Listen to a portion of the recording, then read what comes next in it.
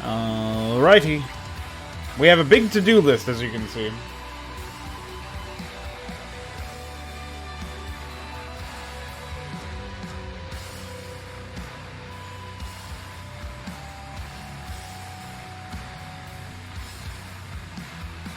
What's up, V?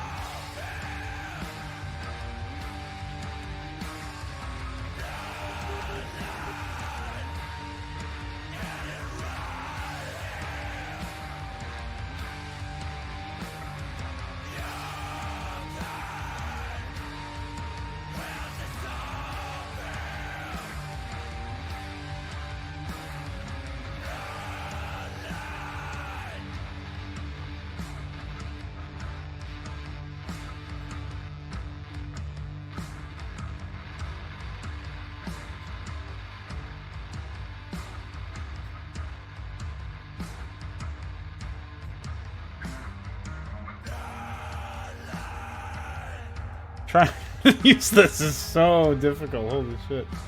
Alright. Adding, a man.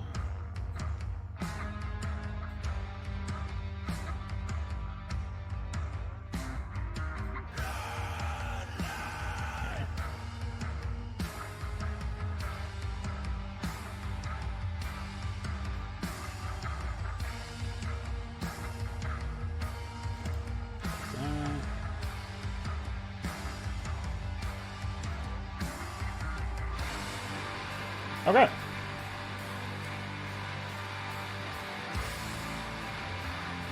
So, how are you, V? How are things?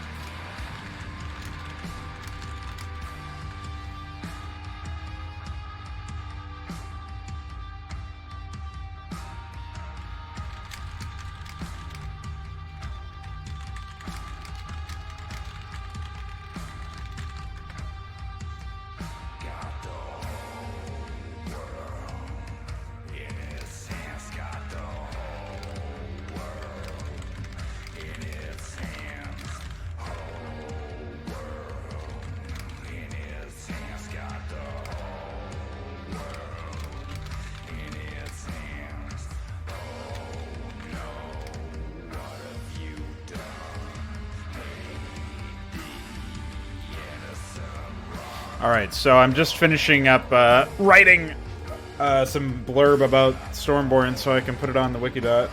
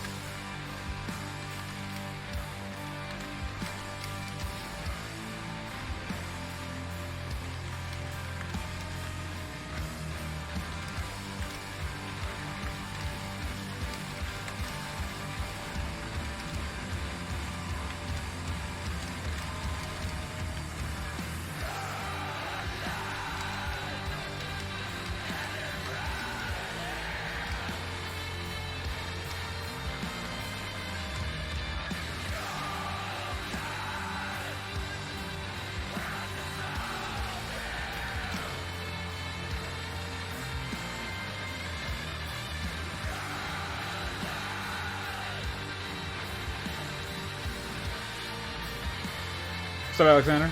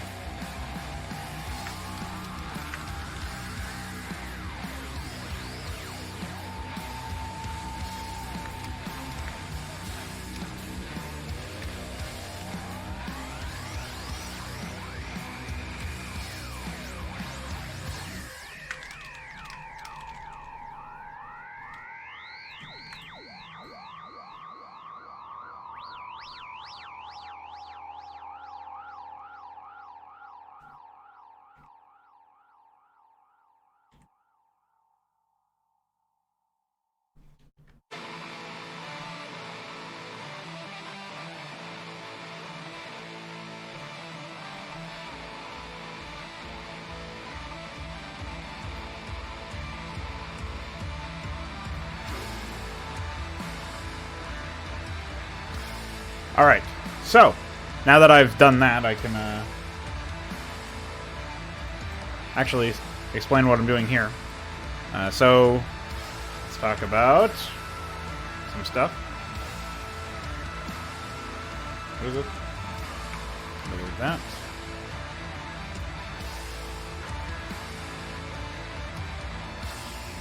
iQuare was kind enough to compile the latest changes to the GPTP plugin.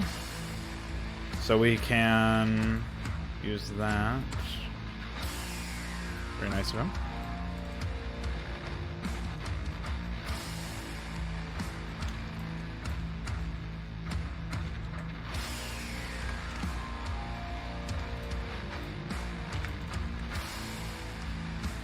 As you can see, I've done some maneuvering with the EXE, so Nemesis actually is... Or Stormborn is actually in its own folder now, or it's Nemesis folder, and I've brought back the OG Beta Hydra, which is actually just a copy-pasted. No, he didn't actually compile it, it looks like.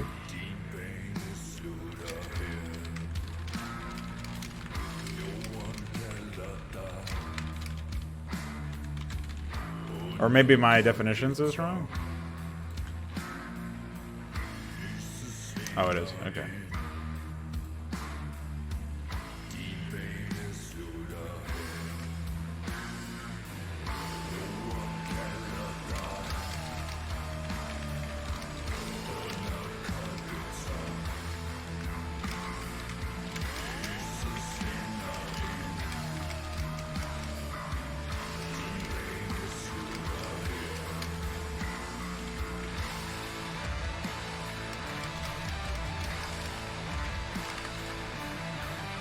I want to see if it crashes this EXE. I assume it will, but we'll find out. Anyway, today we're going to be working on VZergo 1 with the ideal scenario happening that I finish adjusting the AI in the map and the tile set and stuff like that to properly fit the new setup, and then we can hopefully ship this map tonight. Either during the stream or after it. So we will be watchful for that. But there's a couple of things that I have to do here. Now, one of them is reduce the map size by 2 tiles. But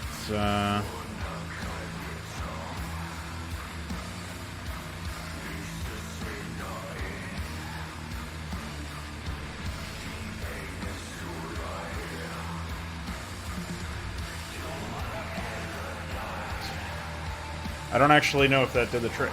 I think it did. Now, of course, this is where I get to open up the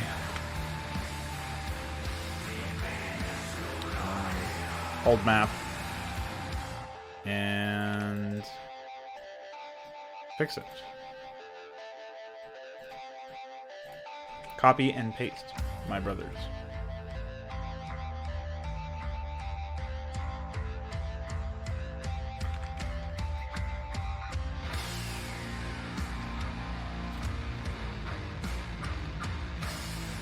No, that definitely did not do it.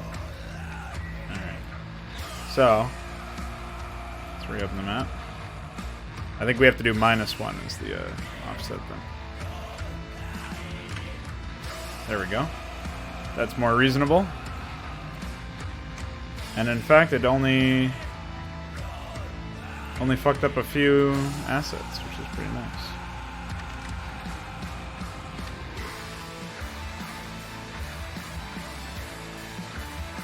Very nice.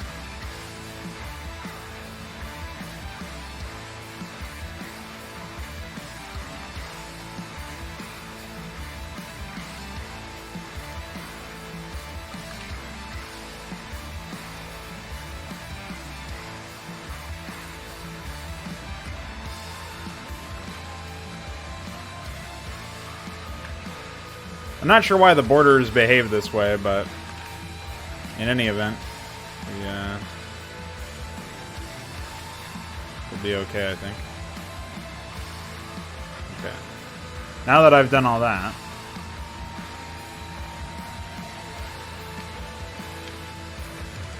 I should be able to...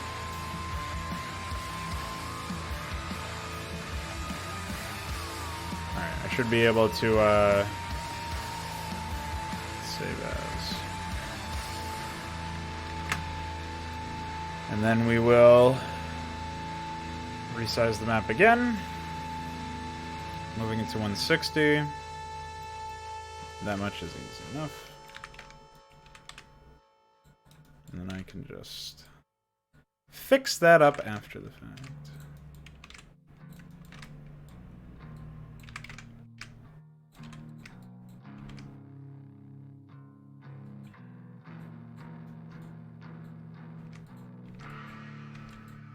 So yeah, what I don't get is all the black.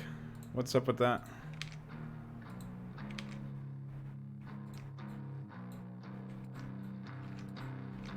Why?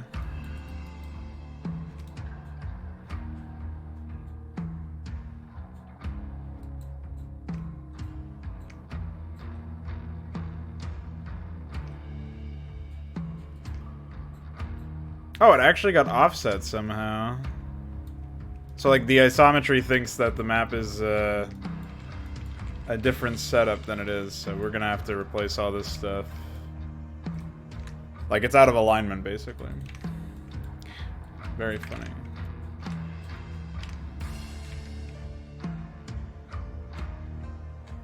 Well, I suppose this has become a patchwork map now. Holy fuck.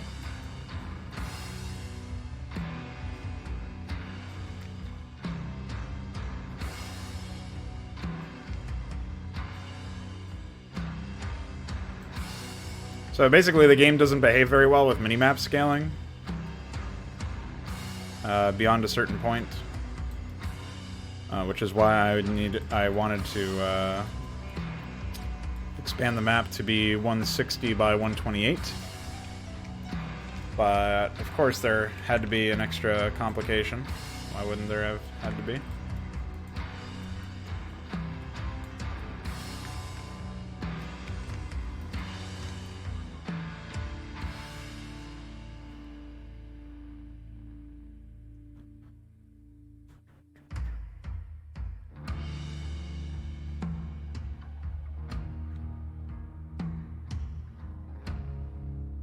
I just have to find out where they store this shit.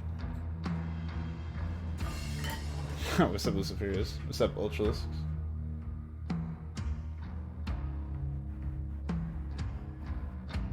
Hello, Patrick. I'm not sure about the adjutant, Alexander. That is I've never really experimented with that. Excuse me.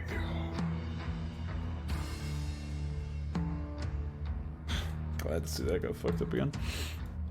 That's what I mean, though. Is like I already corrected that, so I don't know why it's broken. Okay. That's an interesting bug, though. I've actually never seen the editor lose track of what it's supposed to be doing at a given time.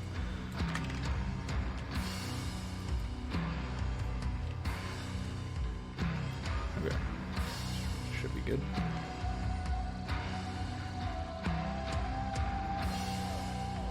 Oh man. What a nightmare.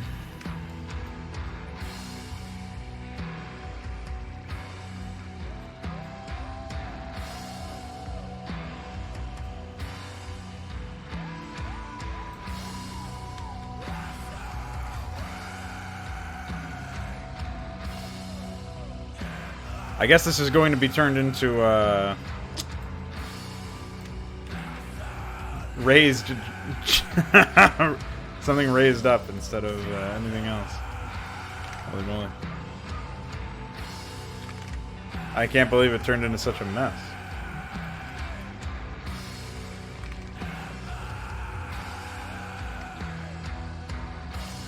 That should tell you, boys, never shrink the map by 2 tiles. Apparently the game does not like that.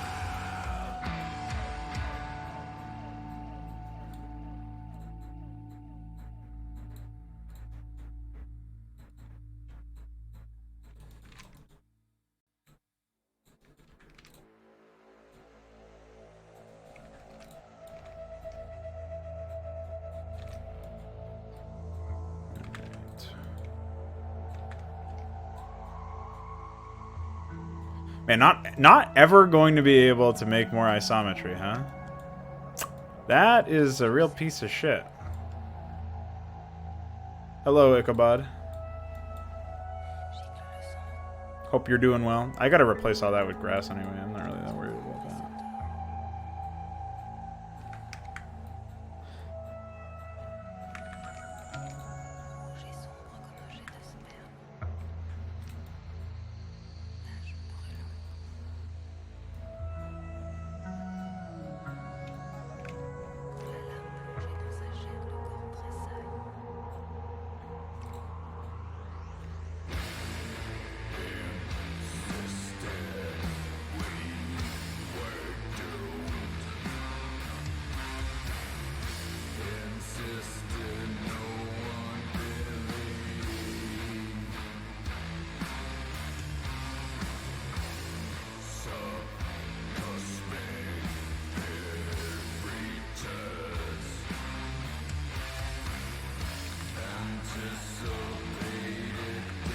I have to break up those road patterns at some point.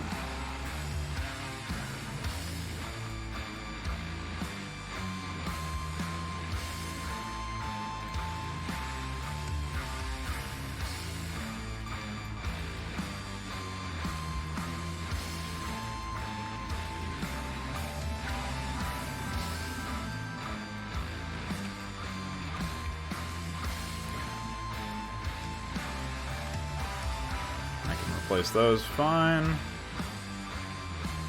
This pathway is going to be very tight. What's up, Connor? Icler? Well, Alexander, if you send me some, like, if you need some files edited, you want me to take a look at them, I can definitely try my hand at it. And we can figure out what ends up happening.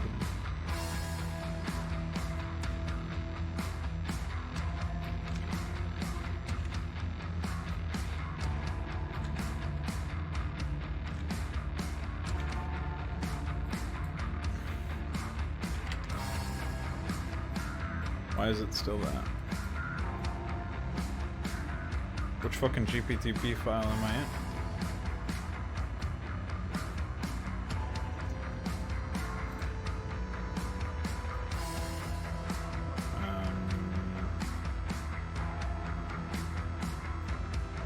Do I need to recompile again? The fuck?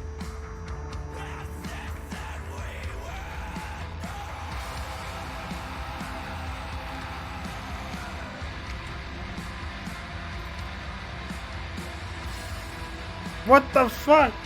Why? Why is it doing this?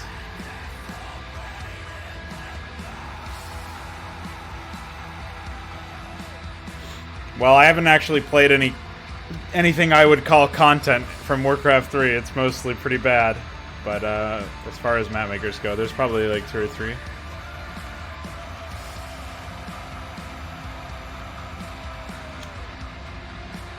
There's plenty of people who started in Warcraft 3 and said, fuck this, I'm moving to a better engine. Like Alexander and Balethal and stuff like that. I mean, Balethal started in Starcraft 2, I guess. He went way far, and then he came back to Warcraft 3, and then he came back to Brood War. I'm not sure why that's happening. That's not really that big of a deal.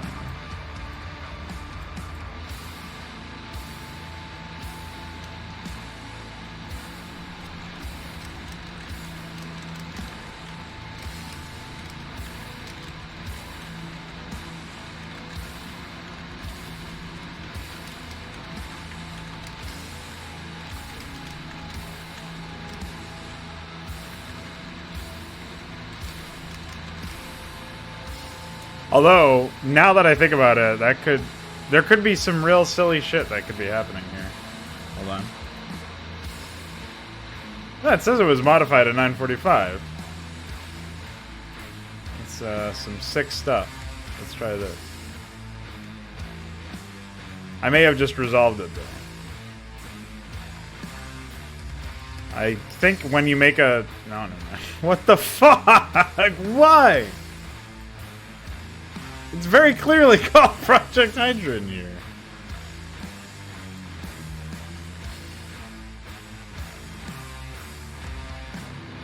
Compile to release. I'll clean it and recompile. It doesn't make any sense to me. I think when you make a new copy of a build, though, it does default to debug, and I probably forgot to change that.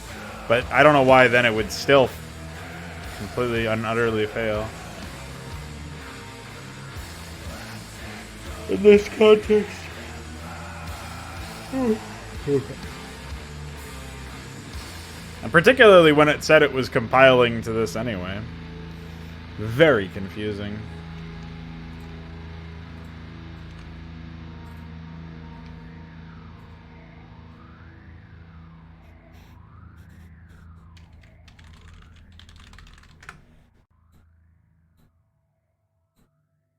Anyway, hopefully this will fix it. We will see what happens.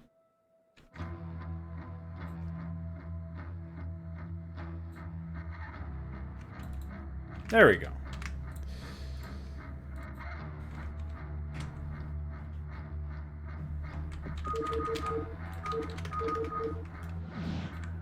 No, it still crashes. Okay. Glad it wasn't my Mongolism.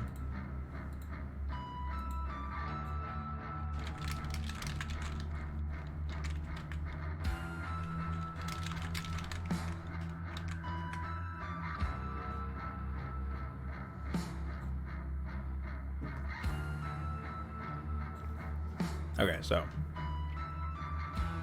let us continue.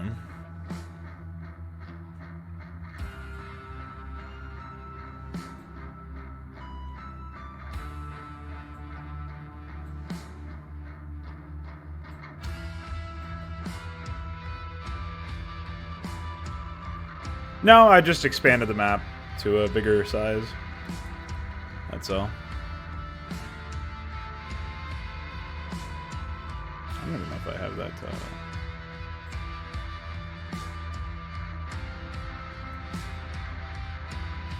I definitely do not.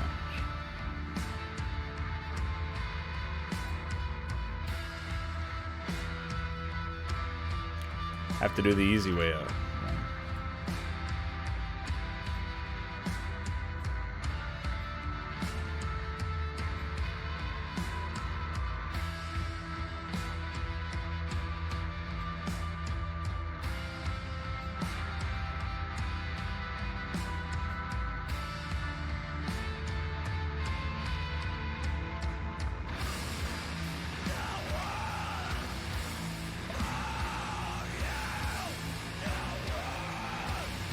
Nice.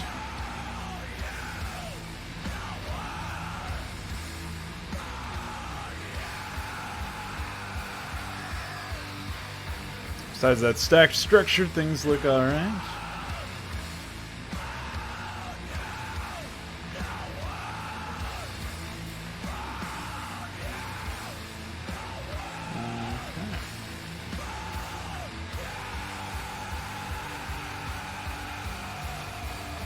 Just gotta finish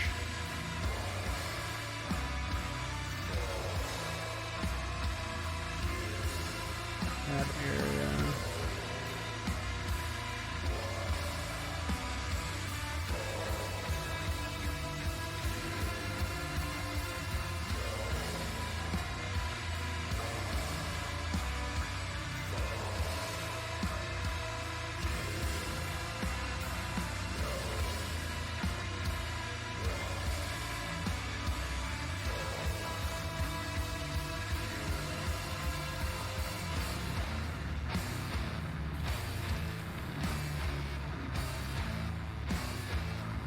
Gonna need to do a fair bit of decoration manually. But what else is new?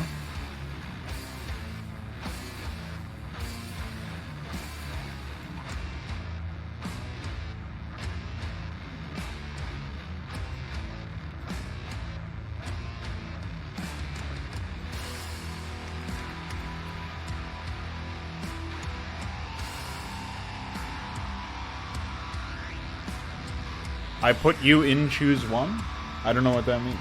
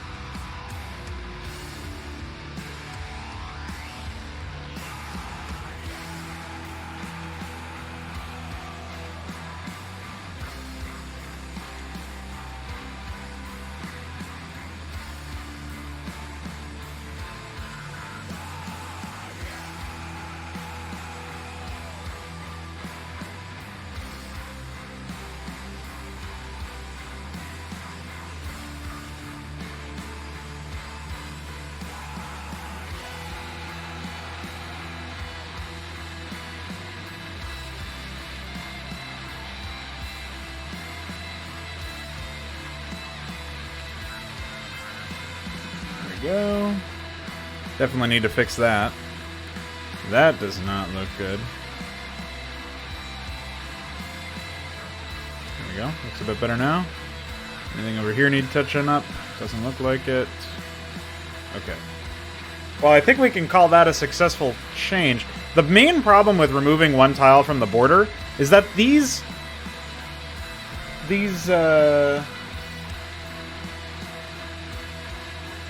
oh, I always say edit. I always say make, like, do work. That's my jam, man. You gotta keep working. Never not working.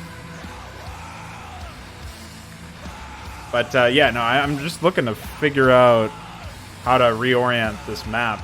Because one of the biggest issues right now with it is the fact that the upper pathways are so, like, thin in certain areas. Like, this upper pathway is going to be like, you know, you fit like one tank over here, you block the whole thing. Like, maybe that can still be useful. Maybe that's intentional, and then I can widen some of the more main pathways around a little bit so that you'll see more action, right? So you can infiltrate these smaller side areas, but it requires you to be a little bit more finessed with your micro. But the problem is, of course, the AI will try to do that, so. No Ultralisk, so, let me see. Where is my to-do list? This is what my to-do list looks like, guys. Epic. So how much can you even see in this, in OBS? Oh, I see.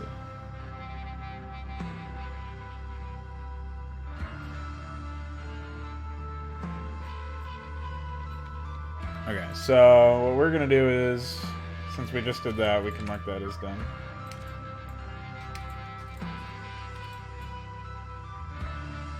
But yeah, so what I'm going to be doing is I'm going to enable scouts and carriers and make it so that it's a tech path for like a decision-making tree, basically, that will dictate the Ultramarine tech path. So there's a chance that they go robotics facility, like heavy Reaver support, and they try to drop you and stuff with Reavers and with Hierophants and Zealots and stuff. Then there's a chance that they go scout carrier and use those to support their ground forces. Now, I think, objectively speaking, considering the AI's lack of control with Reaver Micro and whatnot, what I really want, what I think is proper is, like, basically the scout carrier build is objectively the better build for late game.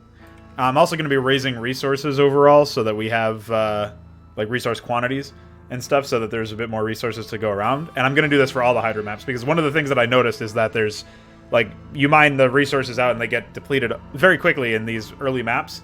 And I think that was a conscious decision by me, but after playing Stormborn and seeing what the AI and what players can do when they have more resources, I actually like that gameplay better. And so maybe there will still be some maps where resource starvation is a consideration, or like some maps where the starting areas are more depleted, and so you kind of have to expand outward, and maybe you want to take a riskier base because even though it's further out, it has more stockpile of resources, so if you can hang on to it, then it's better. I might still play around with that, but for the most part, I think, at least in the early missions, I want players to get accustomed to stuff without having to go hunting for, you know, an undue amount of expansions because of their resource starvations. So that's one of the things that I was thinking about. And that will help facilitate the heavier tech play from Ultramarine better. So, why would we be done? It's Monday. I mean, I'm playing the Brood War submissions, but for Mapperino in the afternoon. But tomorrow, I decided against doing Mapperino. Otherwise, I'm just gonna play the 161 enabled ones, and then after that, tomorrow we'll start Black Mesa. Because at this point, if people made Warcraft 3 and Starcraft 2 maps, my only advice to them is going to be to change platforms. So there's really nothing that I can offer them. Anyway,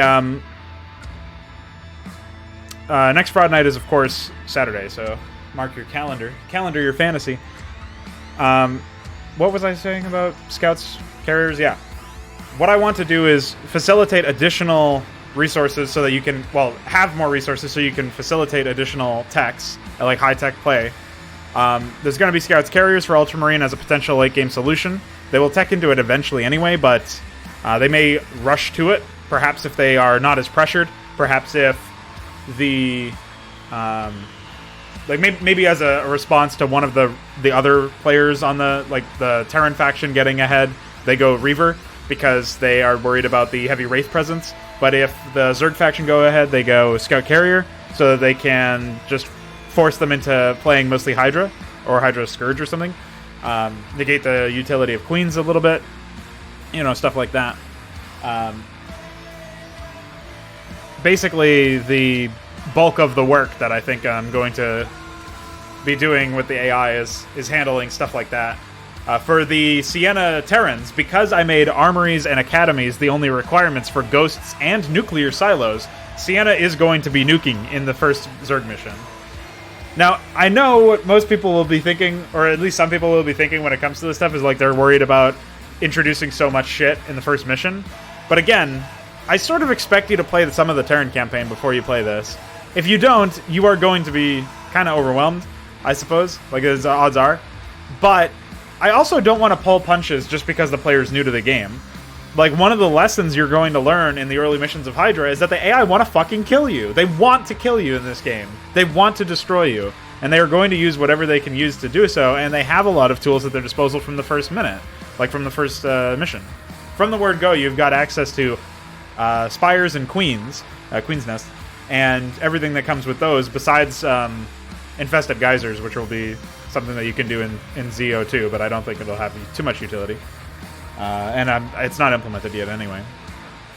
And so, you know, you've got access to a pretty decent amount of tech yourself. Certainly not to the level of Scout Carrier, I suppose. Like, Ultramarine is definitely a one-off in that sense, but he's also 1v2 with the case of the Terrans, and 1v3 in the case of the Zerg. So I'm okay with giving him more options because you can gangbang him as well with the help of the Zerg and your ally, like Zaz and your ally. So the Terrans, on the other hand, they only go up to nuke tech. They don't get science facilities, so they're not going to be dematrixing their ghosts or anything. They can't even research cloak, so they have to nuke with uncloaked ghosts that can't be defense matrixed. So they're just going to be like adding the ghosts to the attack waves and trying to nuke with them, while the other units are are sort of protecting them. You know, so it'd be like a suicide nuke run.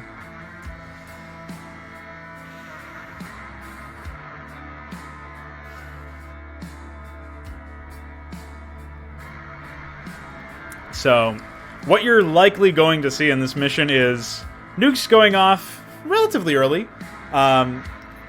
The Sienna player will be using Shamans, and I think in ZO2 they'll tech switch to Cyprians as well, because Firebats have limited utility against the Protoss, and they're mostly going to, like, their closest enemies are going to be Protoss.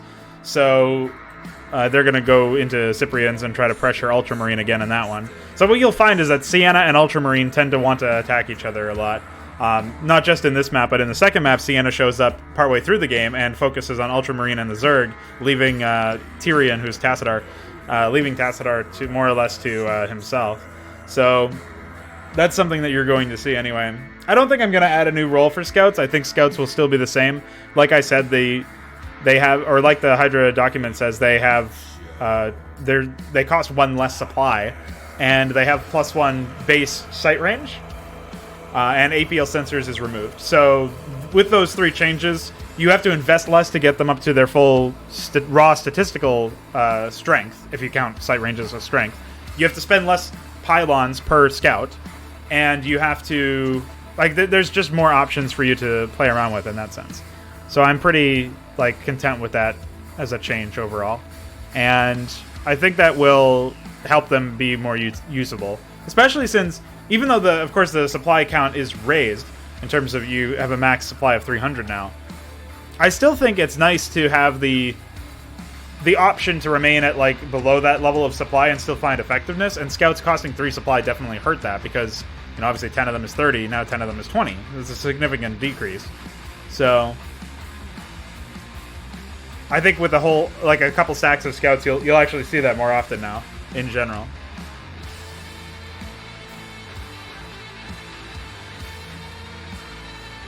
I think it would potentially make sense for, like, the Nerazim to have cheaper and weaker craft than the Scout, but I'm not sure about Kale Protoss. I think the Scout being their weakest air unit is actually kind of thematic to me, because, like, it makes sense. Exemplars are obviously going to be pretty significantly, well, they're going to be bigger than Scouts, right? They're going to be turned into, like, an aerial siege unit eventually, and I like that idea for them. So we'll have to wait and see. Scouts are indeed still really pricey, but so is the Zealot compared to the Marine. You know, it's literally double the cost in terms of supply and in terms of minerals. And I don't know about time, but that's all pretty pricey. I think the whole racial theme is that they have pricey units that are pretty powerful.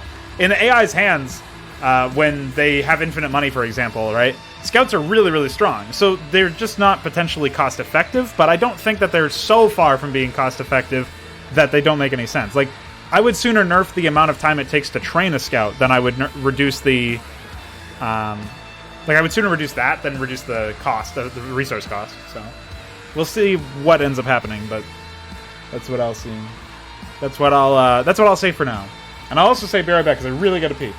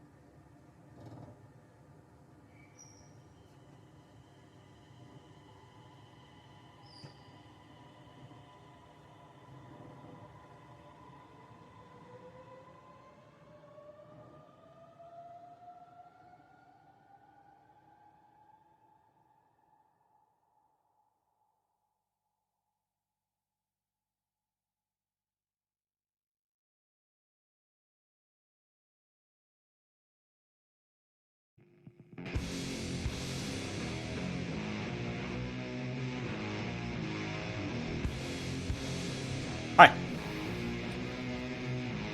We're back.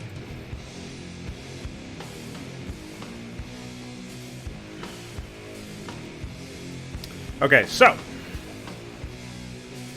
we did the tile set change. Yep.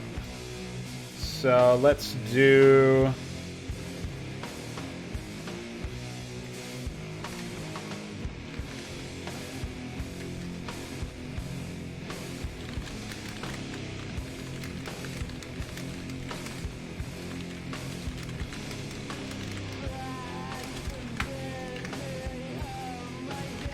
Let's do the next set of map changes. Close that.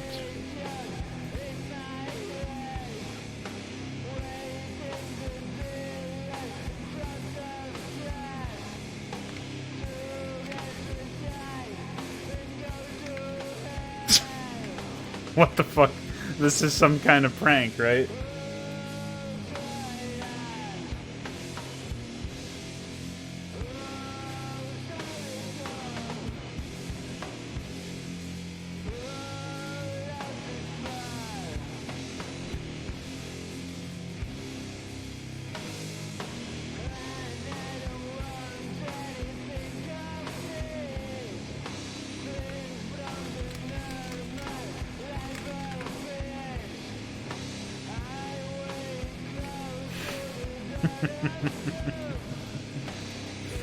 Alright.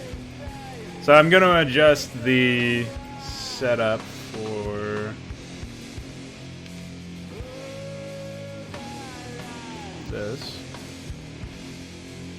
Oh. That's a incorrect tile right there. What is that?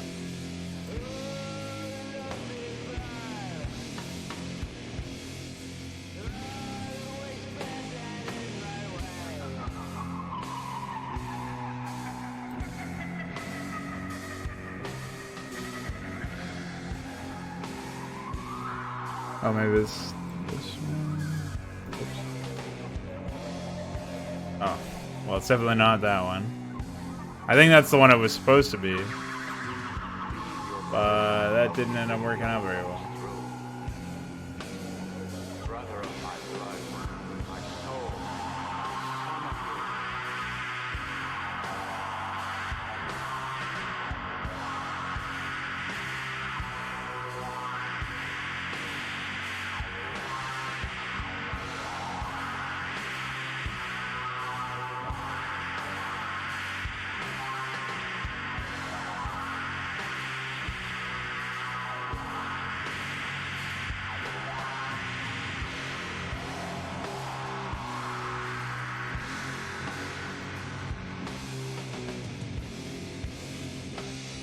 Oh, I see what I have to do there.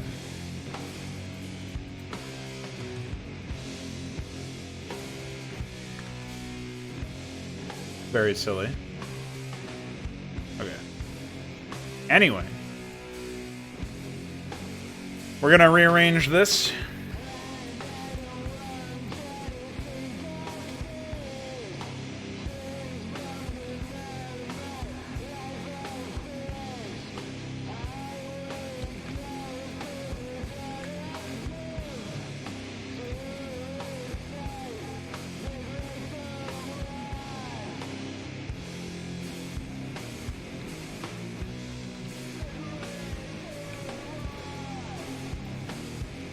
Then we'll adjust the resource quantities of everything.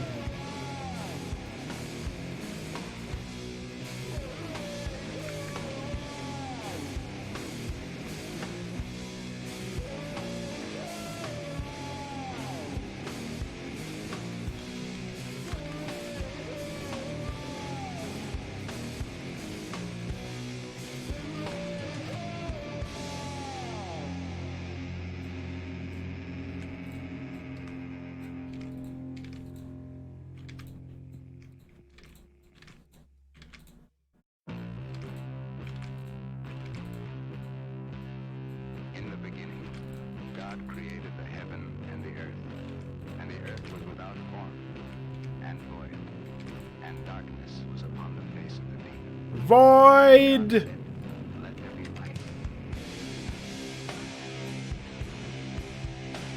Well, I think the biggest issue with mixing them in together is that you don't end up having a large amount of, like, it sends the wrong message that you don't know what to expect in the next mission, and that your skills and lessons that you learned previously, that you sharpened previously with the intent to become a better player, were not necessarily completely wastes of time, but certainly not as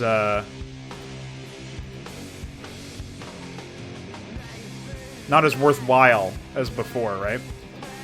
And the main issue is you have to actually make it so that your micro gameplay is, significantly removed from the traditional micro map gameplay that you'll see.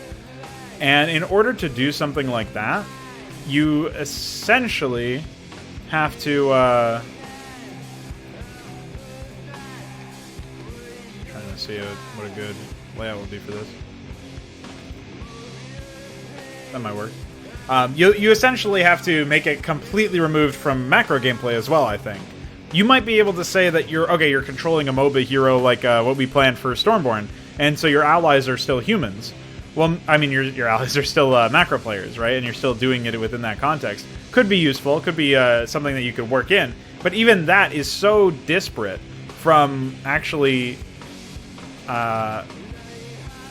playing a micro or a macro map rather, that in order to say that you learned your skills, I don't know, it sets the impression to me anyway that there's a change of pace here without really much consideration for what it sacrifices. And maybe I think the best way to do something like that, to have a distinct aspect of gameplay, would be to separate it out into a micro campaign where you're playing as a MOBA hero or whatever.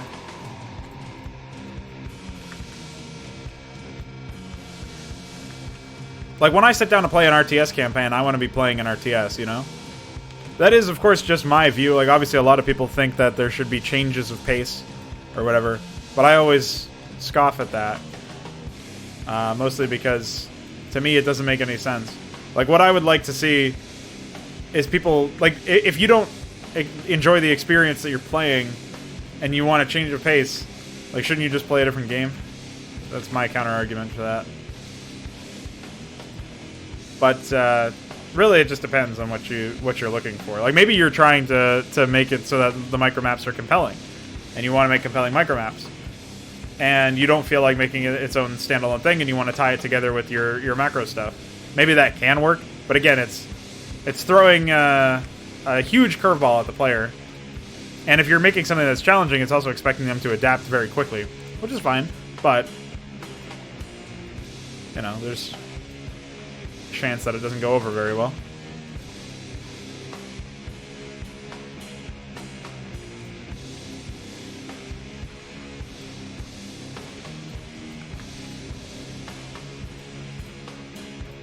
So that is my analysis.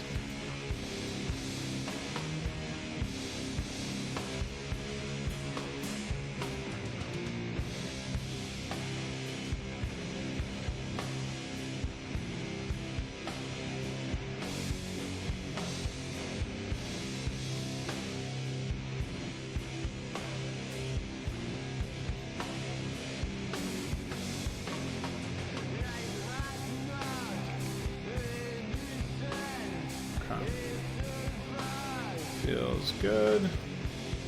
Seems good.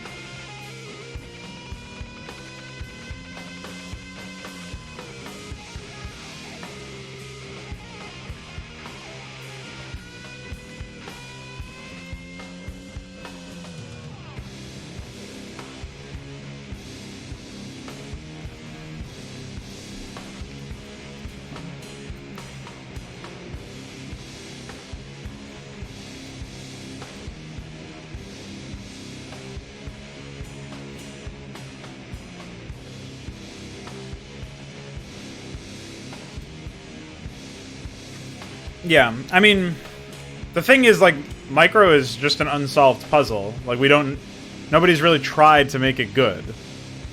Well, at least not while also trying to make it significantly removed.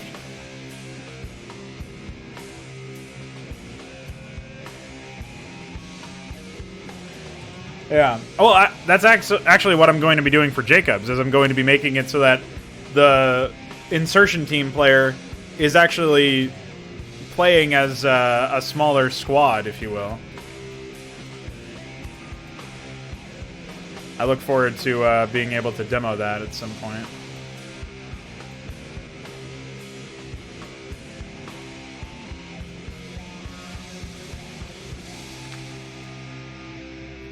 Should be fun.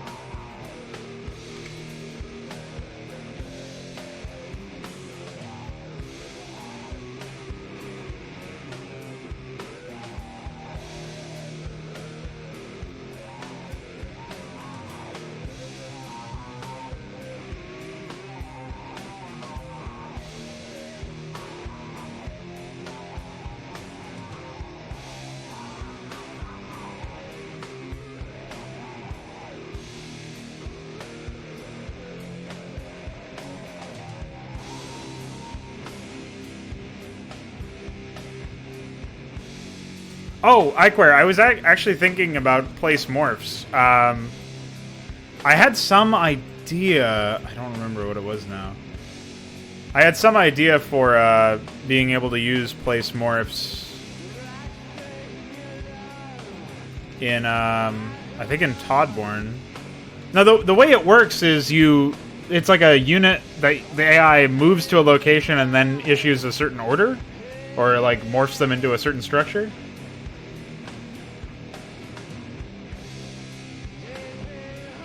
Well, Starcraft 2 usually doesn't go above 30 FPS, especially when recording. I use the settings that I linked you in the Imgur album for everything. So, I don't have like game-specific settings usually.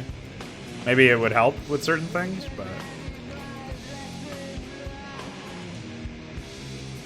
I never found it to be too important.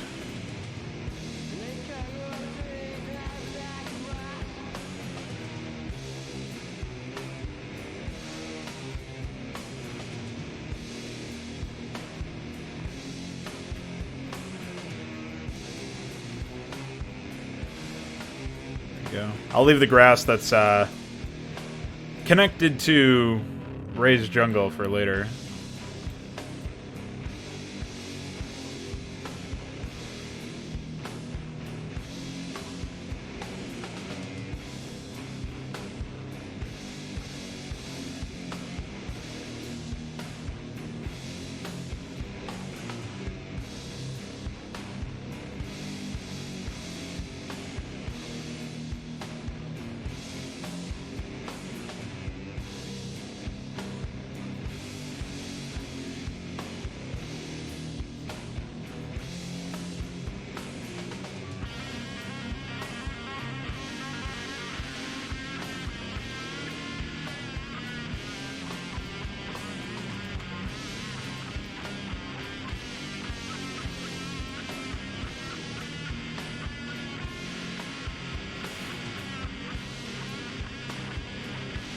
think that's all of it for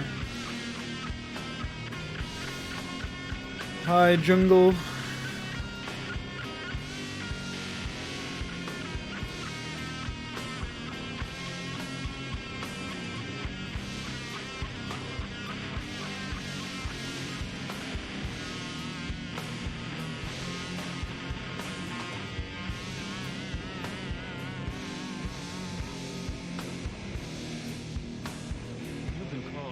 Salesman for mescaline.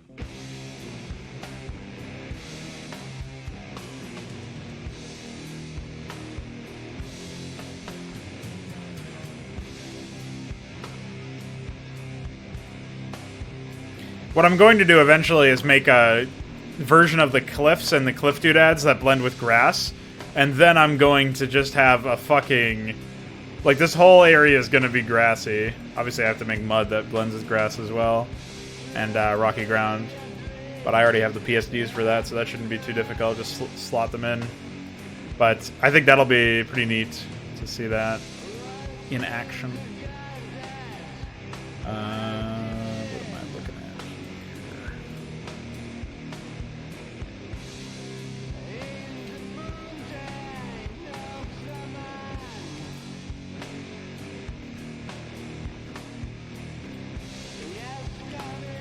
I wanted to move this over a little bit.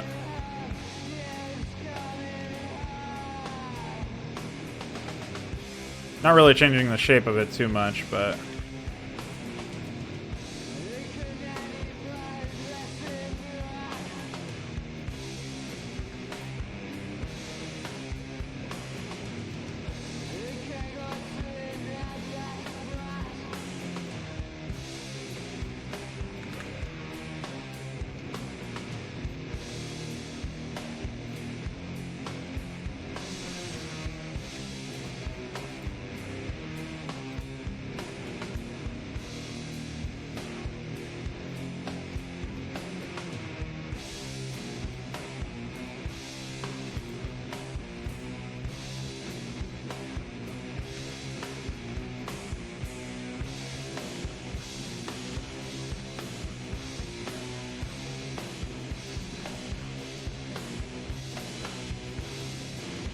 Pretty happy we ended up getting the med bay done for that contest.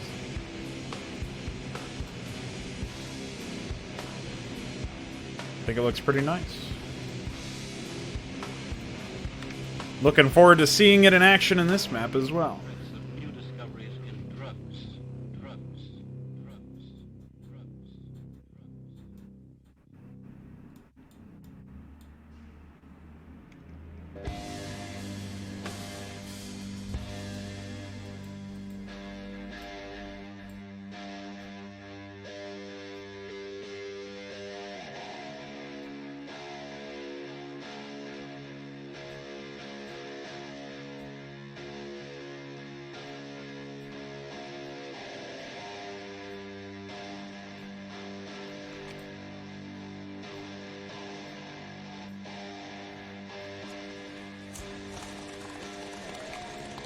Dude, so many of these albums open up or have some bong sound at the beginning of their songs. It's so silly to me.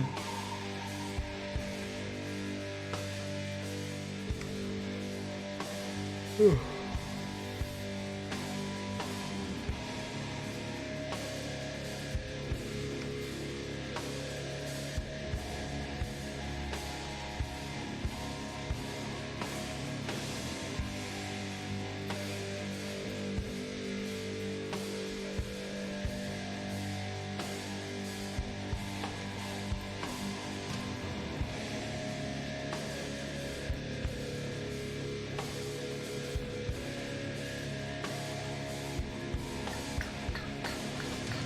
Alright, so gotta finish where I started over here.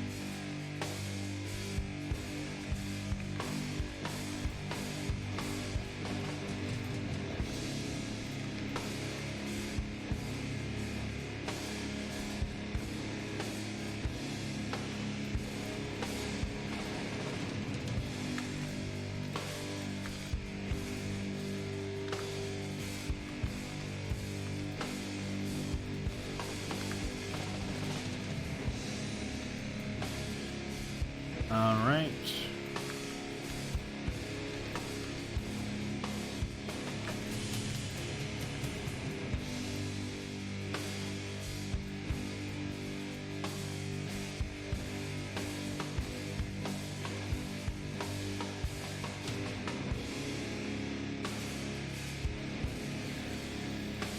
I'm thinking. Thinking is happening.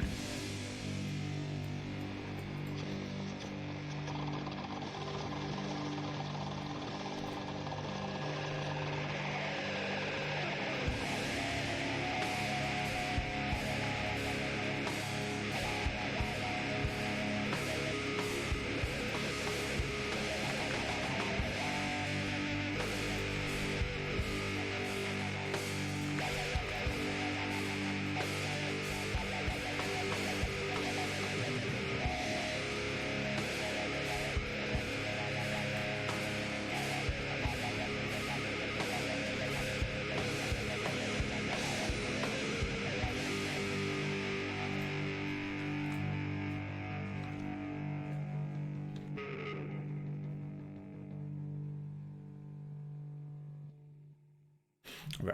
Put that down. We can call us Scarlet Third done. Now, Ultramarine Natural is mostly I just wanted to clean up some of this. But I don't really know what to do with that. I think I'll erase it, right? And then...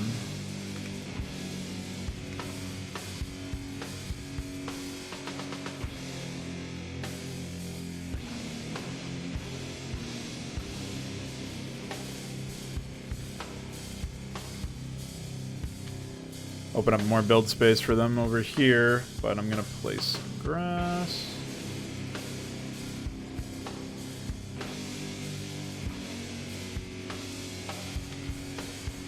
Obviously, eventually the whole area will look like grass, so I don't have to be too judicious with what I do place and what I don't and where I place it. But we'll just quickly place some stuff here.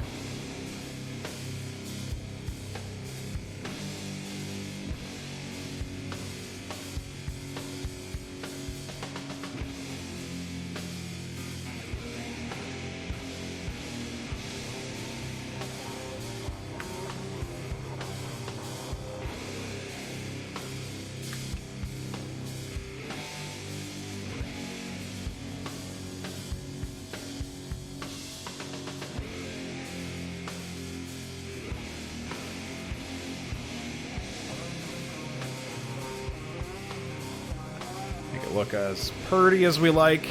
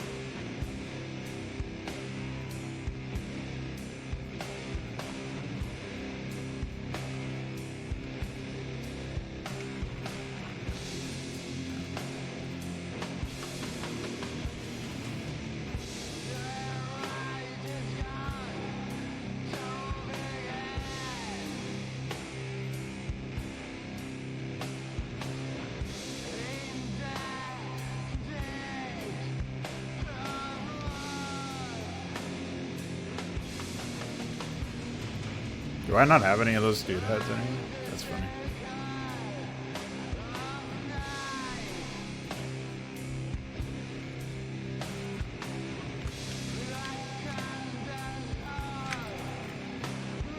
So we've done that. We've that opens up a fair bit of build space. I think that'll be the extent of what I wind up restricting.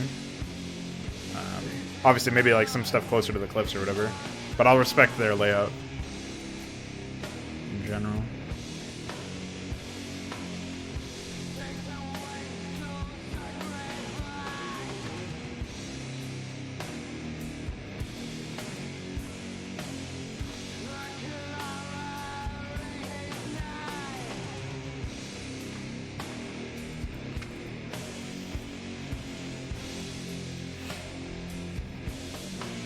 I still can't believe I have to place every tile manually, though.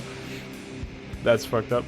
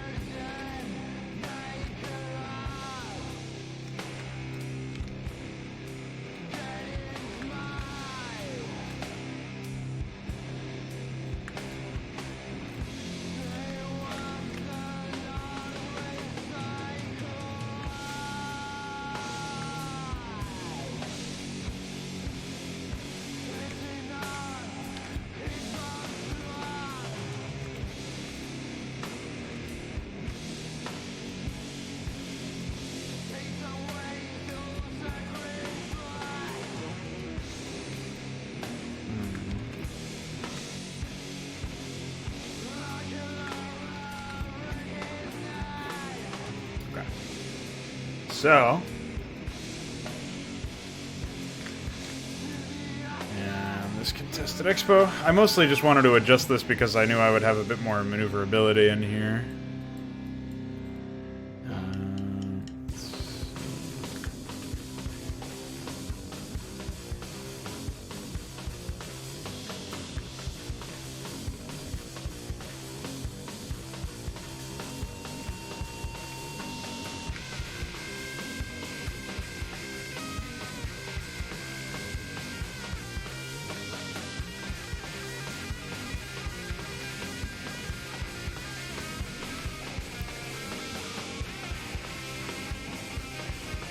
Oh, that's right.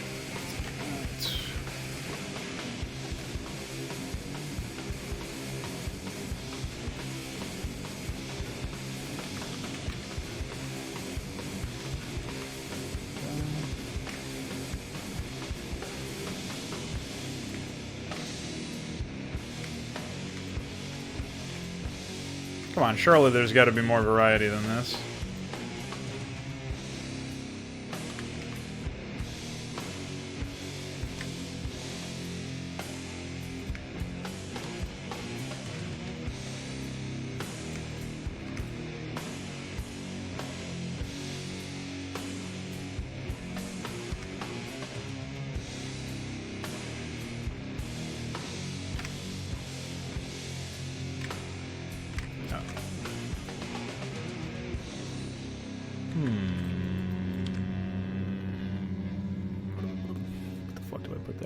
This. That will have to do. I gotta make some more variations for those tiles. What's up, Kaji? I haven't heard anybody say that or read anybody write that in at least a year. Oh, boy. Oh, so, we've, I mean, I don't really think that needs any more work. I guess theoretically I could move the geyser up closer to the north area. We'll see. Alright, so I have to...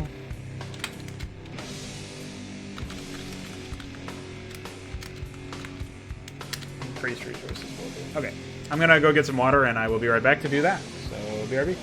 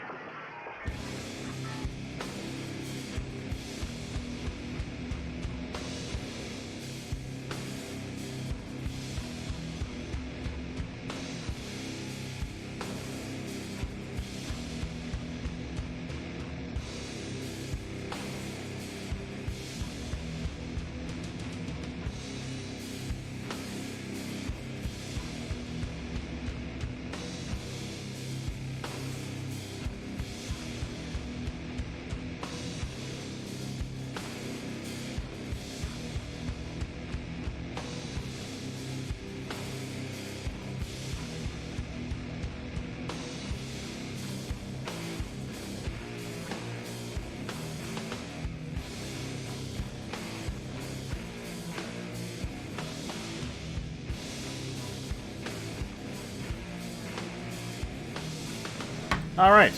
Mail came while I was out there, so I had to go sort through that. How's everybody doing today?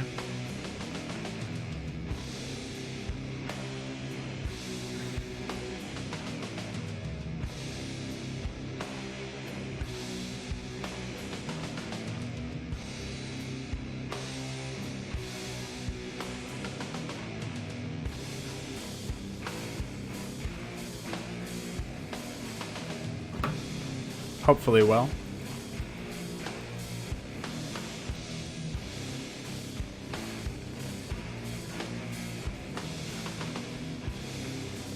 Hey, welcome back, Connor. How are things?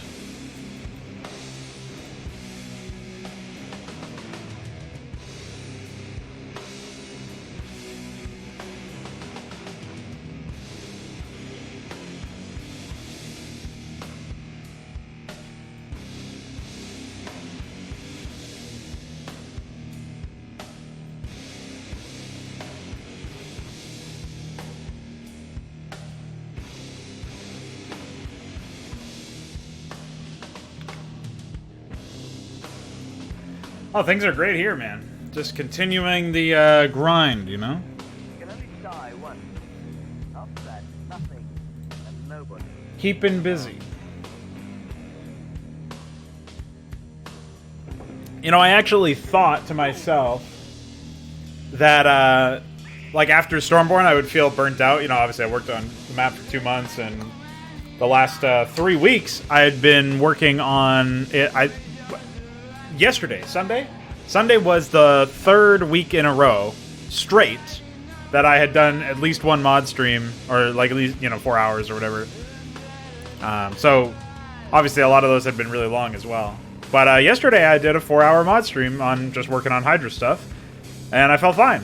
And then after the mod stream, I even did a bunch of other work because I still felt like I wanted to work, like not immediately after, but you know, like I took a break a little bit, and I came back and did even more work. So I'm still in it, man. I'm still looking to make some shit happen, which is pretty exciting. So I'm having a good time. Things are going well.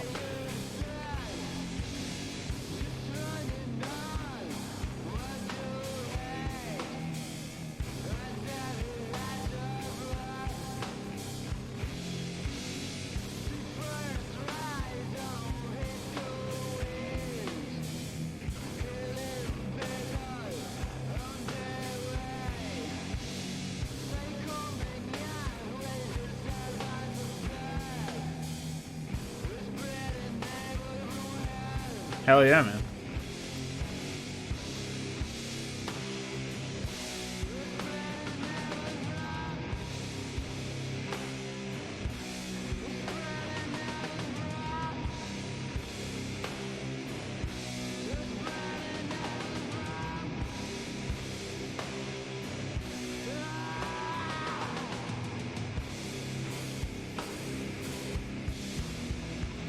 Really feel like I'm coming into my own over here, you know what I mean? I've been, it's been taking me a long time to be this, like, consistent with production, so I am very happy with that.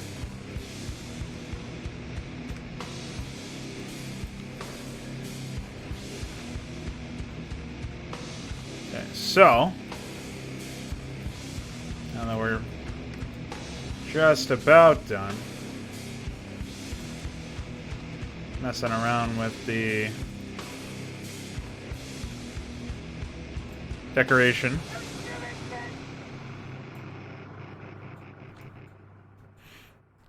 we should be able to spend a bit of time working on the AI. Did you ever hear of Satanism? The worship of the devil. Okay. So, that aside, I don't know if did I extend it enough so that you can see the production? No, I just did the map. Bing, bing, bing. Oh yes, increasing resources. So easy for me to get sidetracked. So I've decided what I'm going to do in general, right? I'm going to up everything to 1,500 resources in terms of the mineral quantities or whatever. And then from that point onward, I will reduce certain amounts. Like, one of the things that I had the idea for was to have different thresholds. So I think the lowest you'll see is 200 as a starting resource, and that'll be very rare. That'll be like 1 or 2 mineral patches in a main or in a large mineral-only expansion. Generally speaking, like that's the typical time you'll see it. The rest of them will be like 600 will be another one, and then like maybe 900 or 1,000, and obviously 1,500 being the maximally large mineral fields. Those are going to be the cap, because that's the cap that they return at as well.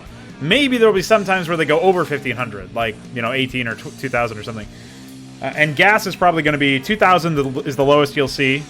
Besides, maybe there might be like 1 or 2 cases where I have just a flat-out depleted geyser at the beginning. But most of the time you'll see 2,000, 5,000, and 8,000. And 5,000 is the threshold to which they can regenerate, but 8,000 is the threshold. I think that would be like, okay, as soon as you mine this out below 5,000, like obviously it's not going to go back up. So there's 3,000 extra gas that will never be regenerated, but it's pretty good for like a initial play. So that is, I think that's the call for now. Is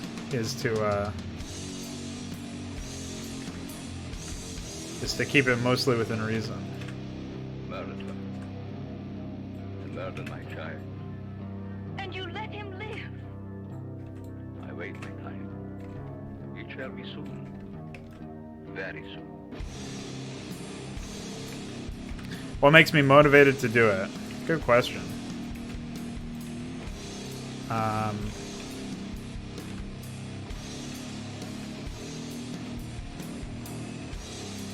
I mostly just want to... Well, I want stuff to play that I really like to play, right? And other than that, I guess nothing really. There's nothing in particular that makes me think that it would be a good idea to keep working on stuff. Besides, I really like doing it. Like, I like seeing the improvement in my own abilities as well. That's something that I enjoy.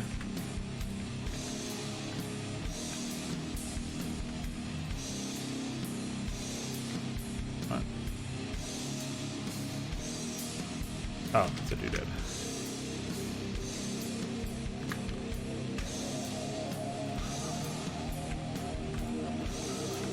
So, I like to see my own personal growth, for sure. That's fine.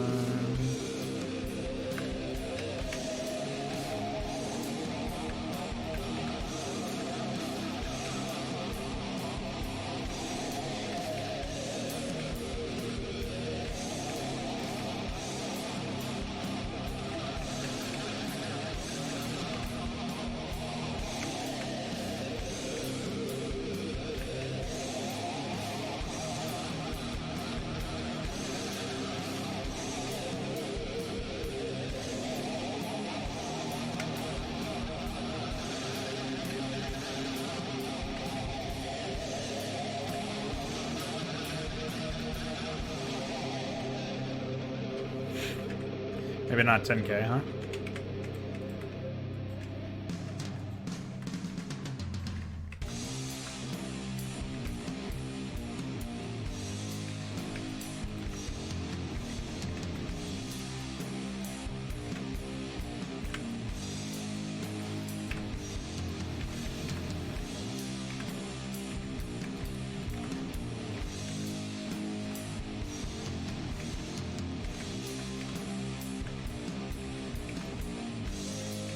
Another thing that I think motivates me is that I believe that the project is going to be really nice when it's done, and I believe that every step of the way we're going to get quality maps. So that's one reason.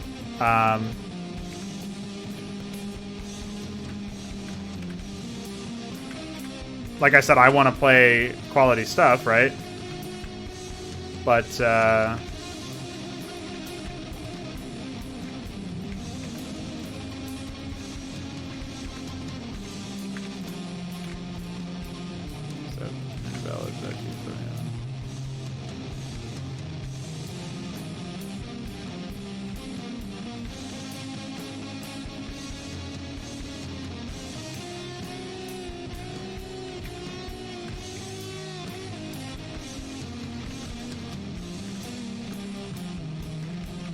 But yeah, I mean, pretty much I just want to...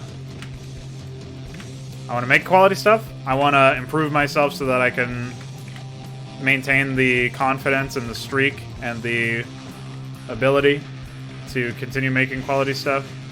And that's, I think, the majority of my motivation in general.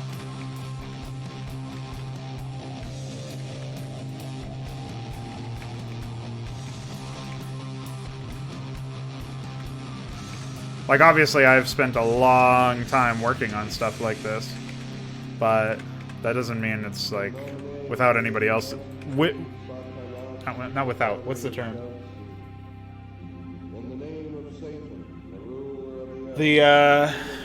I don't think it's impossible for anybody else to make, like, stuff that's on the caliber of what I make, or to make stuff that's even better.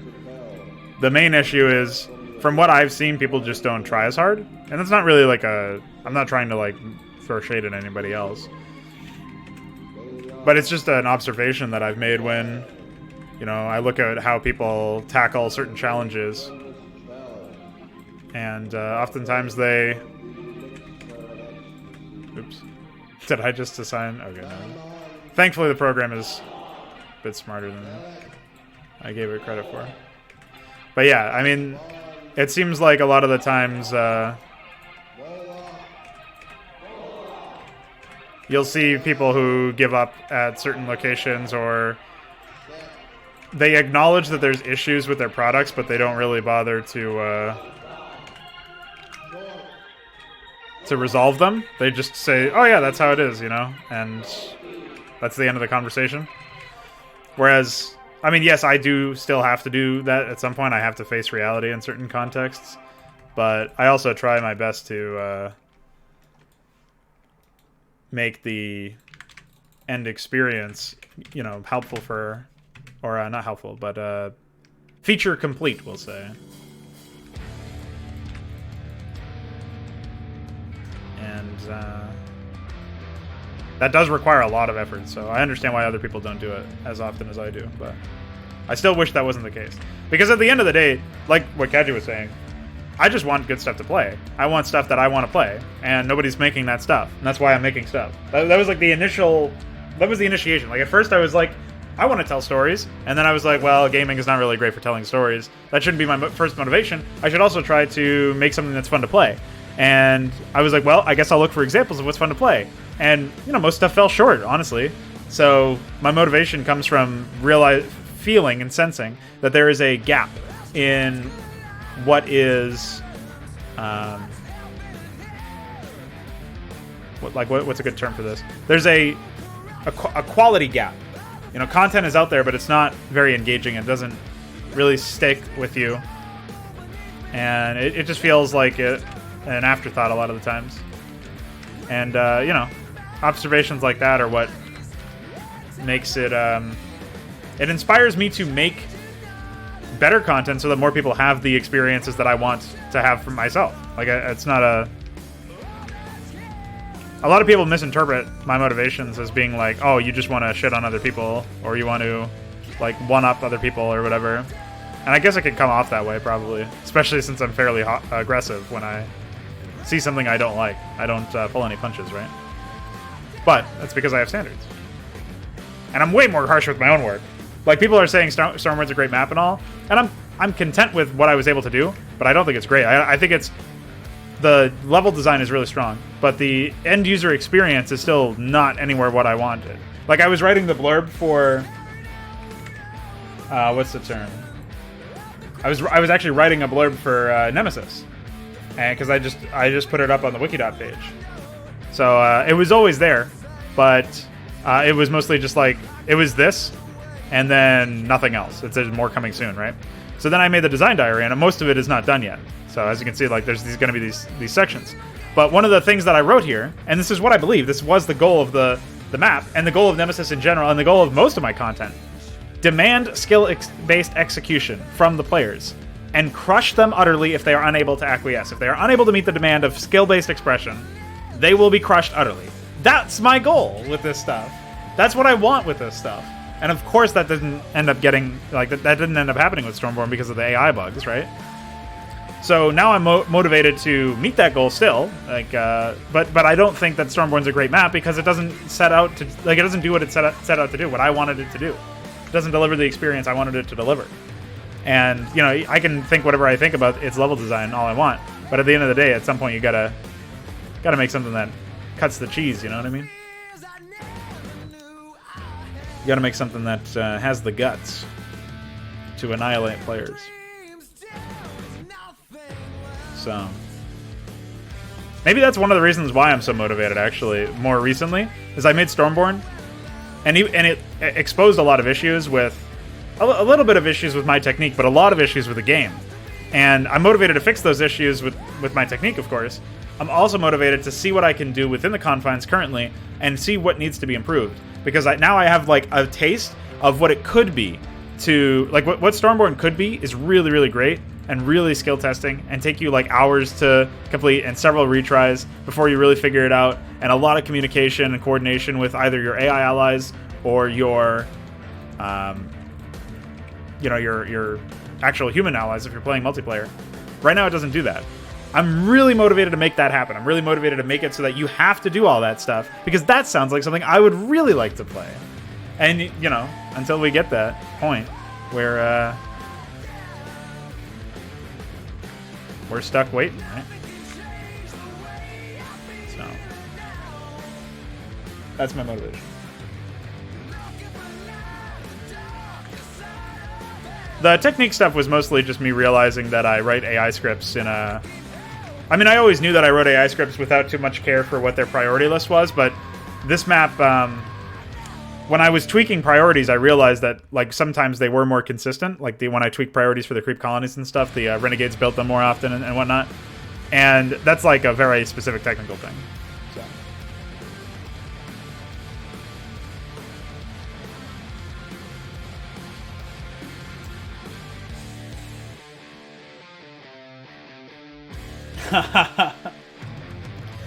I do have a problem with difficulty settings in that it really does sabotage the attempts to make the experience consistent. Because what you'll get is like, it's supposed to be the final mission. Guys, get ready, this is going to be really difficult. And then you play it and it's like, oh, it's a piss easy mission, right? Basically like Stormborn, I guess. The way it is right now. But in general, like having, like the actual Eye of the Storm mission is really, really easy. And the AI does not, like, it barely attacks you, right? You can fall asleep. And that's true of most Blizzard maps. Pretty much, like, 90% of the campaign missions are like that. So, how do we circumvent that? How do we fix that? Well, I don't think adding a difficulty selection is necessarily a great idea. I think making it so that the player has to play to a certain level of skill in order to win is actually the ideal scenario. Because then you don't get to, like, what I like about Brood War and Brood War's campaigns, like the vanilla ones and the expansion ones, you have to be as good enough as you, like, there's no difficulty selection. There's no way to make it easier. You could cheat, I guess. But barring cheating, which I disable in my maps anyways, you must be good enough to win in order to win. Like, that's the only way to win, is to be good enough. Literally get good. That's what the game tells you. And, of course, the actual barrier of entry, the skill bar that it checks is very low. Much lower than I would like. And the way it does it sometimes is really dumb too. It's like gimmicky or, you know, whatever. It's not ideal. That doesn't mean it's not a good concept, though. It's just their execution of that concept is poor, in my opinion. So we can definitely make it better. And that's what I want to do with Hydra. Like, and that's what I want to do with all my projects, is I want to make something that says, no, you have to be good enough. Get better if you want to win. You want to win bad enough? Show me. Like, prove it. So. Yes, a games journalist mode.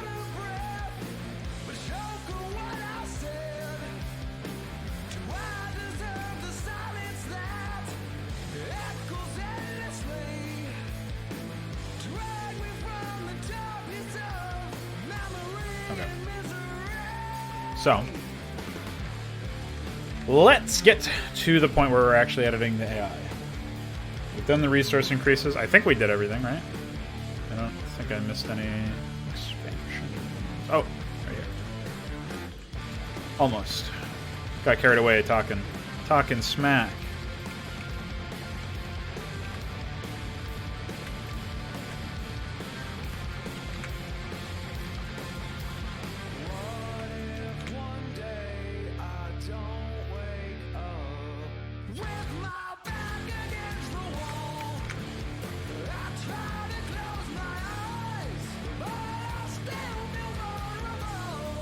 Oh, well, I already explained my concept for the Tarrasque. It's going to be a raid boss, basically. It's going to be some real sick shit. Not because it has like a huge amount of stats, though. It's actually going to demand micro in order to run around and avoid it. Like, you're going to have to express your micro skill in that. But yeah, you'll see. You'll all see. I think I really did get all of the expansions now. The question is, do I want to add any more? What the fuck happened there? The question is, do I want to add any additional expansions somewhere? The biggest problem with that idea, though, is, of course, there's... What the fuck? The biggest issue with that is there's not really too many options. The map already feels a little crowded, so I don't really want to fuck around with that too much if I can avoid it. I might turn this into a, like, I might add some minerals to this, like down here or something. Make it so that your ideal, that could be interesting actually. Your ideal position for this is to, what the fuck?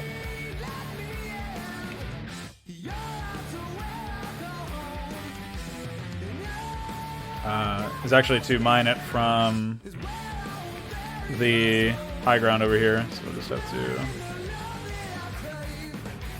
expand this down.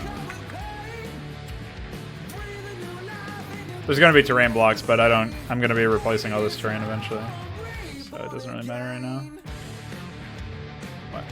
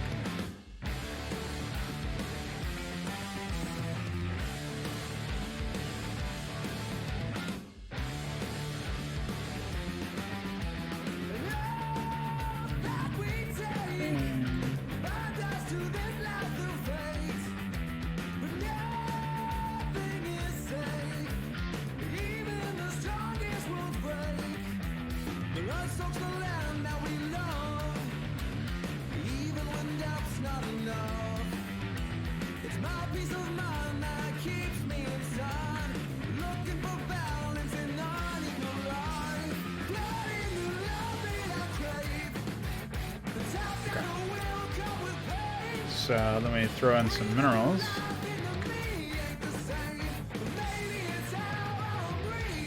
I for some reason I get like a sick, twisted fucking joy out of throwing stuff like this together, where you're like the really unconventional mineral placements. Is this stuff fucked too? God damn.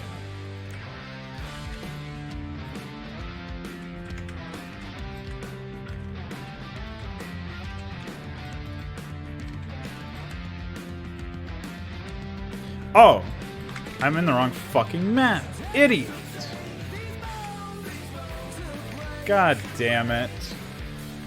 Aw, man.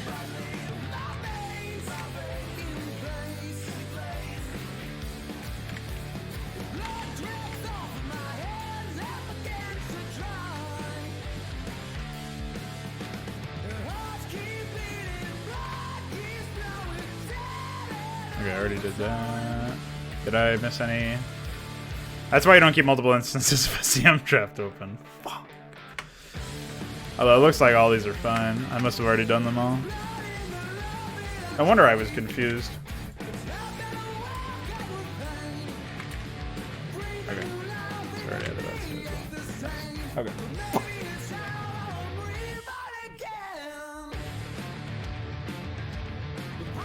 No, Connor, you know what I mean. Micro expression. You're gonna have to micro in order to.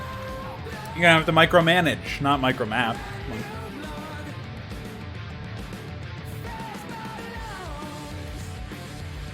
Yeah, Ikeware, you should combine them all. Like you said, it makes more sense than having them be separate, right?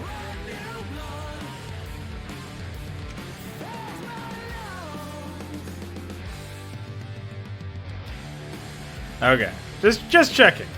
I didn't want to give you the wrong impression, you know? Never want to be accused of making a micro map. That's a no-go. And not a pro no-go.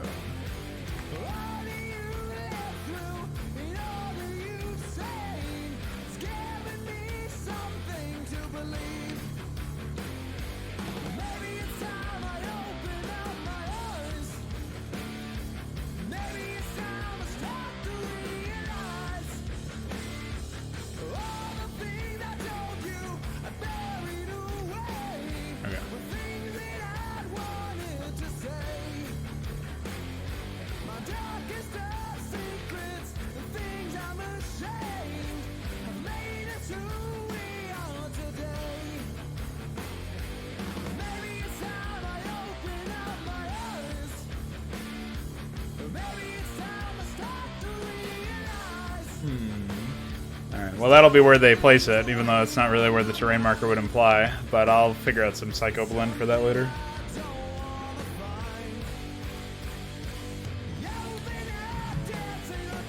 Okay, so now we get the very, very fun task of actually modifying the AI. Okay, so done all this. We definitely need to do base layouts now. We need to modify them. I'm tempted to rewrite the AI from scratch, but let me look at them first, and then I will make that decision. Oops, there we go.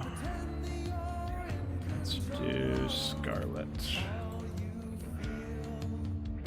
Staging.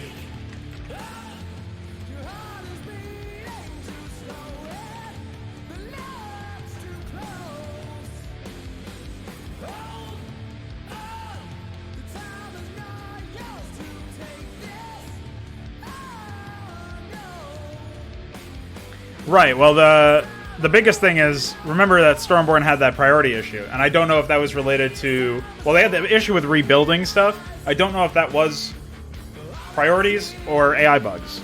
So, I mean, in theory, I could fix it up so that this wasn't as big of a deal. So, I guess we'll try that, right?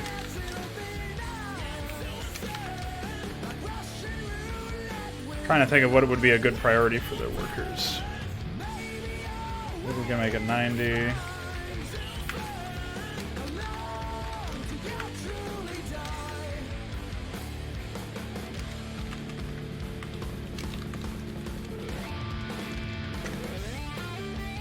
One, two, three, four, five, six, seven, eight, nine. I'm thinking it makes the most sense to set this up such that they probably need at least 30, I think. But with the resource regeneration, does it make sense? Looks like 28.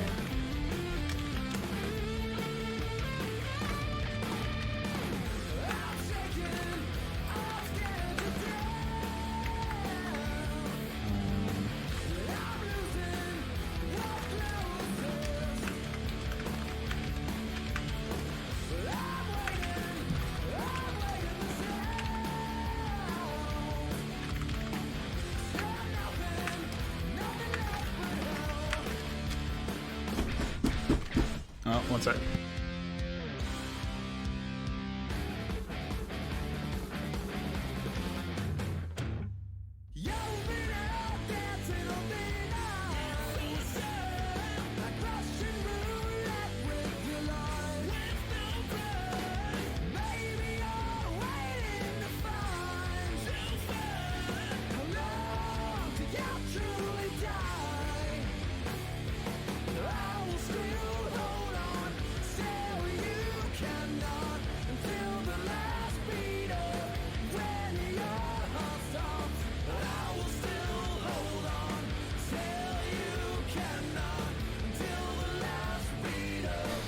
All right. So, I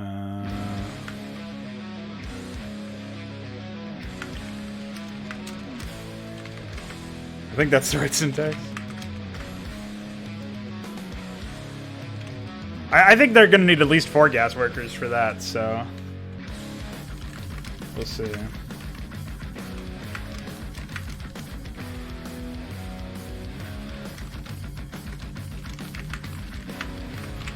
Alright, so that should help with that. And then... transport loop is fine.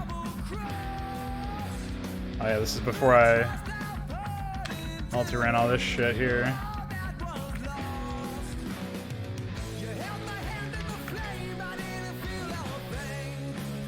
Yeah.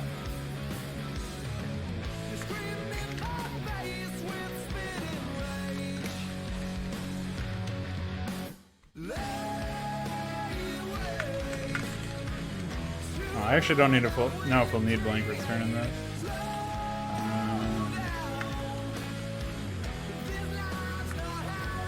Yeah, it would probably be 5, but I can't tell them how many to harvest gas with, so. Not yet, anyway.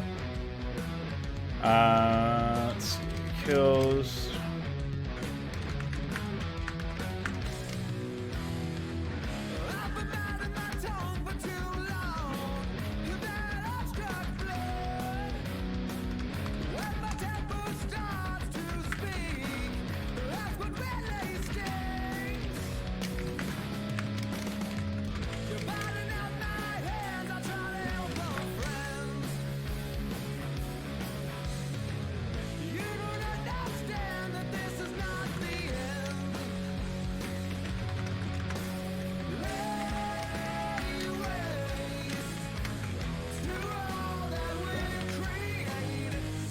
Not yet, Raw Flesh. We're just doing the AI scripts. We already have their starting units, but I will end up... I have to redo most of the base layouts since I changed the map.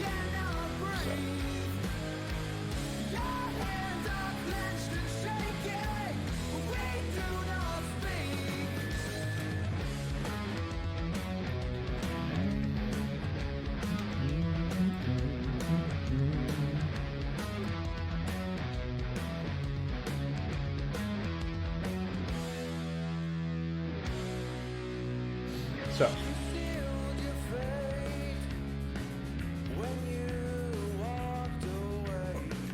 I have to consider what I actually want to change out of this. Right, so, because I kind of want to rewrite them all from scratch anyway. Not only, like, for one reason, because I'm pretty sure this is when I was... Oh no, I didn't request supply depots for this AI.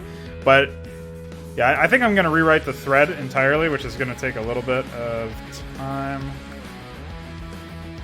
But that's okay.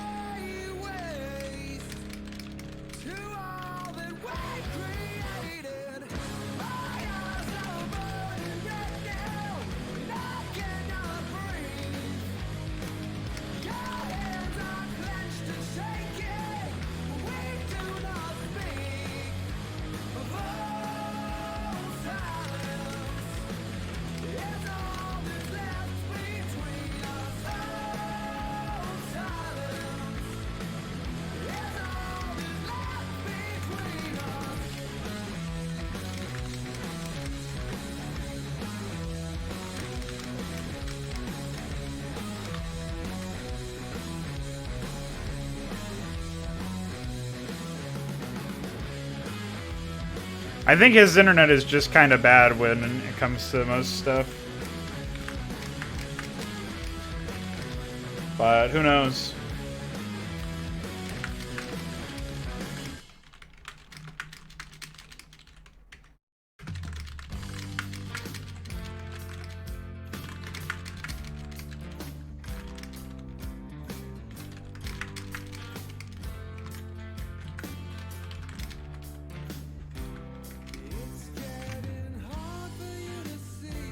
One of the other things that I considered was placing backup locations for tech structures so that if they get annihilated in the early game, they'll still be okay.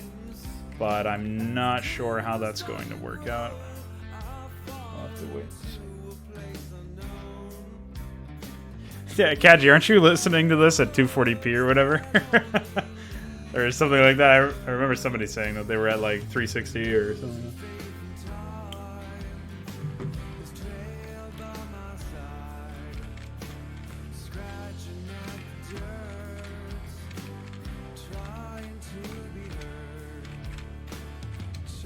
Oh, that's too bad.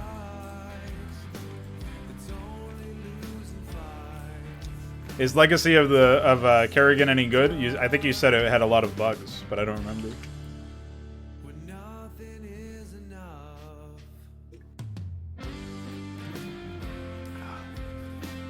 That's no good, Kaji.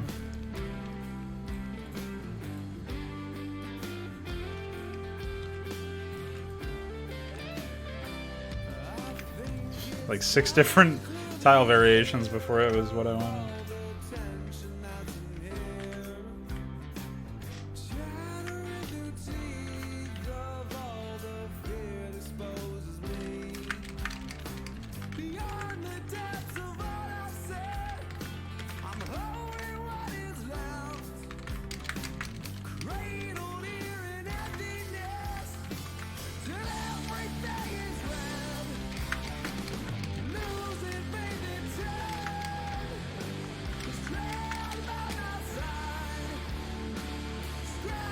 Another thing I want to do with these AIs, I want to make them as upgrade focused as the Stormborn AIs, because I felt like that was a really nice way to make it so that even if they had a smaller attack force, for whatever reason, like the Renegades intercepted them or something, or they were just idiots, they were still potentially dangerous and they could actually contend with your units. You had to treat them as a serious threat.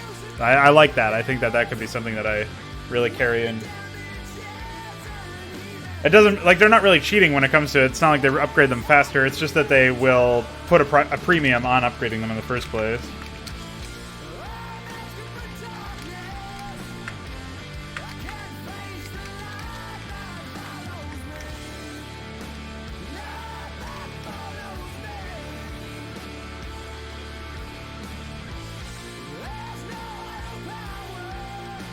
Yeah, I think it went pretty well.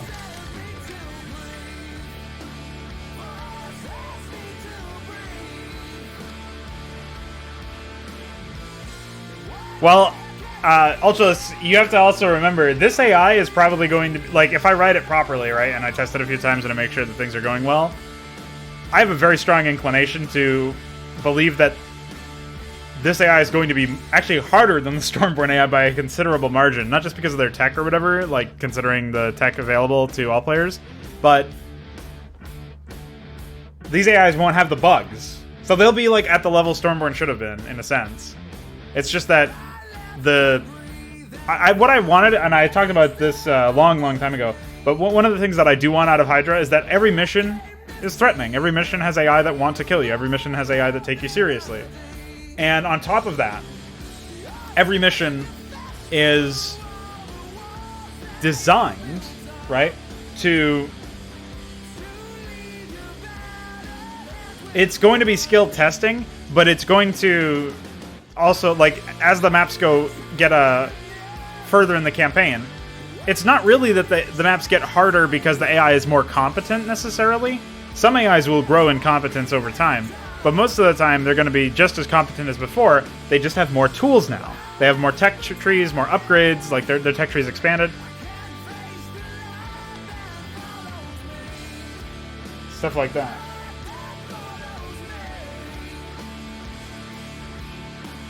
Yeah, exactly.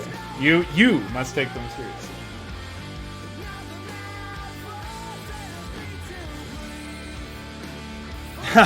Yes, I queer, 100%.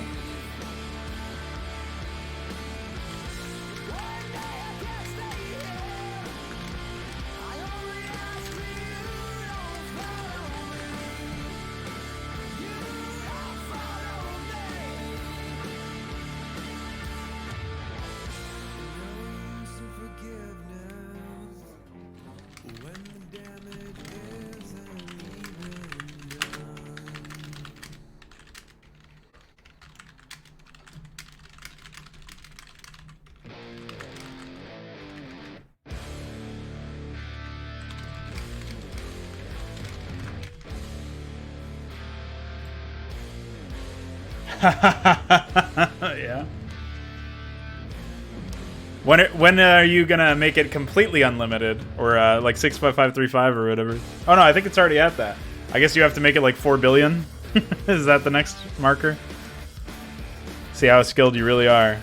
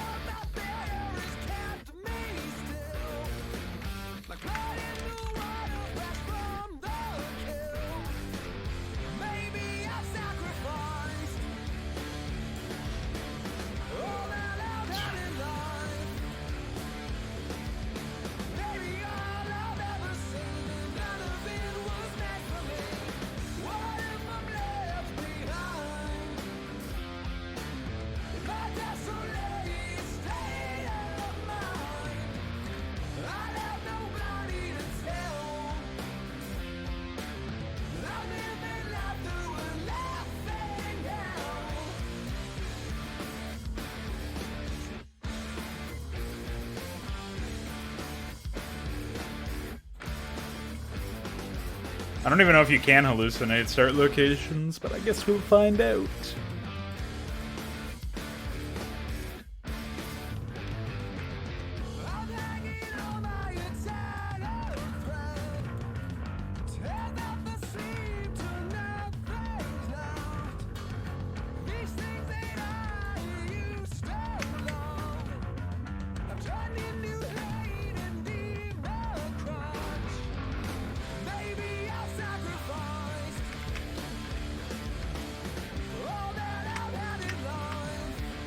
No, you can't. Okay.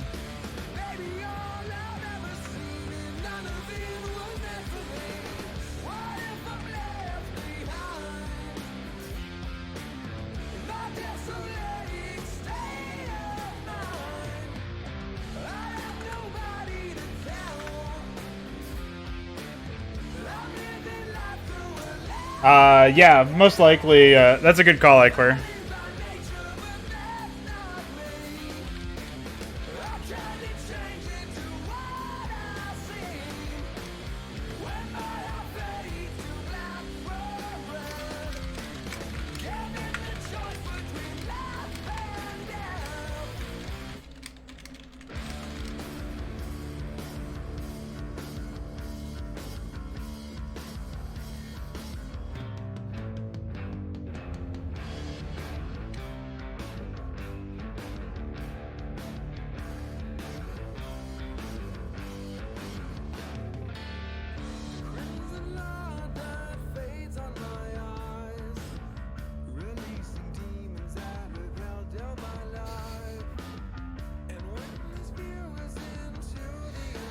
Well, Ultralisks, ion cannons are going to be built as early as the 5th Terran mission.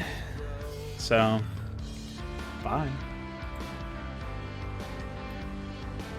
I have an idea for the ion cannons to make it so that they I have a really psychotic idea for ion cannons. So, basically what I want to do with them is I want to make it so that the ion cannons are, they have an upgrade. So sort of like how you can morph hatcheries into layers, or morph the convert the gateways into principalities. You're going to be able to take the ion cannon and do the same thing, but it's an infinitely upgrading, like maybe it's not infinite, it's like 5 or 10 levels. But every single time you upgrade it, and an upgrade takes a decent amount of resources and time, it gets increased range, like plus 10 increased range or something crazy. Or so, I don't know exactly how it'll get work done, but the idea is that it's by default pretty decent artillery, and then you can just infinitely upgrade individual ion cannons. Yeah, Kaji, the ion cannon is I have it in the new game state document. I should pull that up for context.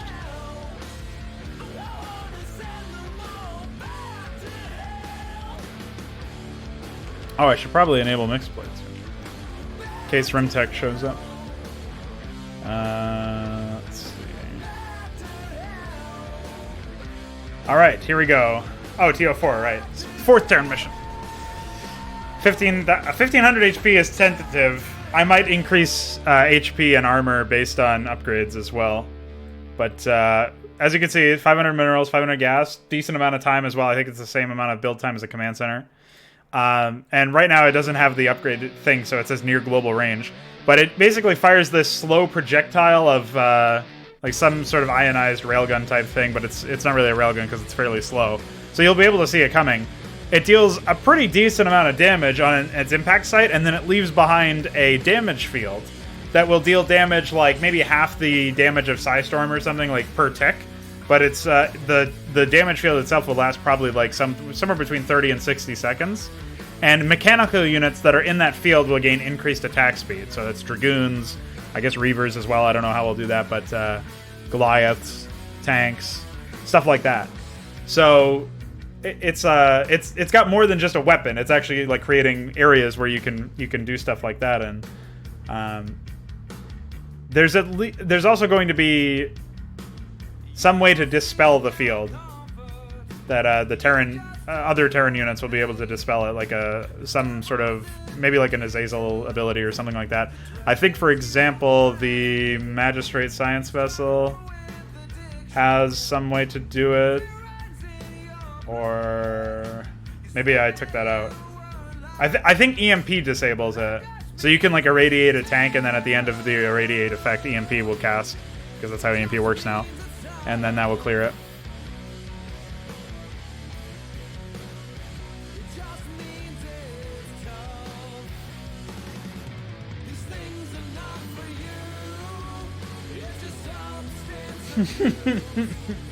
Yeah, well, it's a buff, but that also deals damage and a weapon, yeah.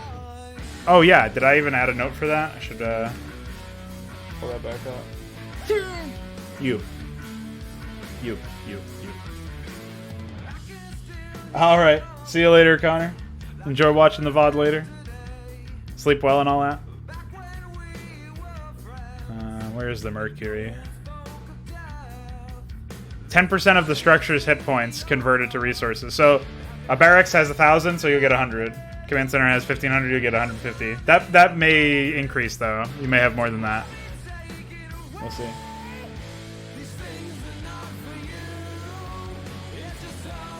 Did you see the gas changes, the gas structure changes, iQuare? I did those yesterday. I posted them in the channel.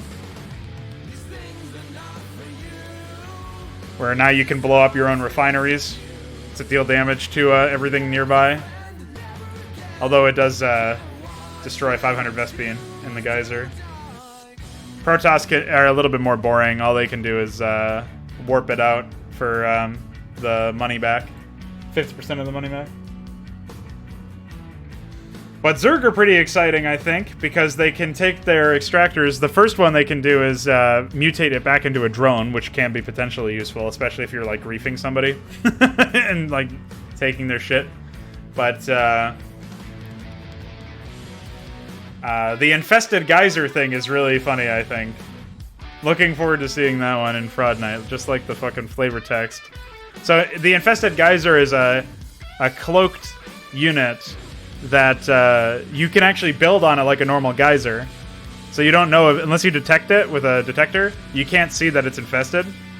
And in addition to providing a passive resource generation bonus for the geyser, so it's useful even in like team games for your allies or for yourself, if you wanted to do that first and then rebuild the extractor. It has this ability that you can turn on, that when hostile workers enter it, they get eaten and turned into 2 broodlings that spawn outside the structure. And so like you can use this as a harassment technique to like turn it on and then attack somewhere else. And so like you'll be distracting the player, then you'll turn it on, and you know, like so on and so forth. So I'm obviously it's very niche, like it's a niche tactic, but I think it'll be really nice to play around with, you know. So,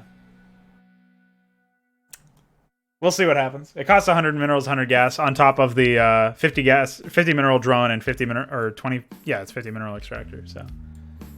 It's not necessarily cheap, but broodlings are also just stronger in general. I should add that note, actually.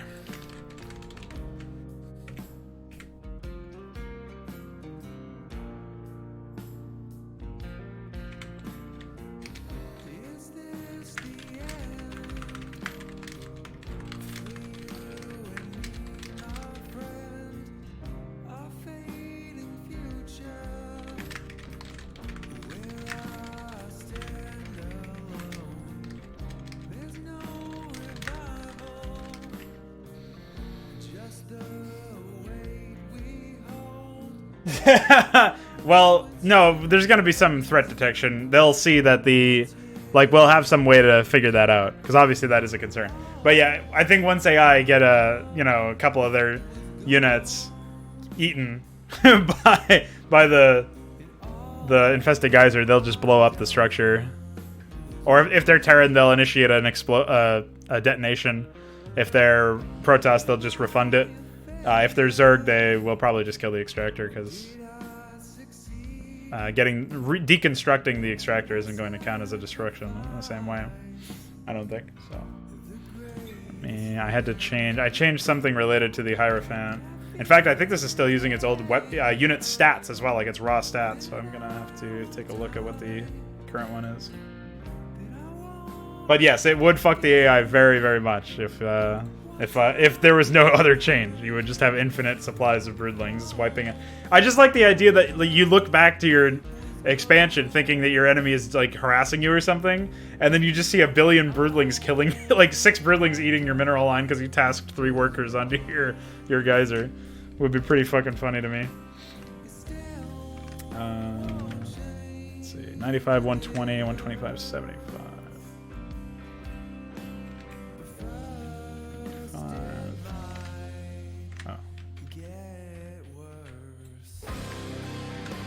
Do they have 1 armor? Yeah, of course they do. They're large, not medium. And require 4 space, yeah. 2 supply.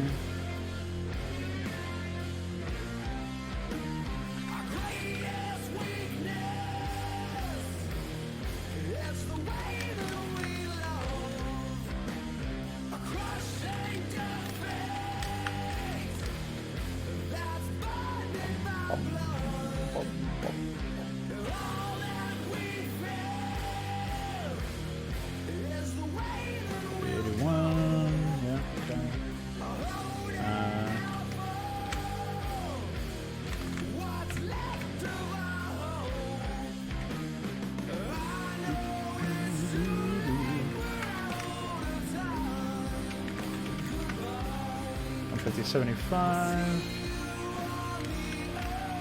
91.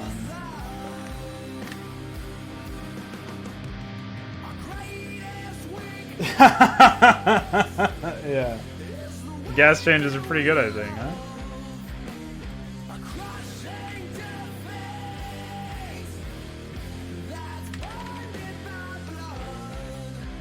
Oh, I just deleted the wrong one, of course.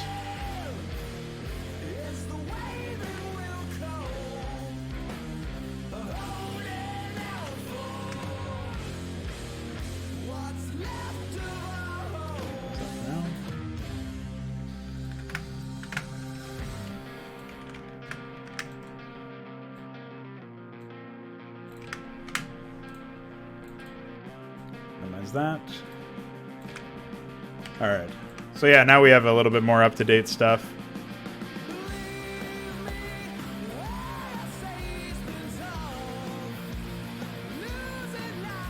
Okay.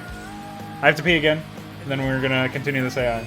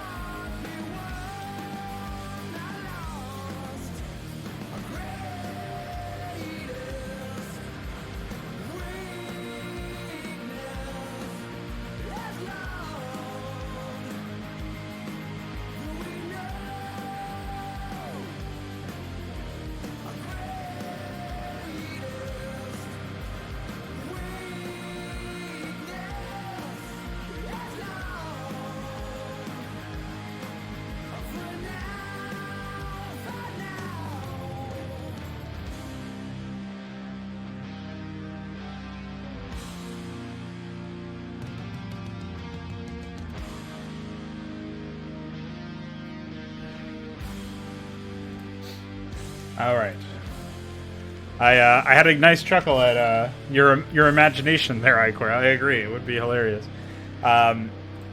Yes, I think the way that we have it set up right now, warp out is going to be a feature of. Oh yeah, I need missile turret base layout declarations.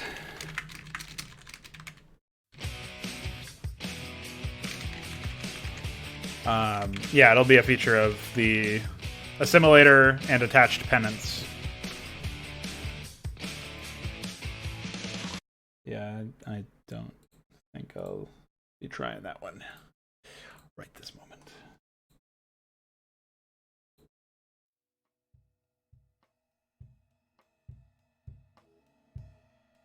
Back to Electric Octopus it is.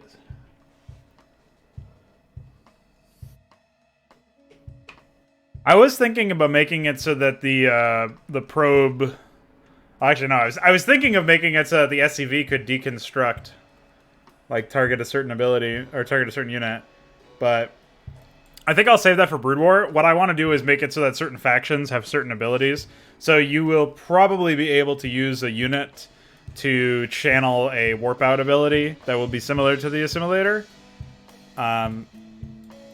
So you'll have some sort of unit that handles that. And then there's the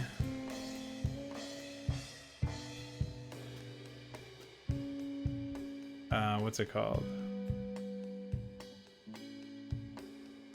I don't know. There's all sorts of other stuff that I want to do, like an SCV that can reclaim Terran structures, which is really what it is it's a conversion mechanic. So you'll see him stealing your structures, basically, if you're a Terran.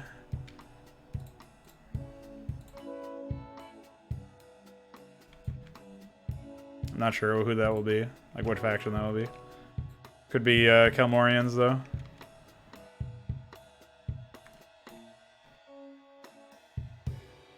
Wow, I look back and you said deconstructing the buildings. Yeah, I mean, I could be doing that as well. Like, there's a lot of opportunity for stuff like that, so.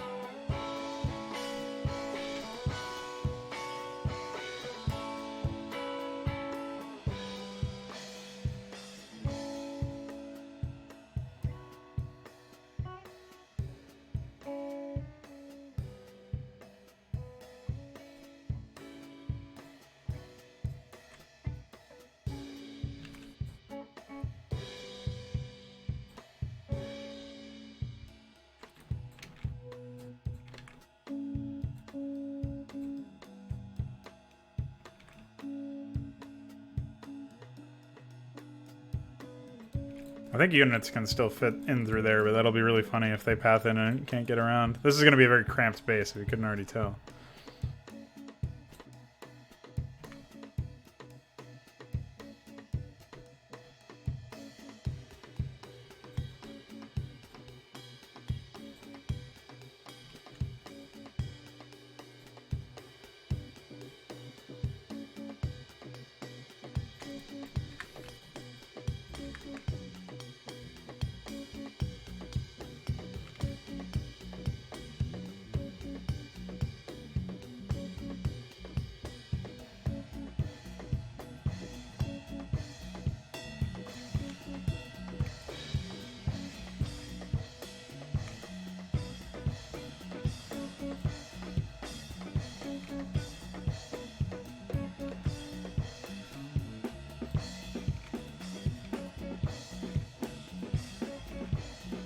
So how come you wanted to make something that didn't involve any Terrans or, Zerg or Protoss, Icor?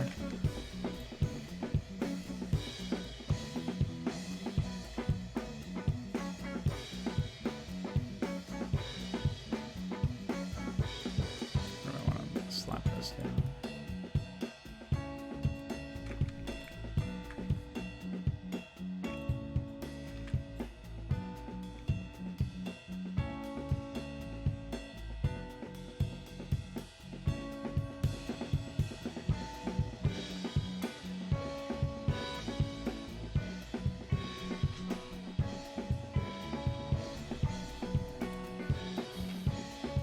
Yeah, it would be really nice to have a bit more freedom for that sort of thing.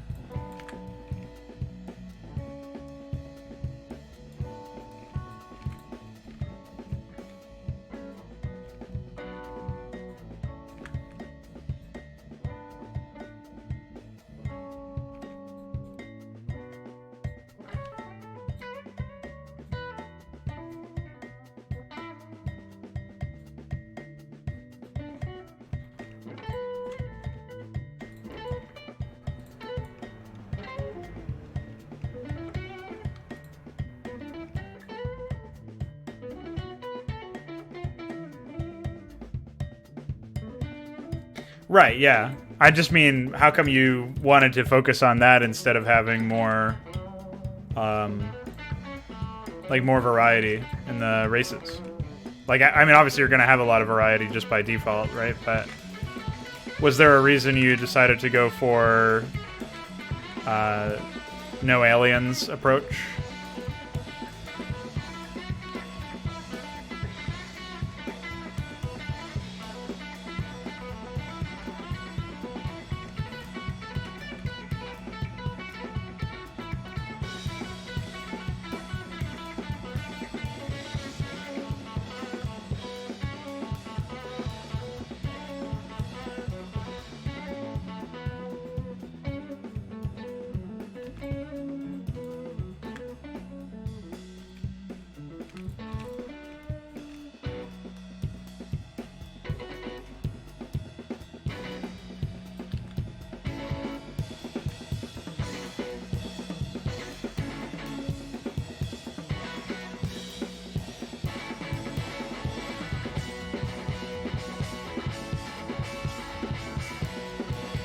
Oh yeah, you said there were like pirates and stuff with your diplomacy idea. You were going to work it in.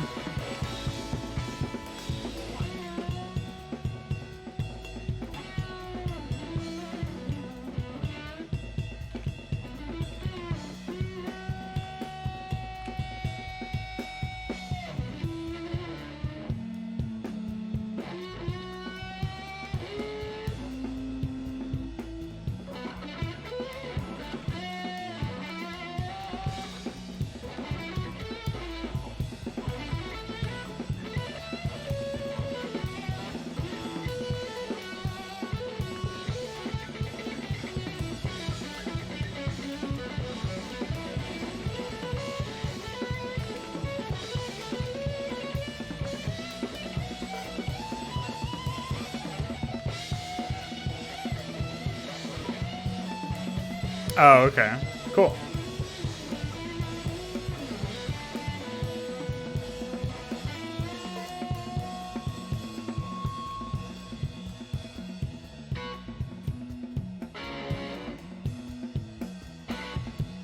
Are you going to sample anything from Hydra, like resources that were generated or the height changes or anything like that?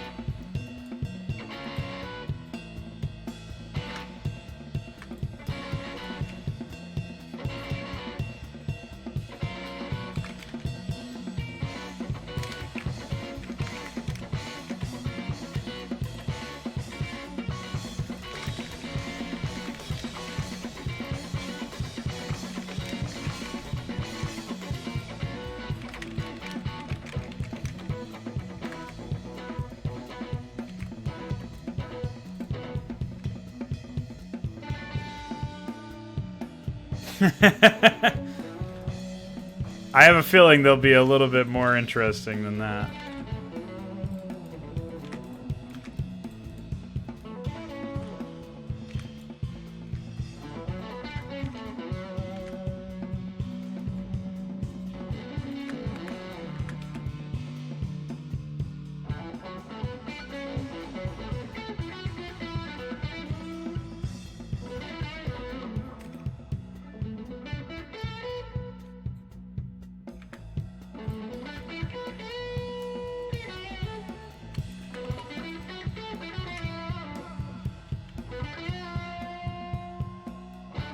I don't think they really need a factory in their main.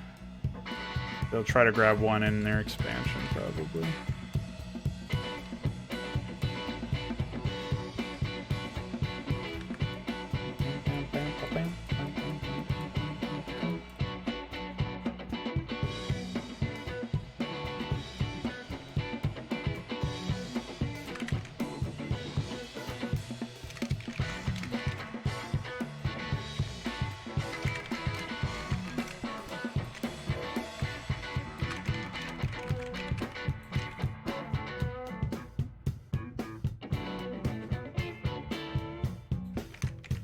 What makes you say that, huh?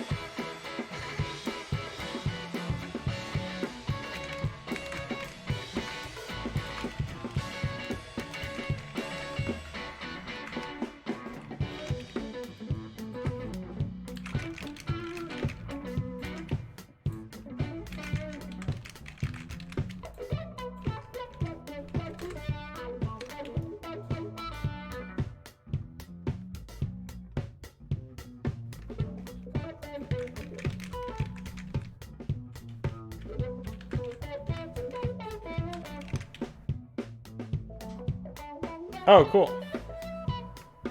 I look forward to seeing it in action. It's gonna be fun. How much supply do we have in their main alone?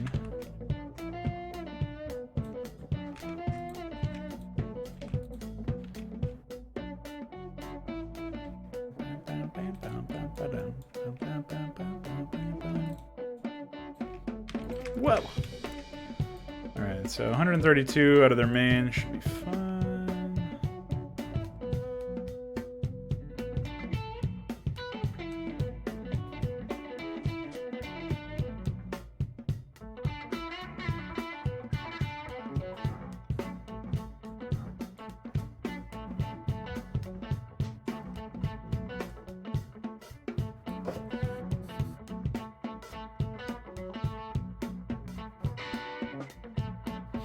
Yeah, that's cool, Diev. I remember reading something about... I thought there was, like, one alien faction in Sunder and Thunder, but maybe not. Maybe I was misreading. Or maybe that was, like, an earlier plan? Either way, I know you have, like, distinct spacefaring human civilizations.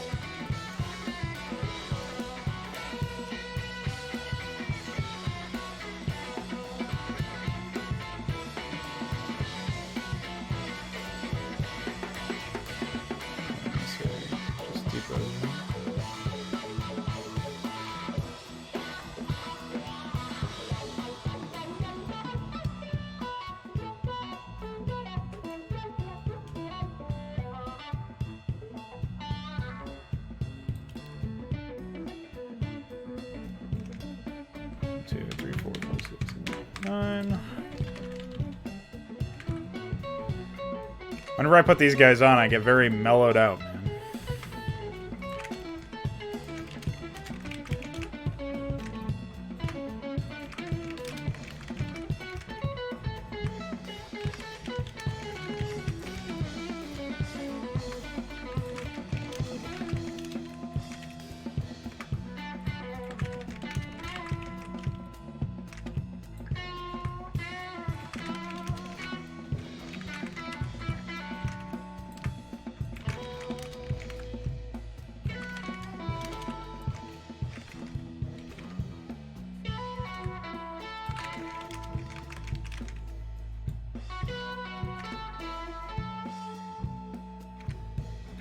Do they need another barracks?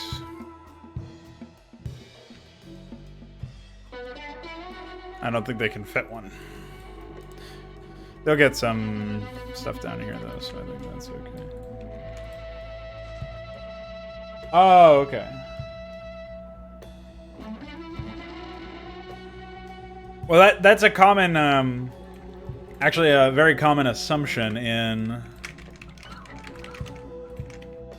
conversations about AI, that it's very likely our first set of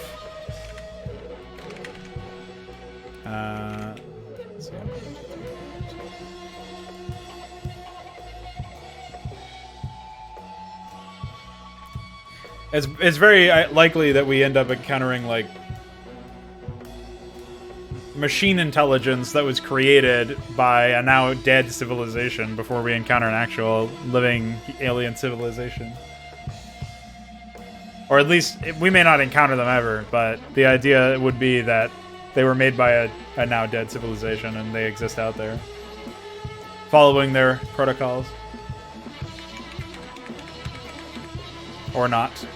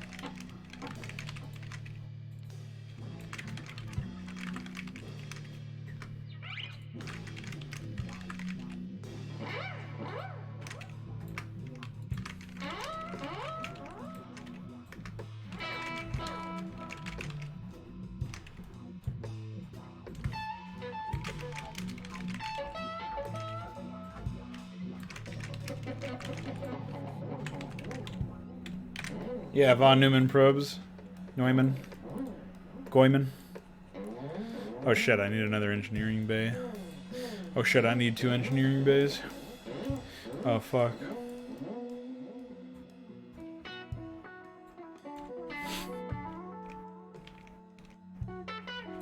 No, I can't put that there, it's sick.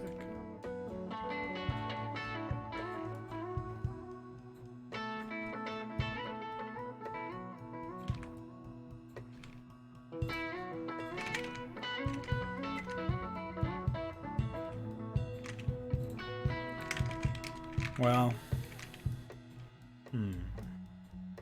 thinking. Guess we'll leave it at 2 then.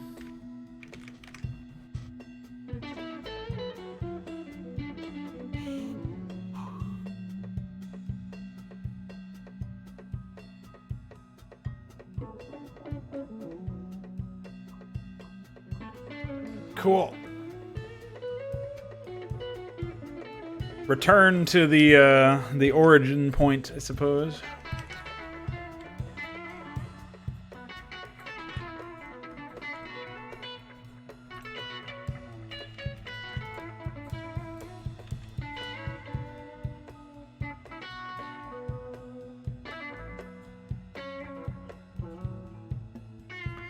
Okay.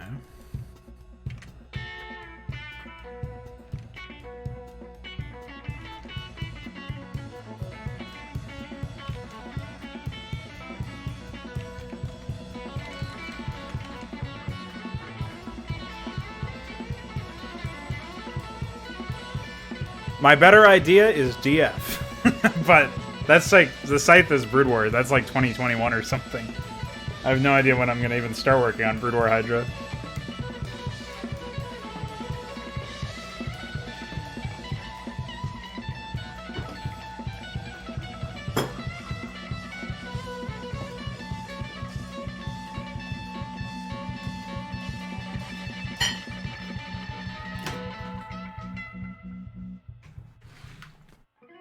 I'm going to take a short pause while I have some food. All I had today so far was coffee and tea. Which is a combined 90 calories. So, bye. I have some bananas, some peanut butter.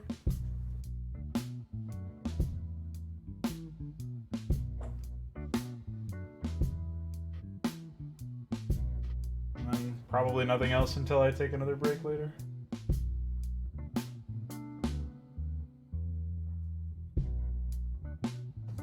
You know, it's really funny. The streams that I've been doing lately have actually improved my my diet, because normally I'll eat, when I eat food, I eat like a fair bit at the same time, right?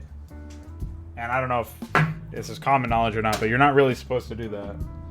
You're actually supposed to eat like a small amount, like eat slowly, and then let it sit. Wait until you forks.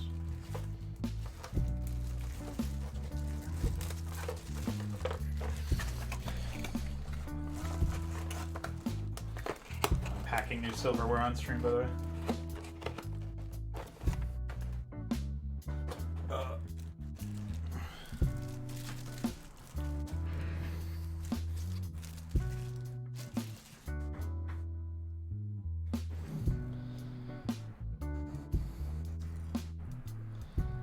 There's no like link for any of them.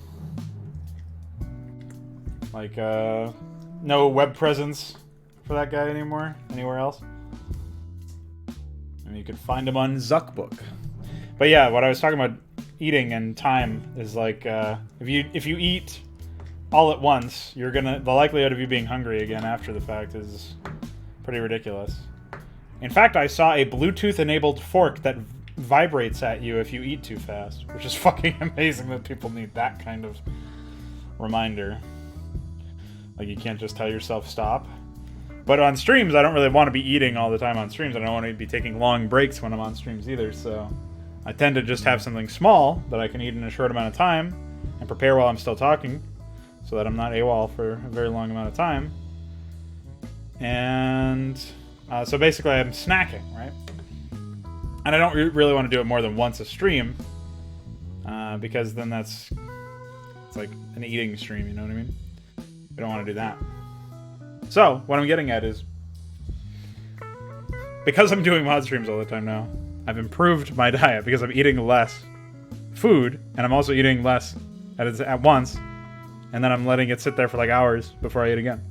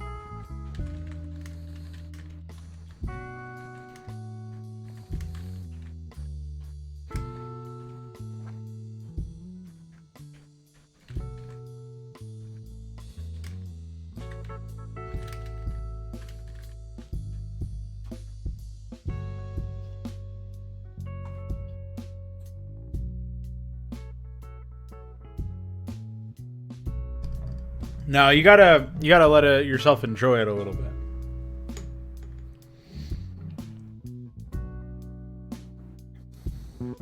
Though, like we were talking about yesterday, I really wish I could fucking... Like, I wish sleep wasn't as important, so that I didn't have to sleep so often. Yeah, just fucking put it in my face! That's how I enjoy it too. You know what I mean? Yeah.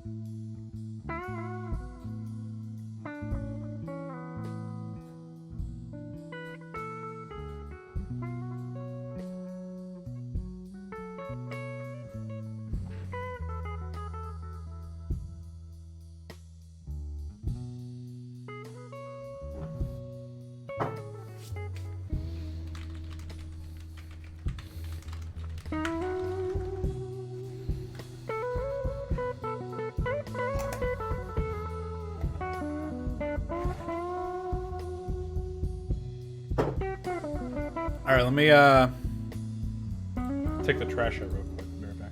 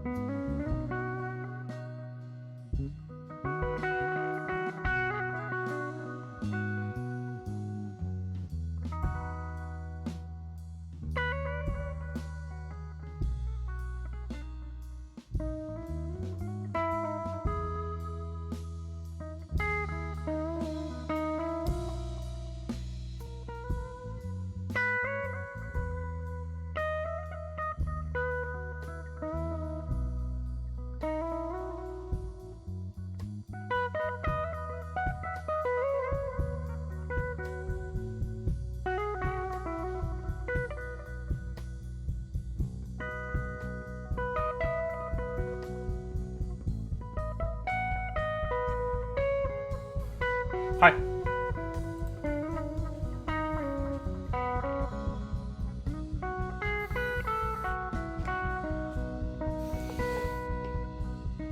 I keep misreading deviant tart as deviant fart. Bye.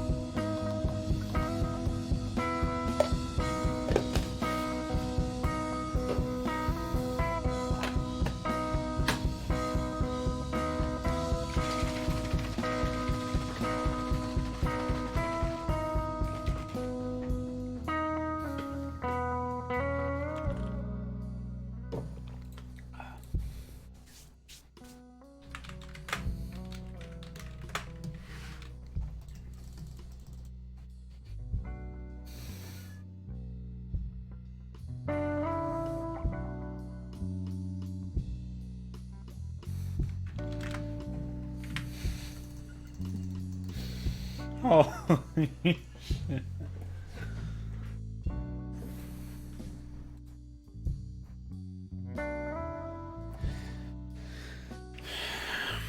How dare you defy or get us weird at rest until you remember this voice in all your projects.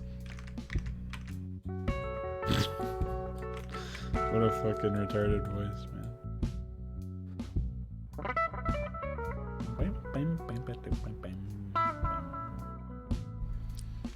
Alright. I really gotta get triggered here, right? Look at this fucking structure! Just look at it! It sucks! I hate it! Its design makes no sense! There's no reason for it to exist! Delete! Oops. Sorry. Let me collect myself. Delete that! There you go. The Academy, it's so dumb. It just yells at you.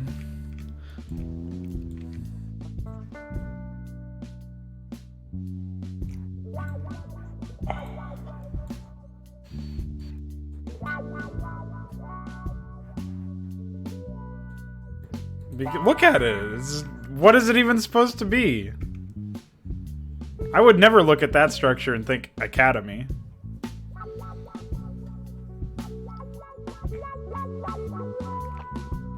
Though I guess you really wouldn't look at any of these structures besides the starport.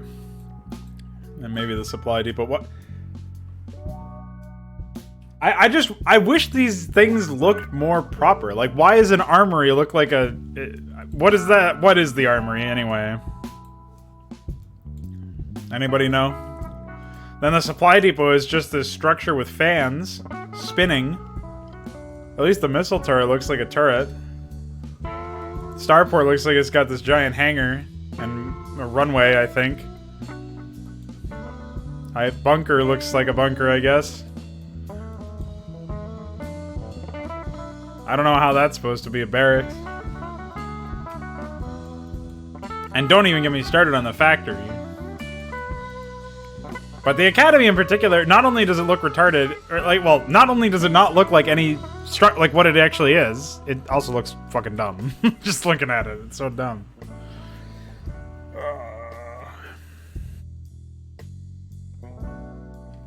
Yeah, I agree. I mean, like, at least with the Zerg, it's like, oh, I guess I can see, like, why that would be like that. And the Protoss, okay, it's kind of mystical or whatever, although their Forge really doesn't make any sense, and their Cybernetics Core doesn't make any sense. But yeah. Dumb. Fucking dumb. Stupid. Dumb.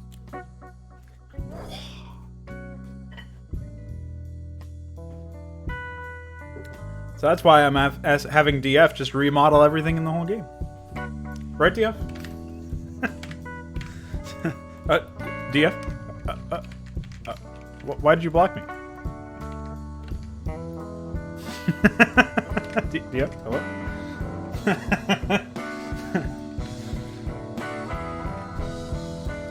Void. Exactly. My man.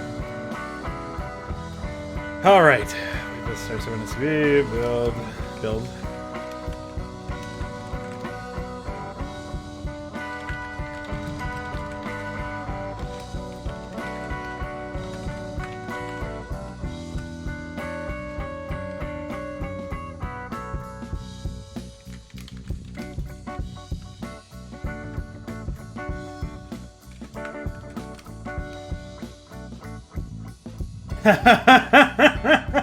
Yeah, and then you would go back and remake the first graphics that you made. Like, here's my remake of the med bay. Here's my remake of the bunker that I did 10 years ago. Here's my remake of the ion cannon, the third one I did 3. And that's your whole existence.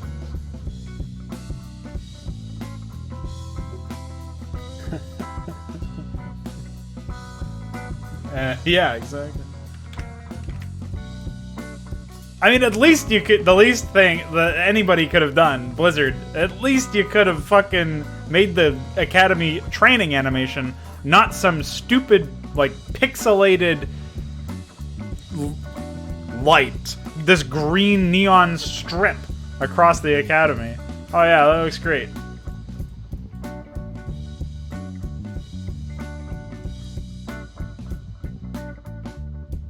Yeah, well, me too. I mean, I'm redrafting this AI. I already wrote it. I think this is the 3rd time I'm rewriting it. So I agree. 3. I have 3. No.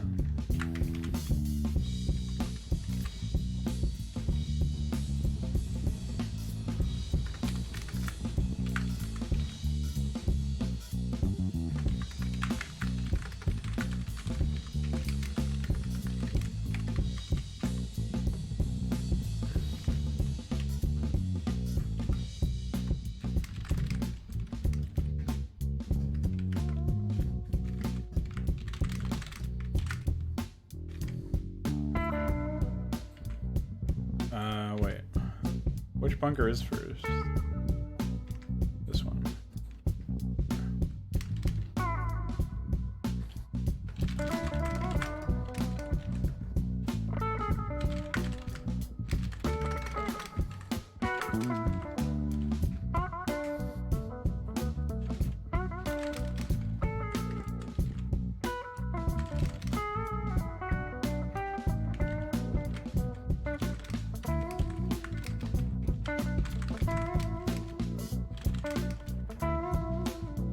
See you later, raw flesh.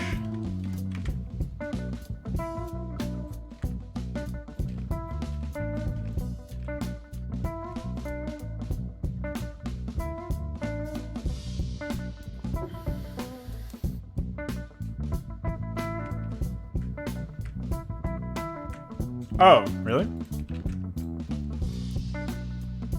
I'm pretty sure I already extracted all those sound files.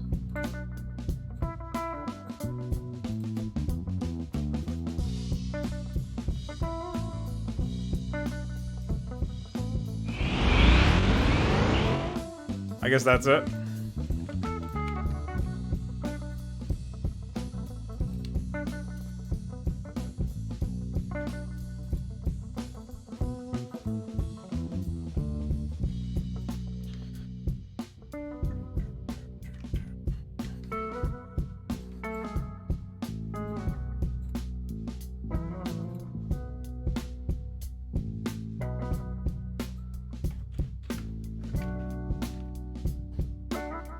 Well, there's probably some unused entry somewhere for the Protoss buildings, I feel like.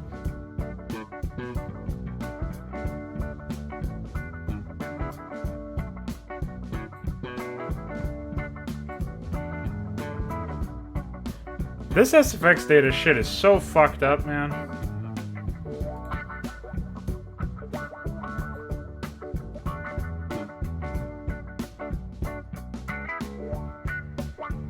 Yeah, I fixed those a while ago, I'm pretty sure. I can check.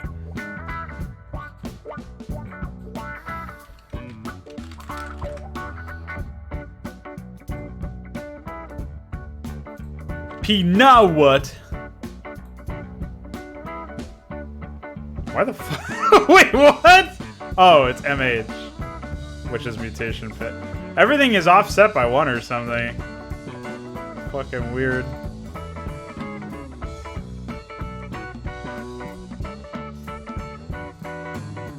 So what is it? MH.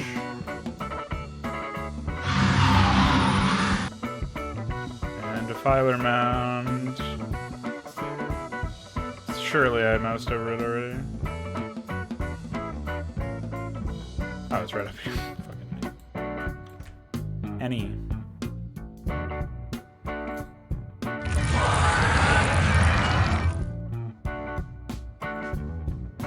Isn't that the hive? Or no, that's the queen's nest.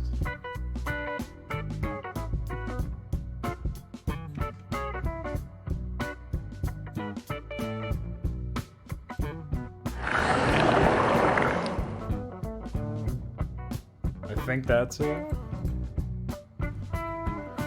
Hold on.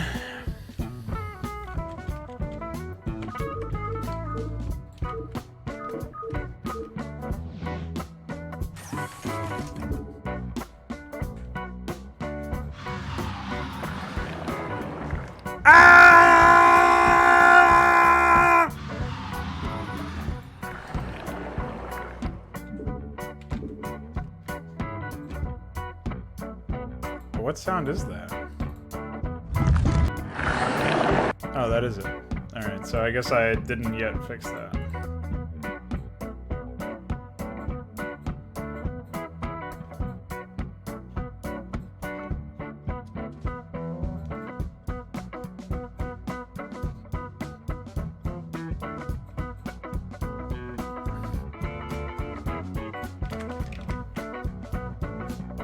Pretty sure the epic sound is coming soon.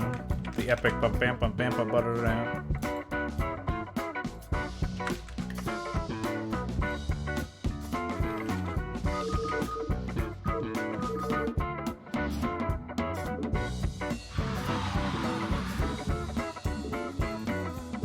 Now it just doesn't play any sound.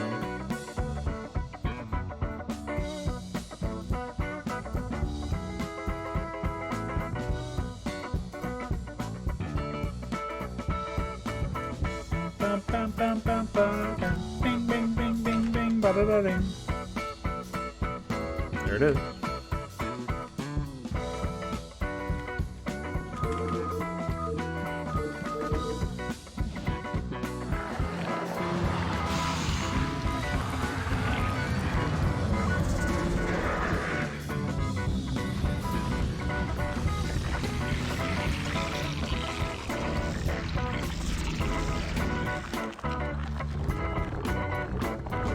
Okay.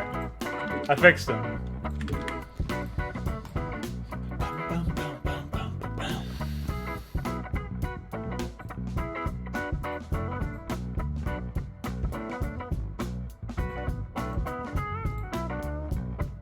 Anyway, for SFX data...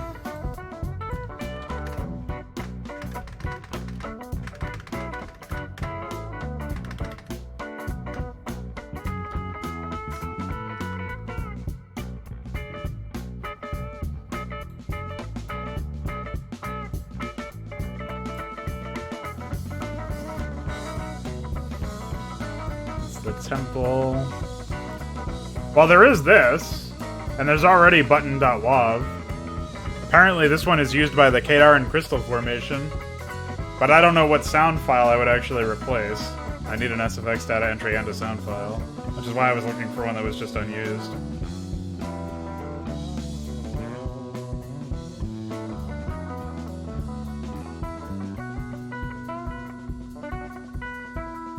I already used all the critters stuff for the Brood War critters.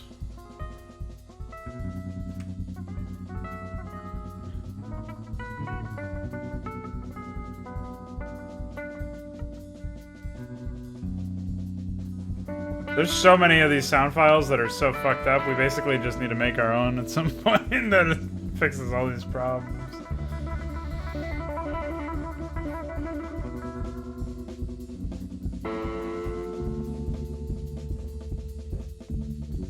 Well, I think there's that unused Jim Raynor death sound. I guess I can make it that.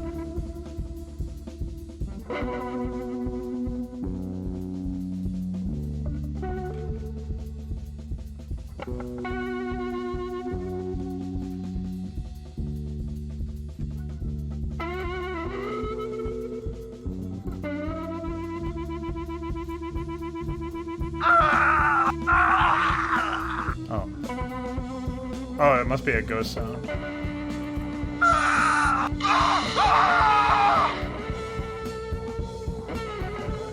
TGH.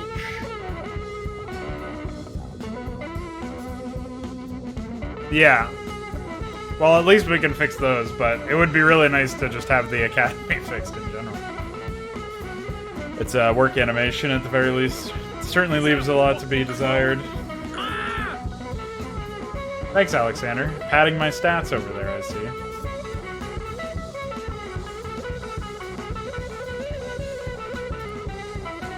What are we doing for... Where's the ghost? Oh, there's no fucking SFX data entry. Well, I guess I'm gonna be using that button one after all.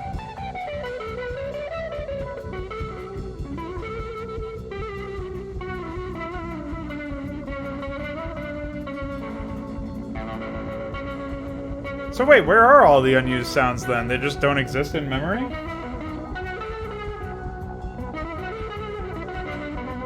You have to do it in all caps.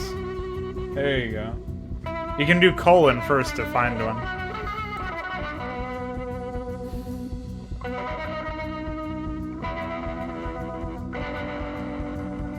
I guess I just have to replace the critters for now. And eventually we'll have the SFX data extender.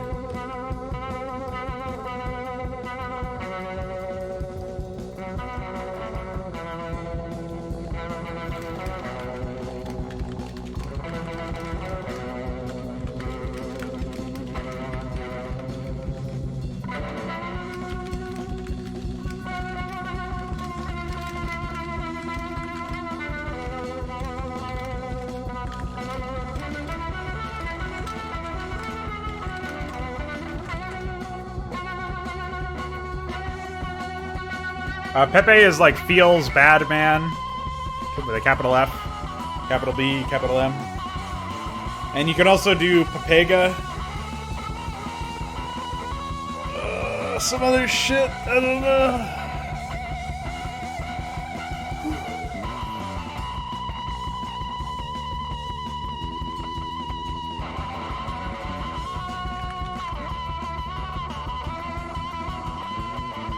Did I really use all of these? Pretty sure.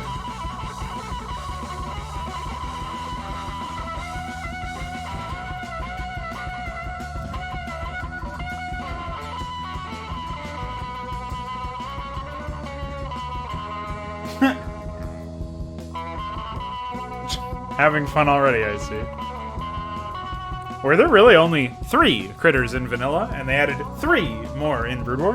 I guess space platform and installation don't have them, and there were only 5 tile sets in vanilla. So that sounds about right.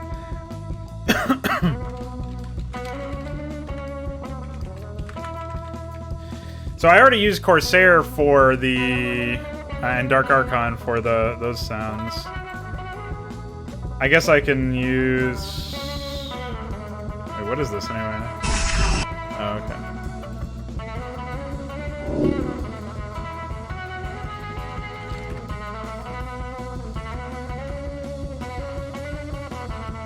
There is an entry for this I could make it use. T-Stow 01. I'm pretty sure that's an unused sound effect. I'll just use that for now. But it would be really nice if I didn't have to worry about this shit as much.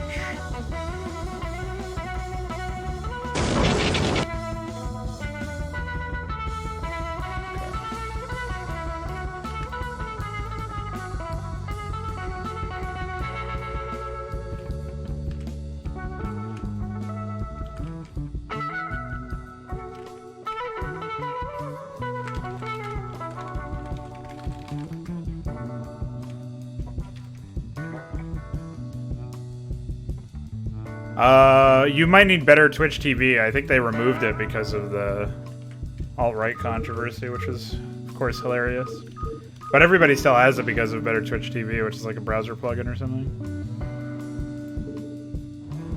Oh. Might help if I actually apply it there. 61.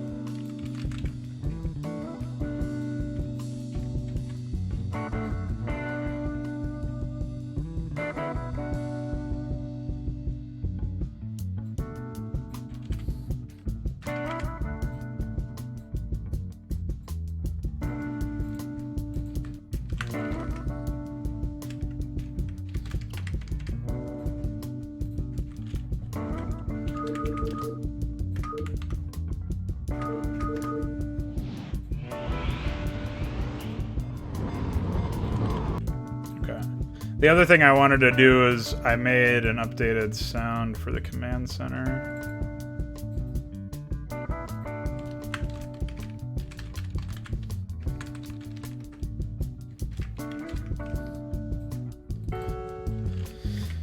Pretty much just made it a little bit less hard on the ears.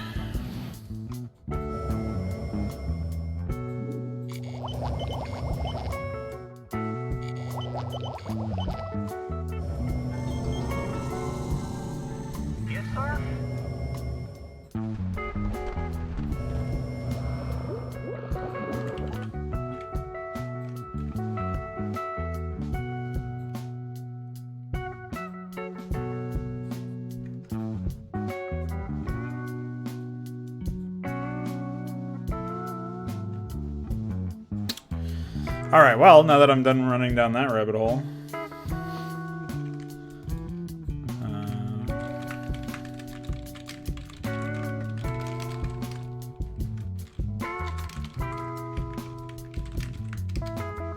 Yes, he is. I think he's also home of Starcraft.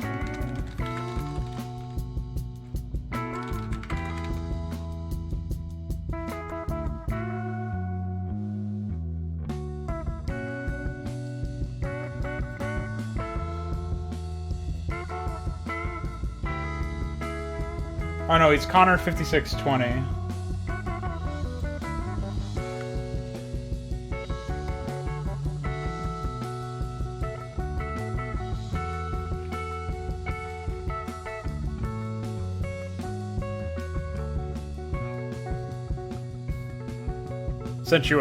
Sent the link in the Twitch chat anyway.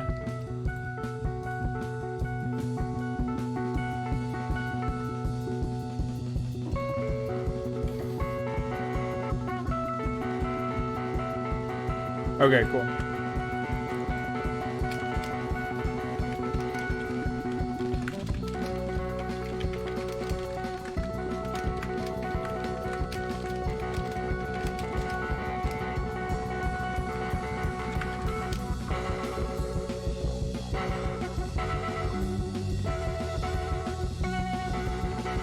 I don't remember. I think he goes for this one as his third. I made that one the third? Why?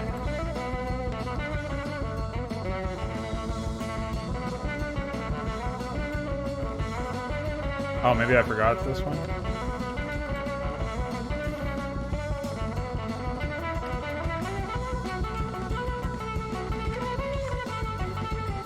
I don't even see the coordinates here, so...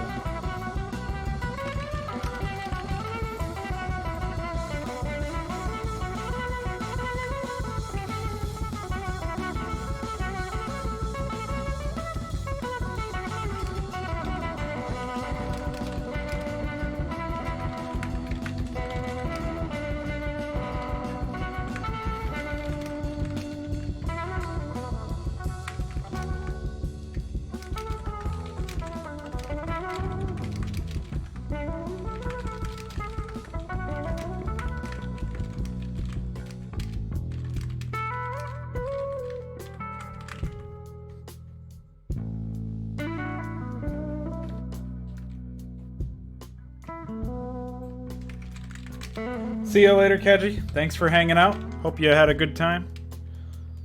And maybe I'll catch you tomorrow.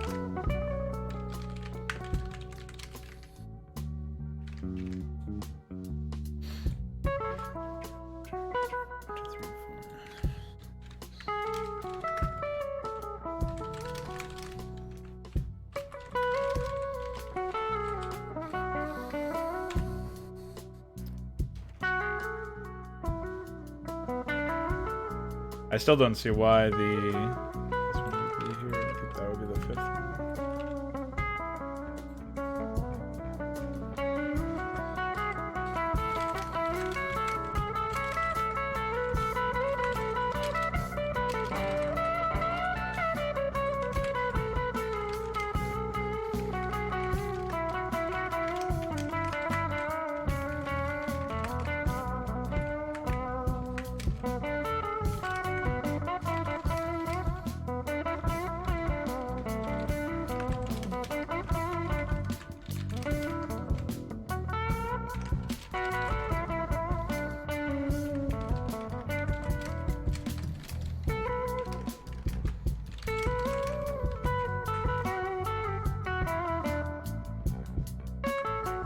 I think multi-threading the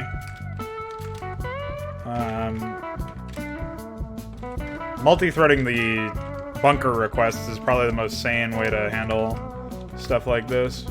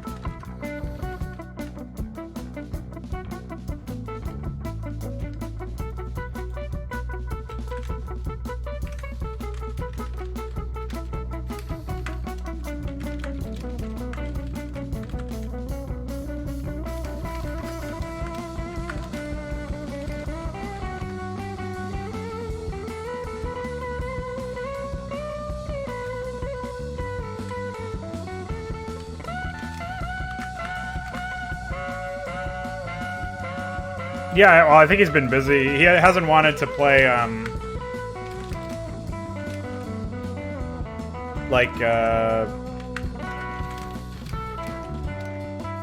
hasn't wanted to play SE Ladder in a while. I think that's mostly what he streams.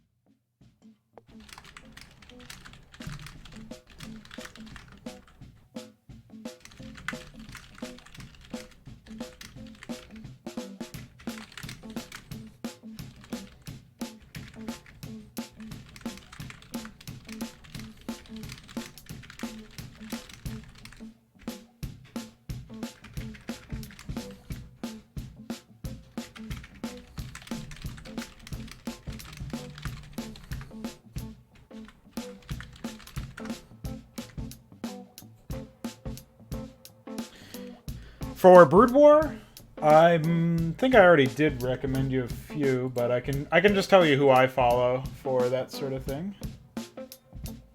Just give me a sec.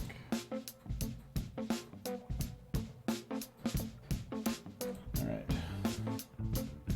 So for Brood War, I like to follow Nyoken, who does casts. Nyoken. What else? Herbamon, who's like a Zerg player, but he plays most races. He's not the highest level player, but he's probably about the same skill as Connor, if I had to guess. I think those are the only two that I follow for Brood War. Everybody else is for CSGO, which you may or may not be interested in. Like I follow some journalists.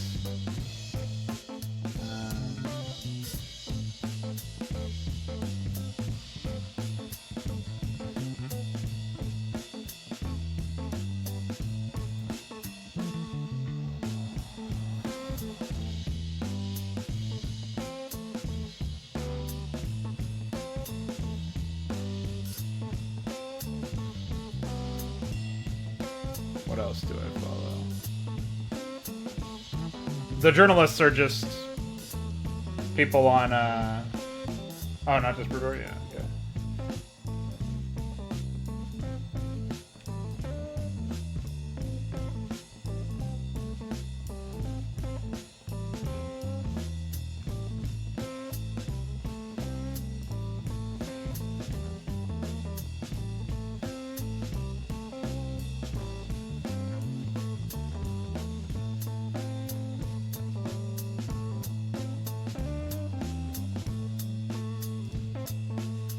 Oh, Future SC also does some Brood War stuff, but I don't usually get a chance to tune into his stuff based on my time zone. I'll DM you my list of followers, though. The stuff that I've crossed out is people who don't stream anymore. They're just people I follow for other reasons. But you can check them out, figure out if you like their style of content, and see what they say.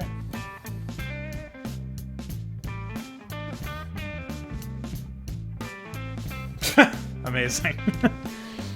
I did not know that you follow me on Twitter.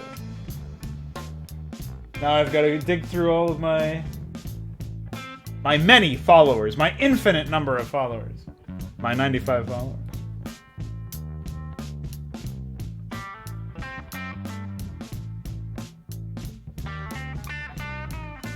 Are you Petho?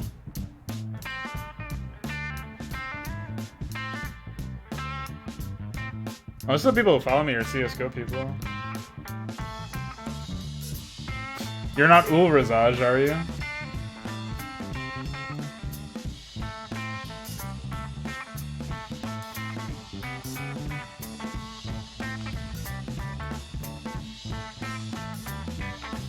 What do I use Twitter for? I use it for memes. I follow some people who post some interesting stuff. Otherwise, I just use it for the Peeker's Advantage stuff that I do.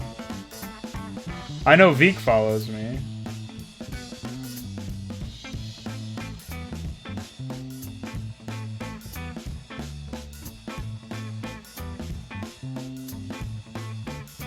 Oh, are you Tofa? With 2 A's?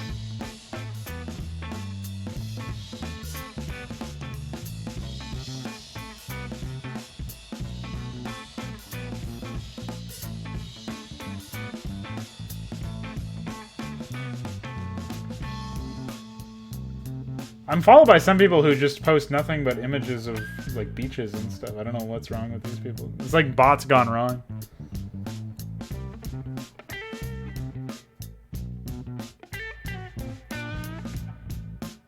Skara's stupid head follows me. That's a good one. Anyway. That's all I got. That's all the time I got for Twitter investigation. So I finished that loop. Let's see.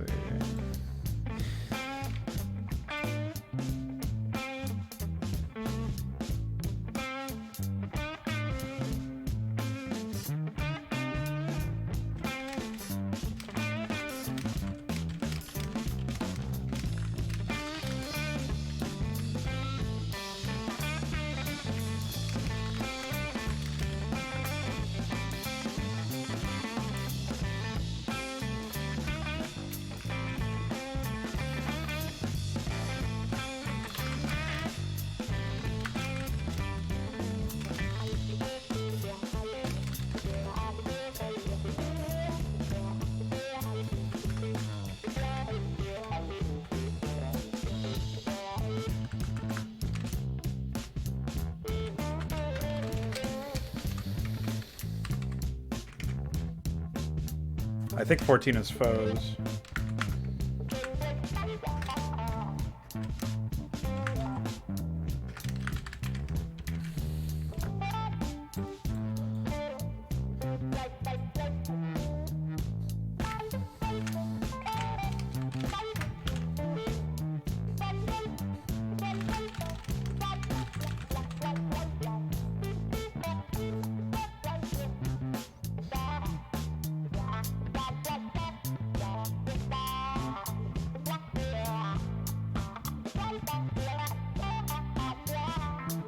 Well, I don't even know if I got the right one, so we'll see.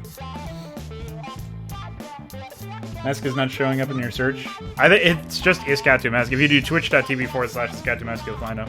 I think he disables like discovery or whatever. But sometimes he'll stream some stuff.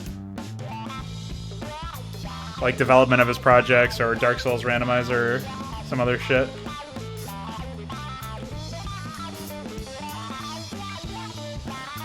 I have to pee once again. I cannot hold my water at all. Bye.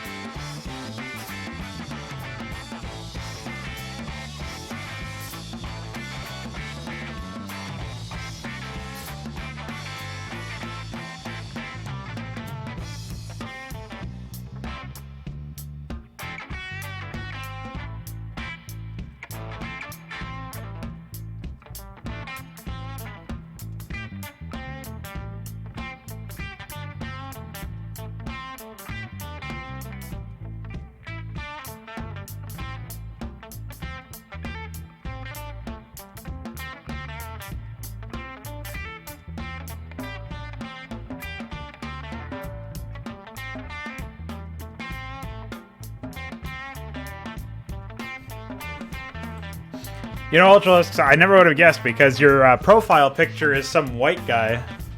So I thought that that's what you were. I thought that was a selfie. Your Discord profile picture, I mean.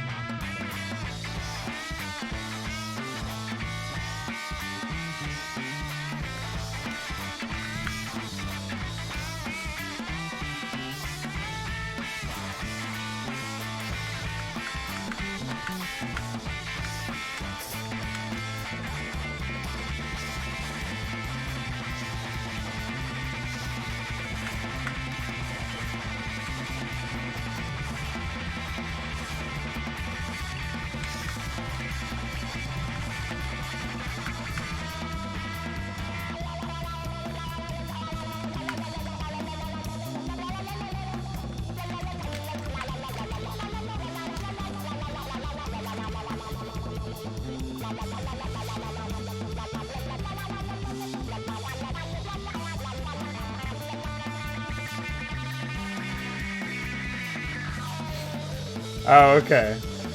Yeah, well, I don't follow Dota 2, so I never would have known. I just would have been like, oh, you look kind of like him. Man, I've got you all the wrong ways, right? First, I think you're some white guy who plays Dota 2, apparently. Then I think you're defending your title in an MMA fight. You know, it's just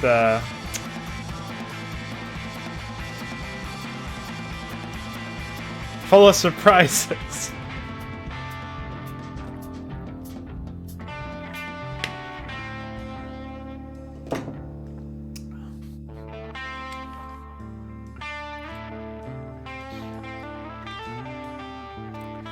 Alright, so one of the things that I want these guys to do, right, is I want them to rush Starport. Catch players off guard pretty early.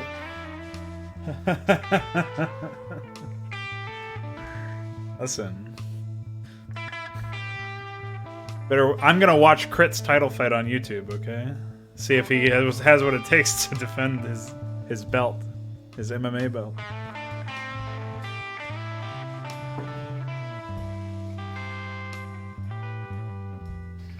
It's pretty funny.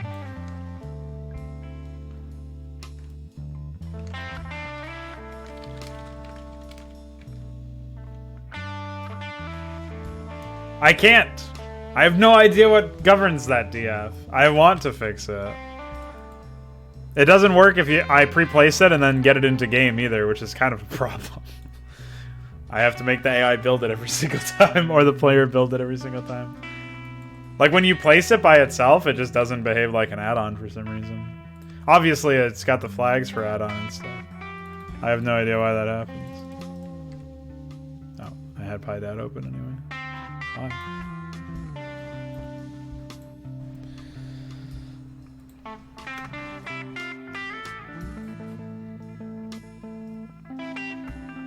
See, building add-on.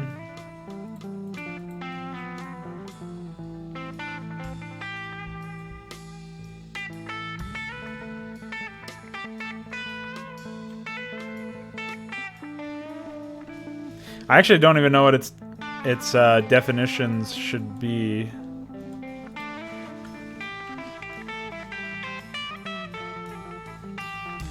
In terms of size, like...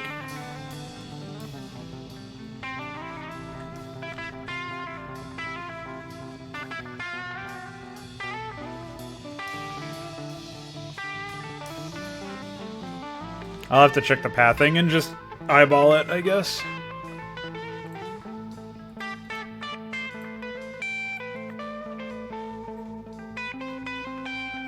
But yeah, as you can see, there's nothing about it that would be significantly different.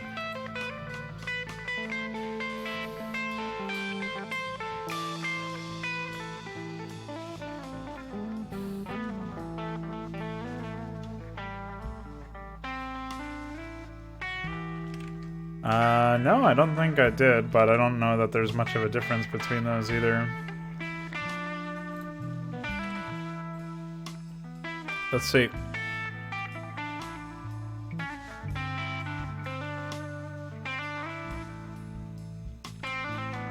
So we know the control tower works that way. Now we need to find the power generator in this list. I believe it's towards the bottom. Here it is.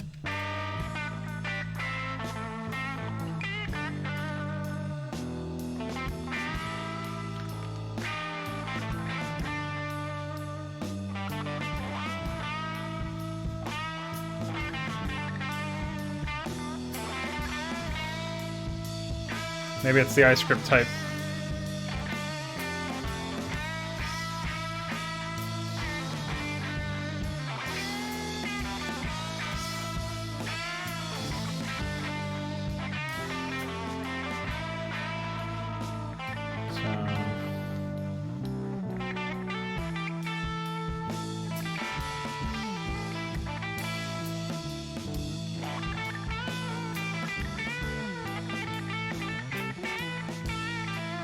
I guess the landing is the problem. There's no landing. Oh no, it does.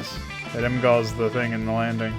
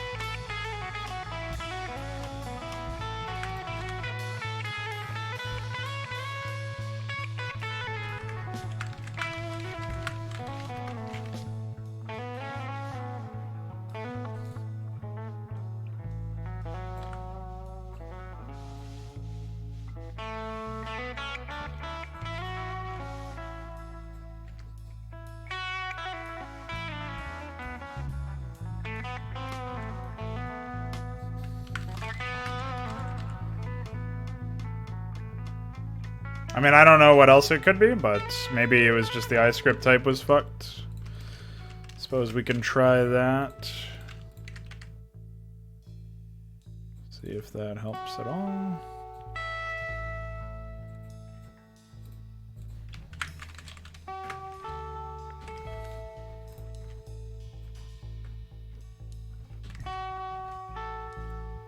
Oops.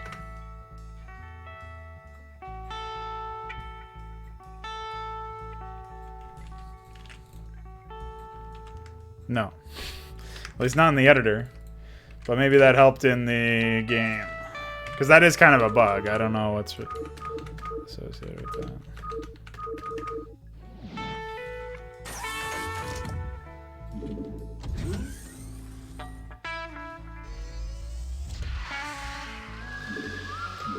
I can't build there.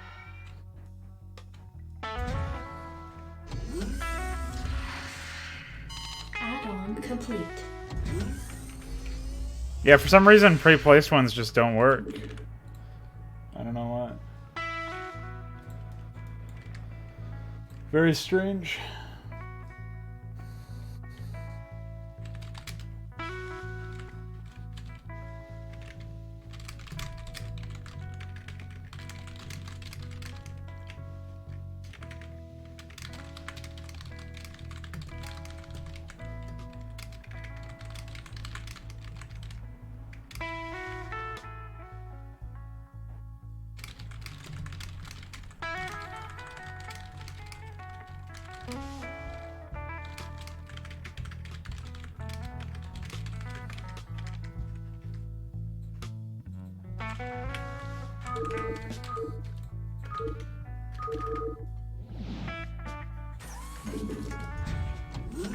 Add-on complete. It actually does say add-on complete. Apparently certain structures say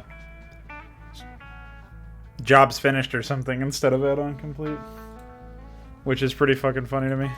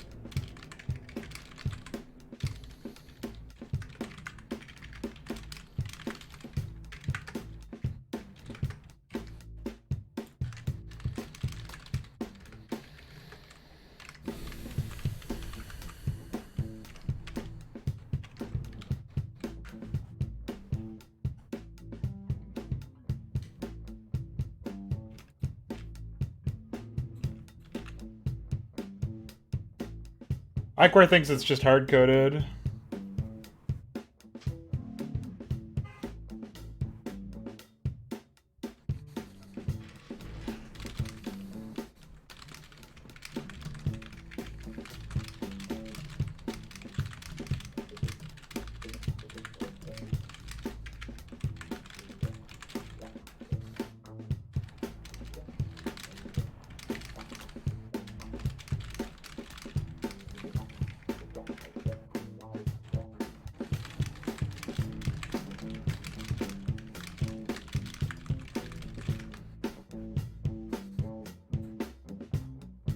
Yeah.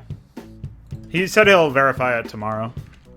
It's pretty late for him now. He's usually off around this time.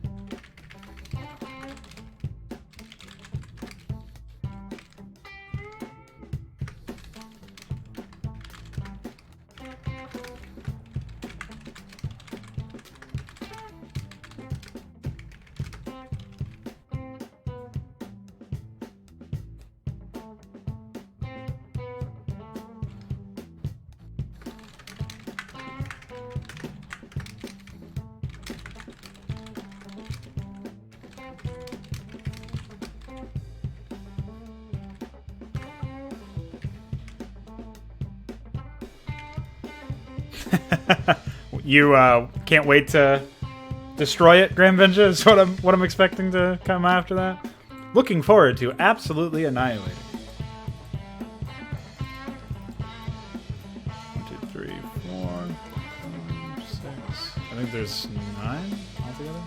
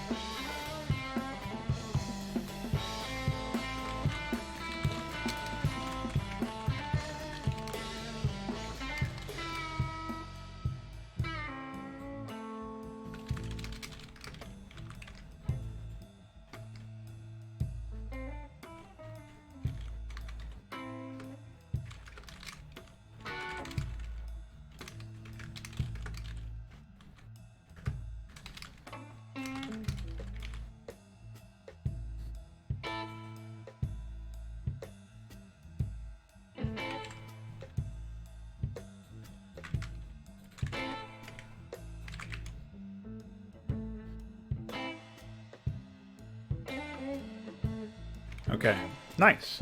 So we have our our shit set up here. At this point, I just need to do the base layouts for their natural and third. Of course, 9.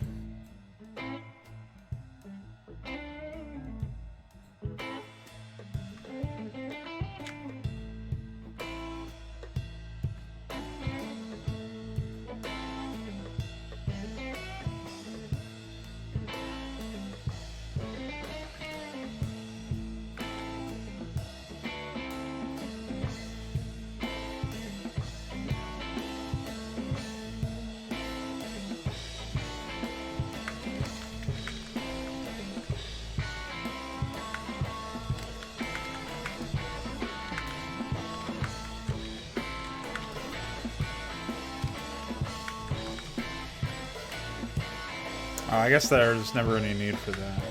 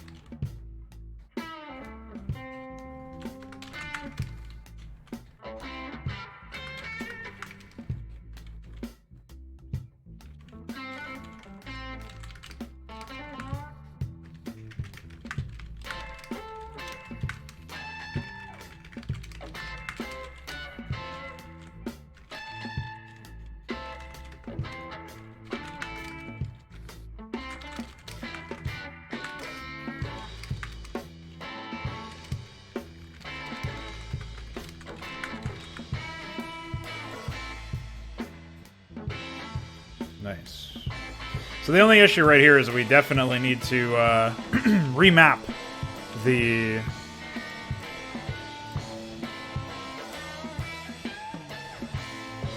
locations and res areas. So like this is, for example, res area 9 now. Res area 18. So res area 4. 12 and still 11 it looks like.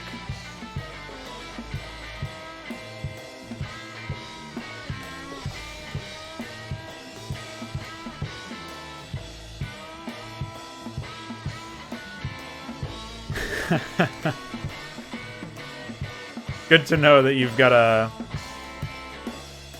soft spot for some nice Terrans.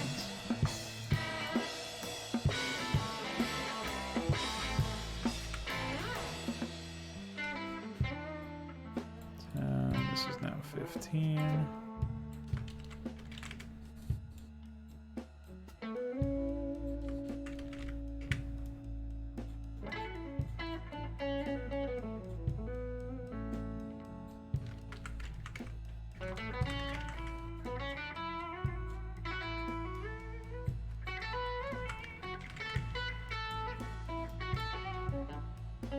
I think that's all of them.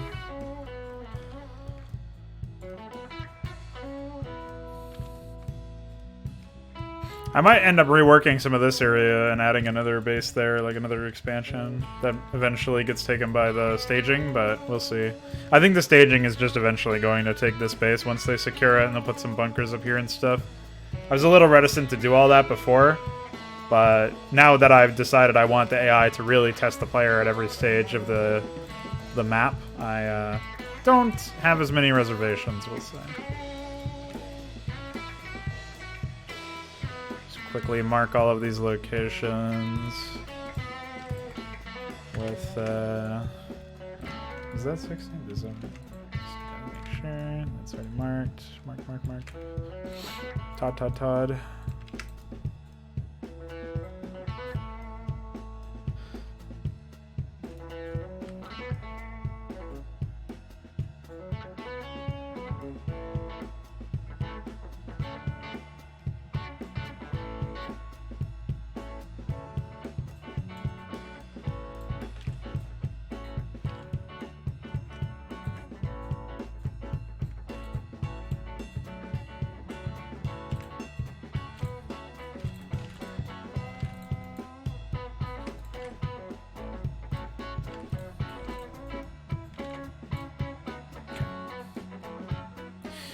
Of course, this is now...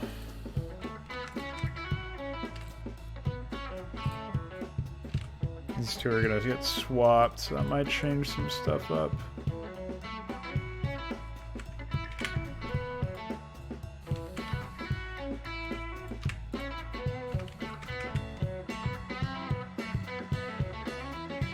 So 15, 16, 14, 19... Okay, nice. No, I actually hate the snap now. I've grown used to the other one.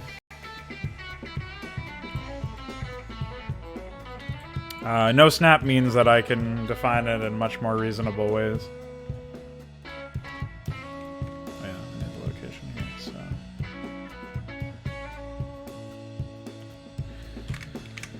So that's location 14, and location 45.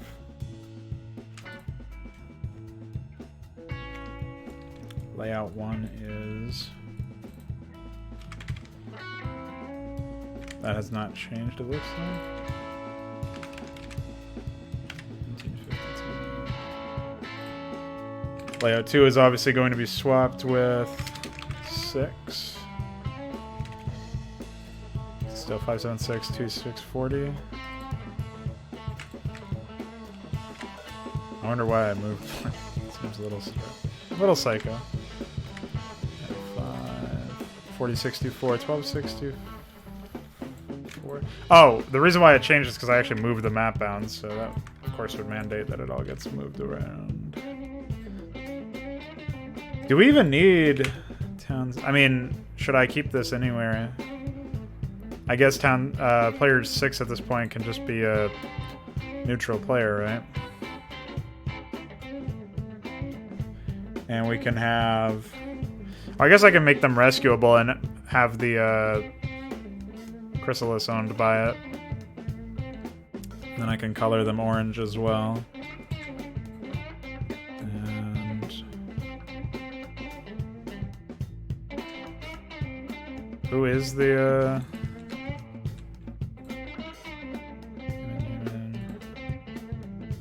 Oh yeah, I made Zaz a human as well. Right? So.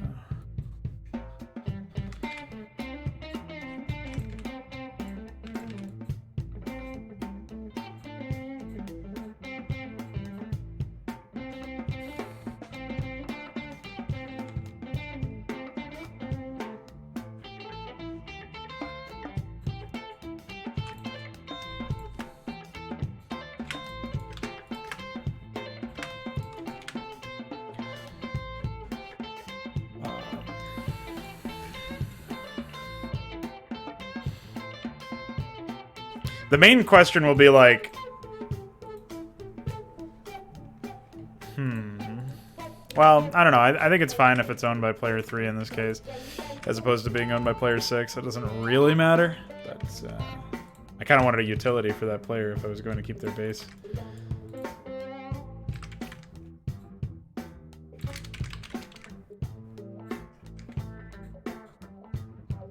Seven is down here still. 8, I don't think we even have a start location for, so I gotta go hunting for that one. There's 12 over there. There it is. Most of these stayed relatively stable, but, you know. I still don't really have a rhyme or reason as to what modifies the resource areas. It's not very consistent, I must say. The fuck is 10? Oh.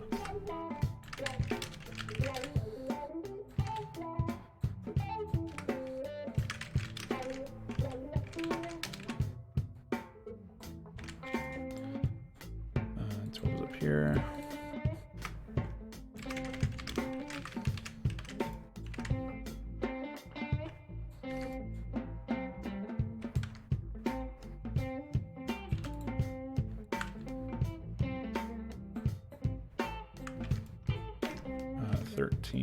Is what?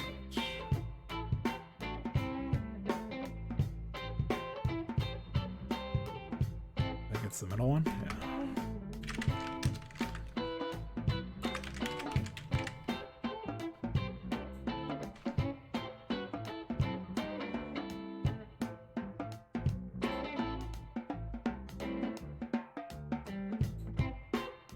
Fuck.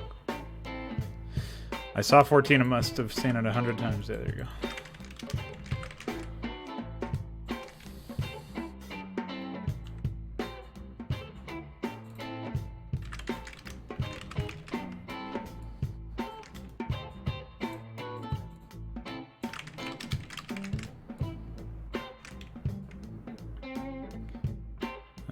That's 19, 18's over here. Nice.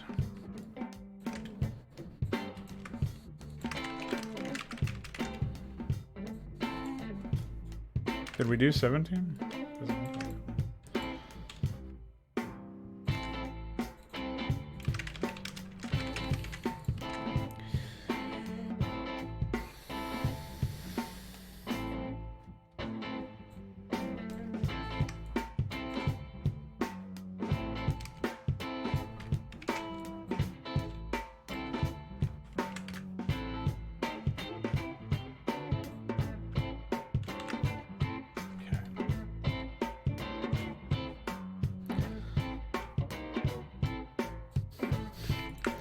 I wonder why I commented those out.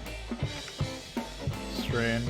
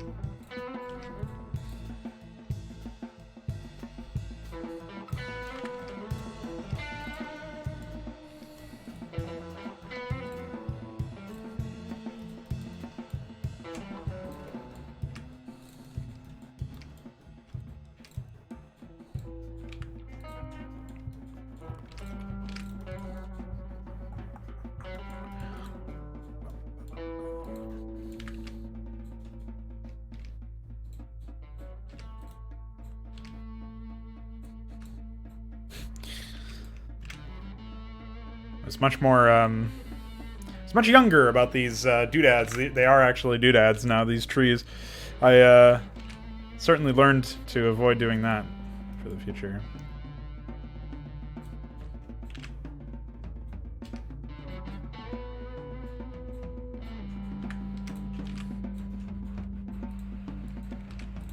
We can move that back anyway, but I do want to grab a starport and slap it here.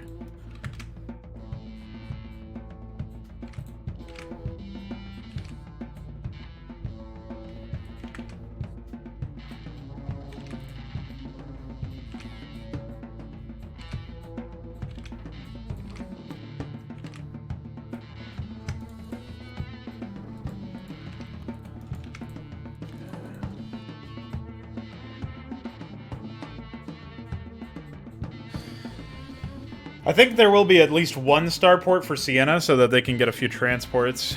So they can put some tanks up here. Really, I guess what would be nice is if allied transports could transport each other's units, but I have no idea how the AI would be able to adapt to that. I'm sure that that's actually not difficult to implement compared to some of the other things that I need done, but making the AI use that intelligently, like request idle allied transports if all of their transports are already busy, stuff like that might be more challenging than it ought to be.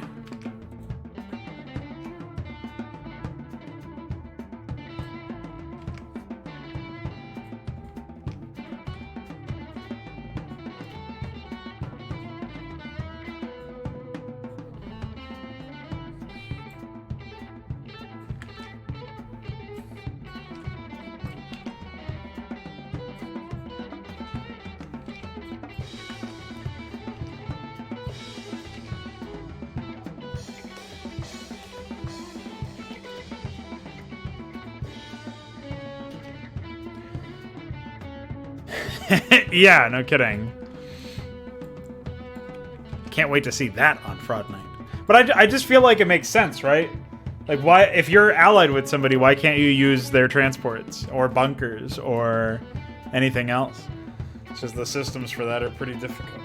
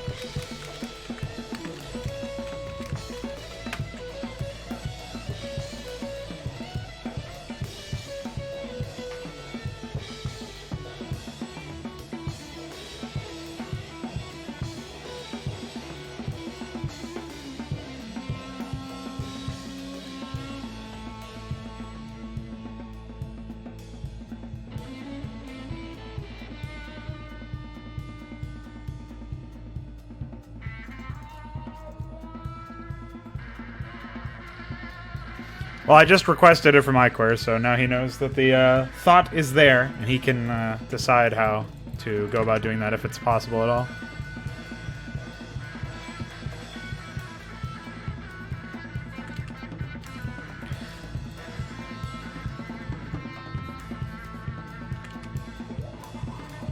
Honestly, before, like today, I was very reticent to have the AI really try to push advantages.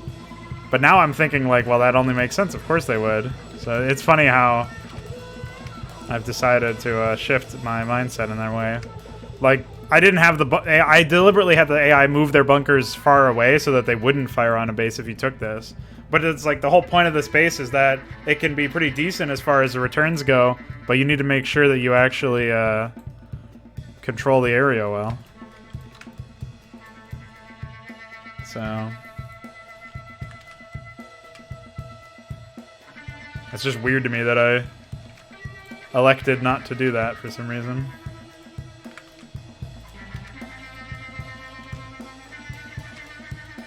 Like, the counterplay to a lot of the stuff that I'm doing here is just to,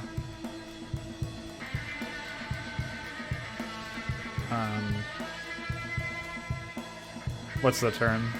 It's to stop the AI from getting to the point where they're able to do stuff, right? Like, they're going to be constantly pushing you to see how much resistance you offer.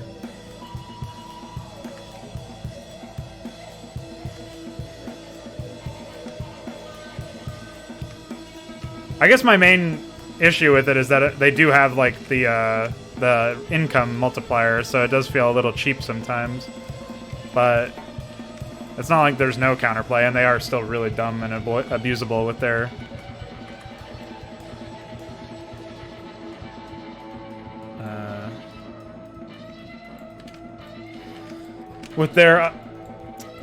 unit control, or lack thereof.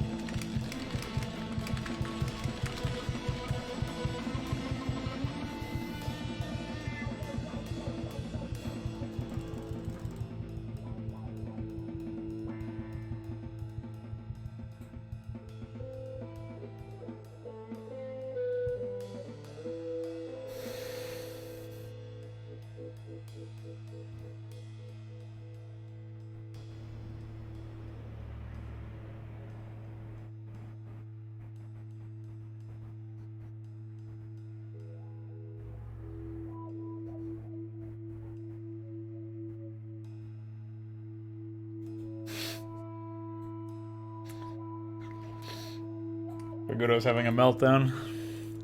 Can't handle it. He cannot handle the cuckery!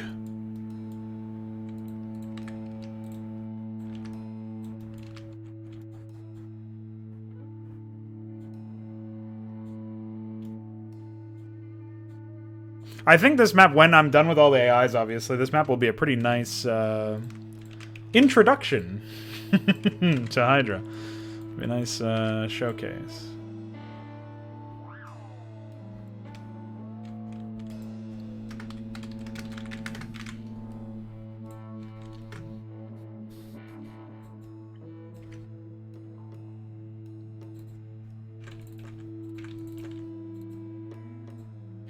So in this case we have 7, yeah, okay.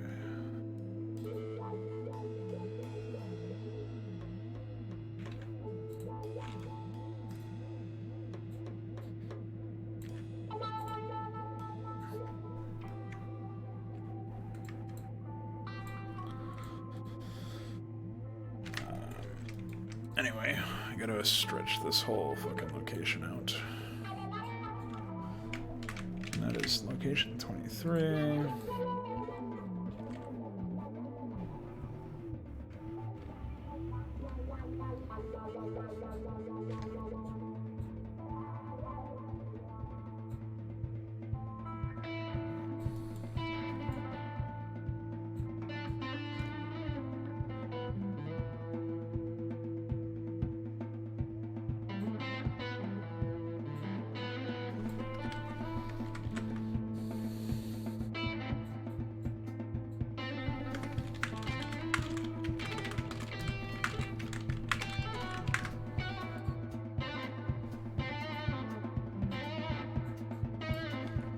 So that's 46.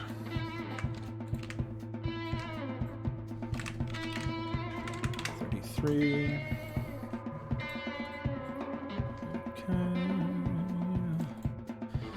Alright, so we have 1, 2, 3, 4, 5 depots. We have 2 barracks, 2 starports.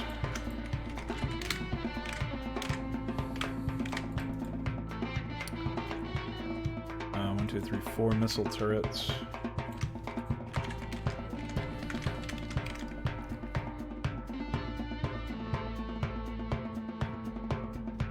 Oh, I guess the 4th one can be put into the town. Requests workers and all that. What else? We have 1, 2, 3, 4 bunkers, which already have escalated. Okay, cool. All right. Last interruption for a while. Coming right up at you. So I'll be back in like 10 minutes.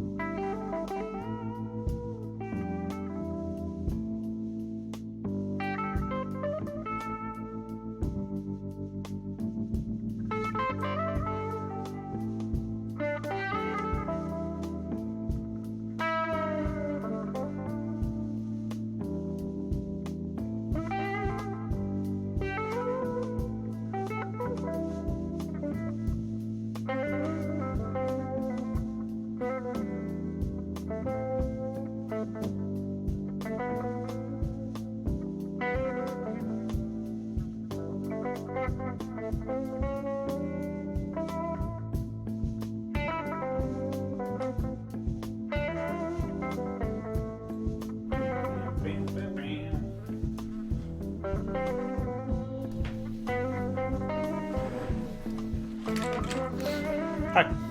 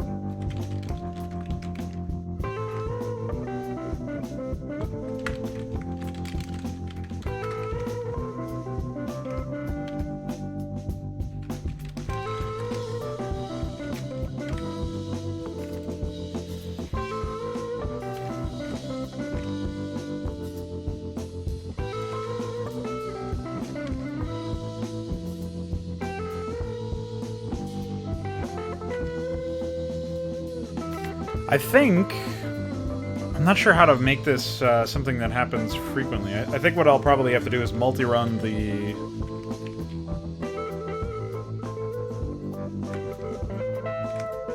changes here.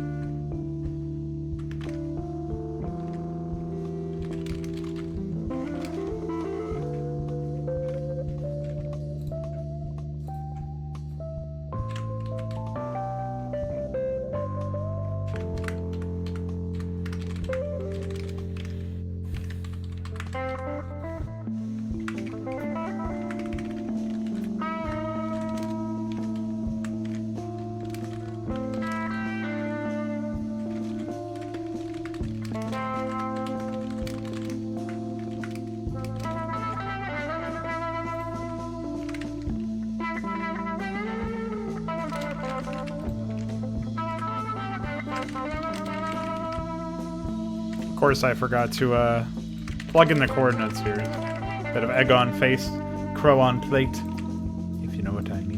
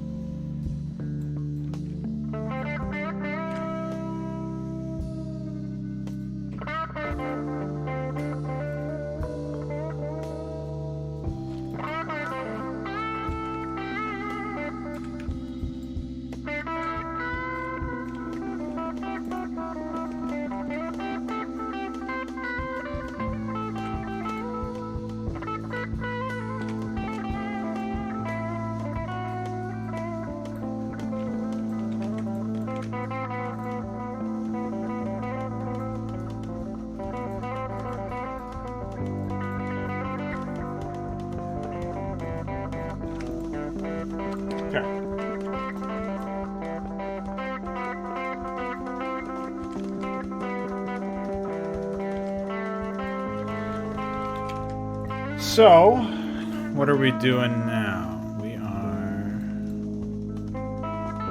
I guess, moving on in this thread.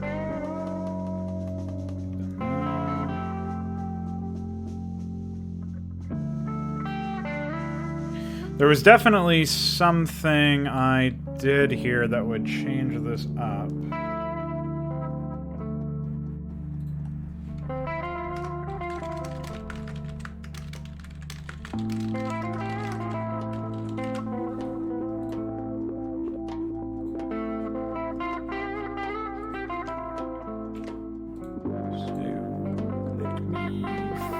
Figure that out.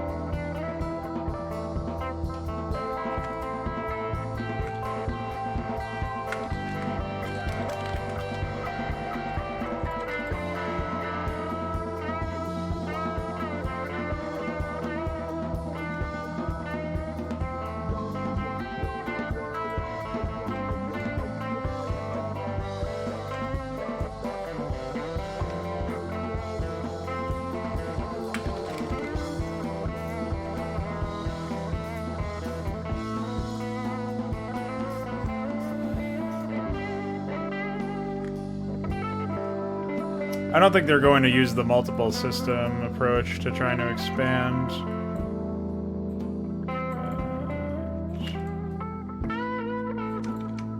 I can lower the time it will take for them to expand it.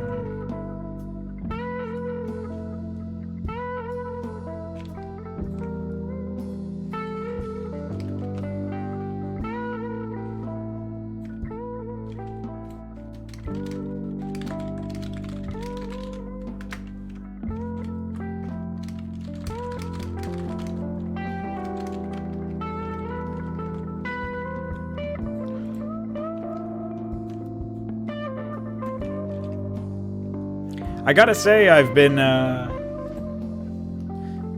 feeling like I've seen several times now, actually, the get old peons command actually work, which is interesting. But I don't know how reliable it is. That's the problem.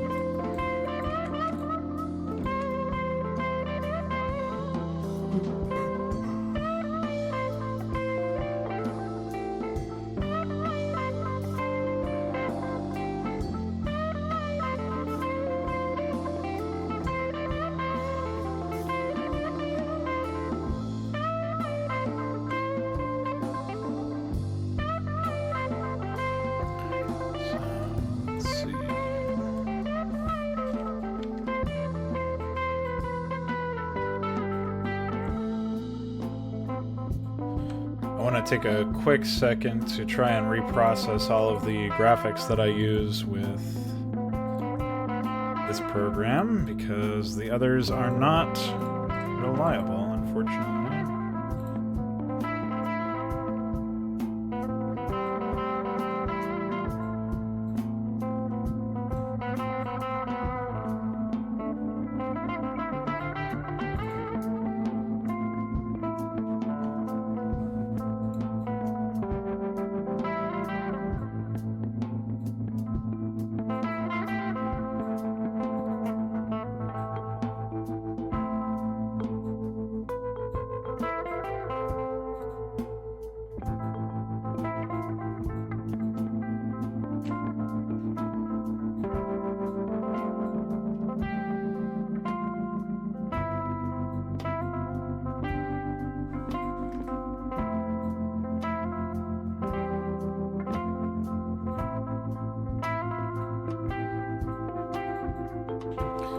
Take a look at it in the MPQ first.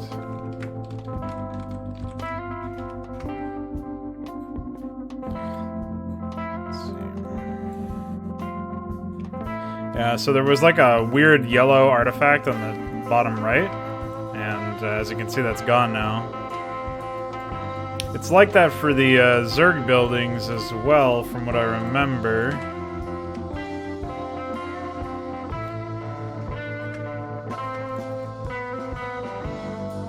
But maybe not in this case. But I remember, like, the evolution chamber, I think, has it. Try that. Yeah, well, it's not yellow, but you can see the artifact right there. So I should have done this a little while ago, actually. But...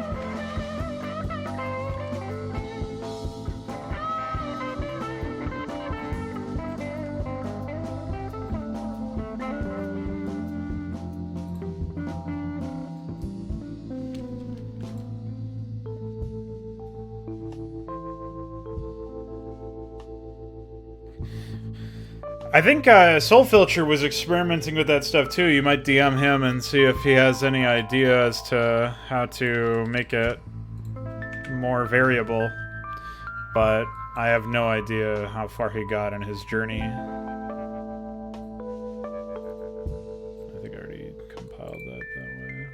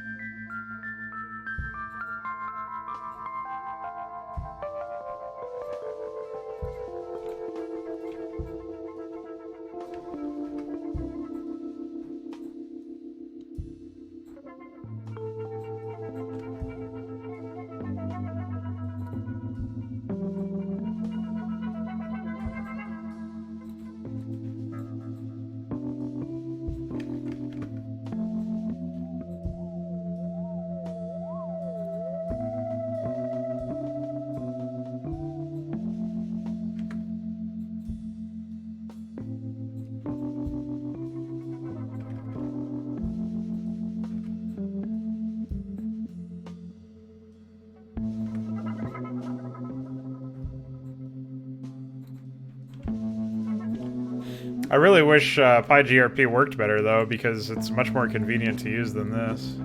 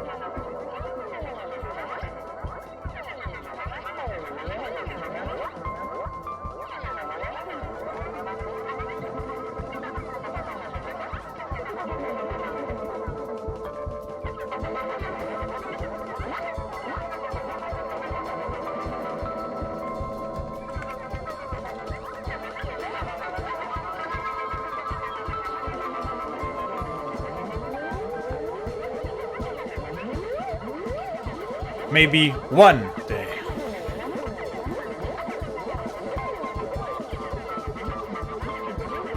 I don't remember if it even happens with Kratos.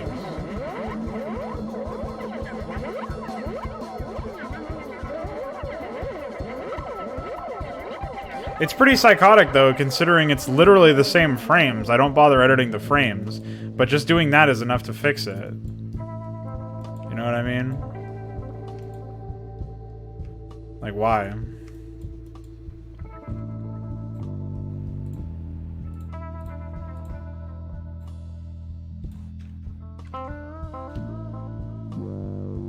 Yeah, the artifact is 2 pixels there. I don't see any on the Citadel, thankfully. Might be there. Hard to tell. Yeah, 2 pixels there.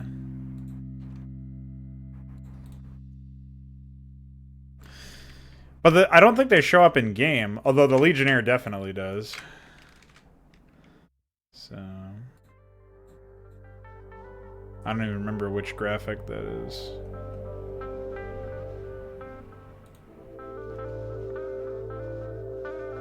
Oh, okay. I will I'll give that a look-see.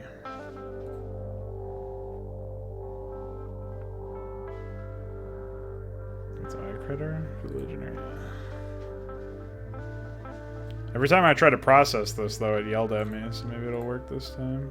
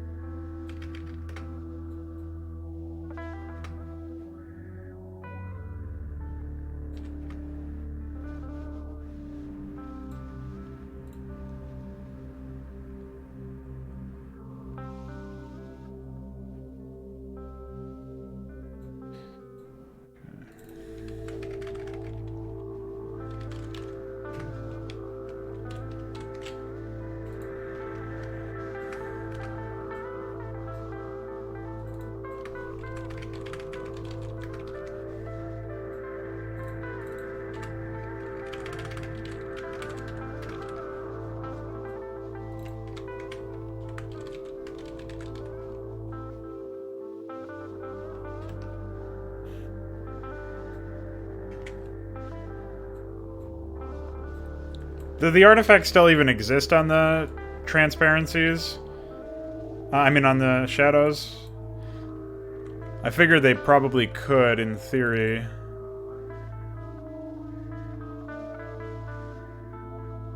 That seems fine.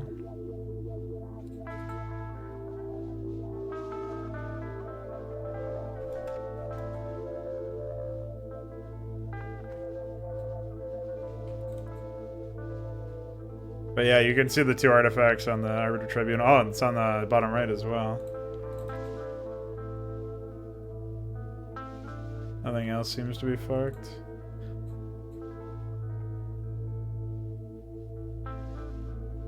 Cybernetics Core might be. As you can see, there's some really weird shit going on in the middle. But I didn't even fucking edit the Cybernetics Core, so that might just be a default bug. Hopefully Pekin is the top 2, like I was saying earlier.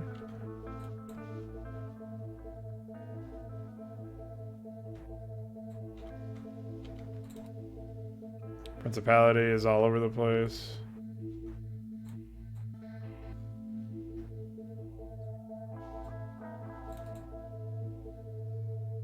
Shell battery's fucked.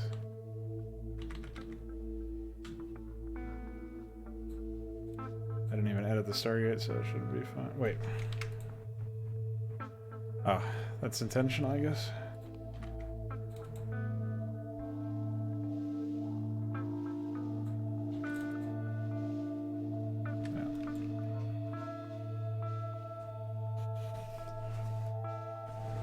Wow, they do? Okay. So I might have to process those as well then. I might as well just get that done now, because it's such a fucking... It's a very big pain in the ass, that's for sure, so...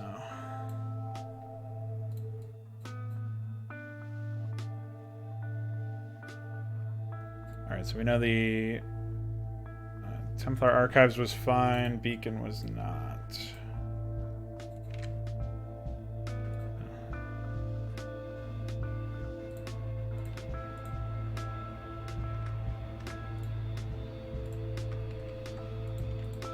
Three.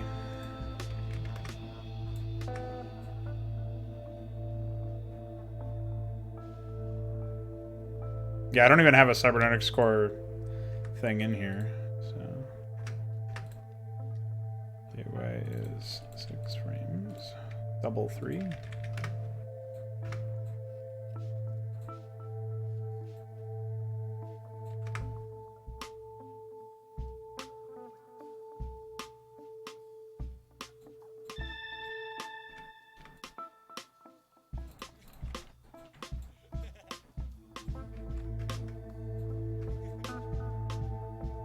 But is it even possible to,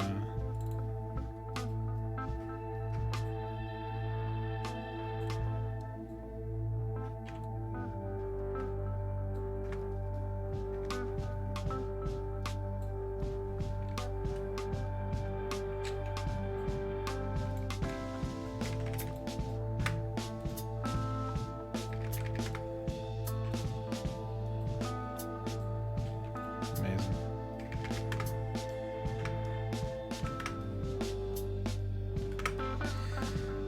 Is it even possible for the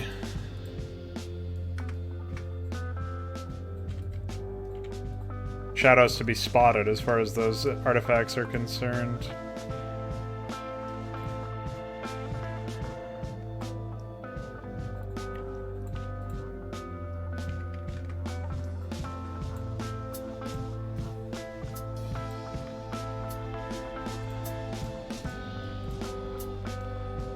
Like, how did you figure out that they were fucked?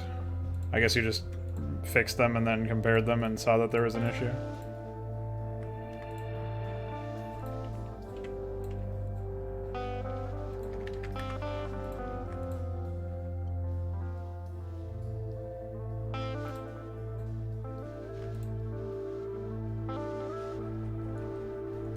Sapper has 186.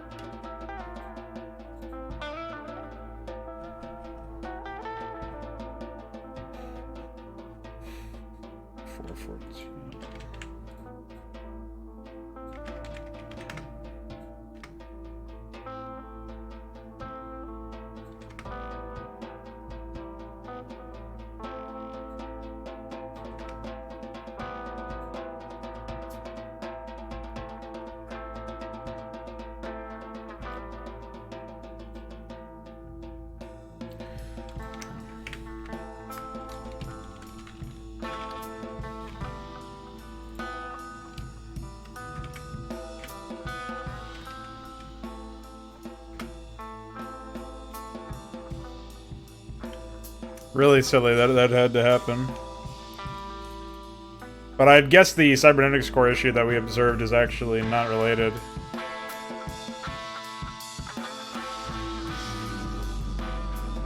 probably just a lardism.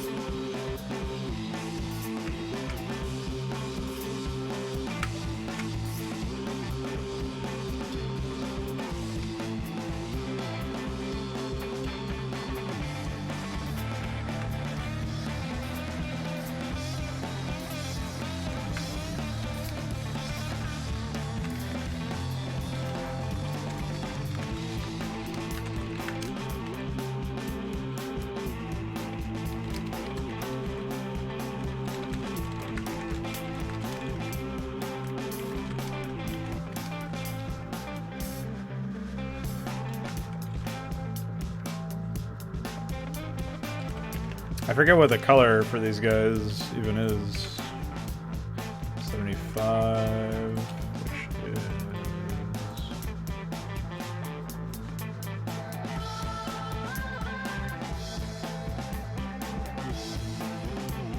Cordovan.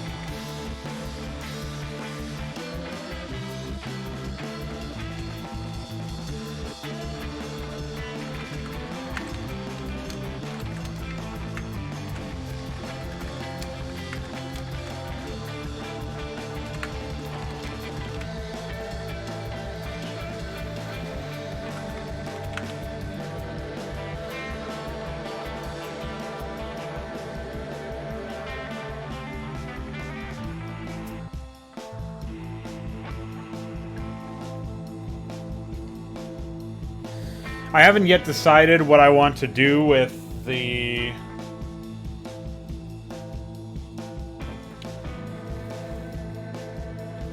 what's it called?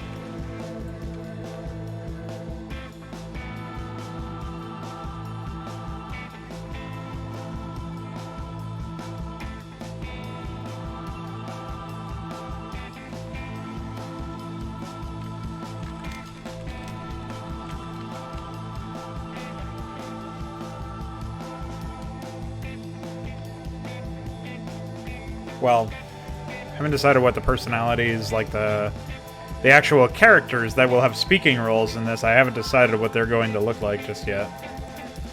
So until I do that, we are kind of flying blind for the dialogue and whatnot. Build thread's good, staging and staging expansion are good, I think.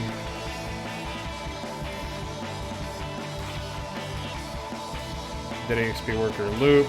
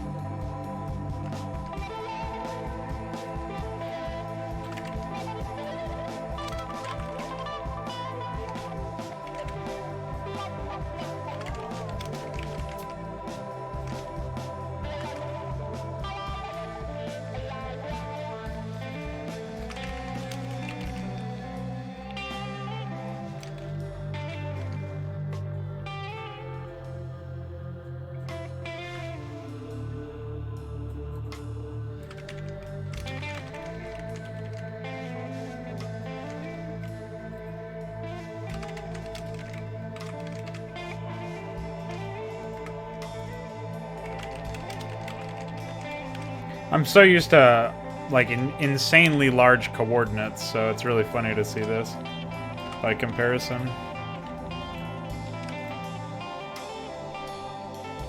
Oh yeah, the EXP worker request should probably be up a little bit higher.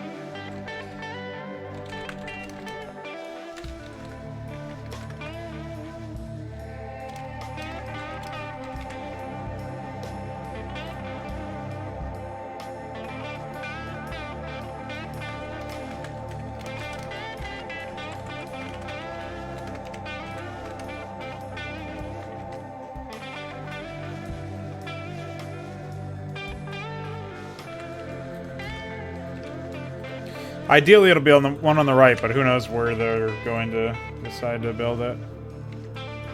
Till we get base layouts for actual shit, we're kinda shit out of luck there.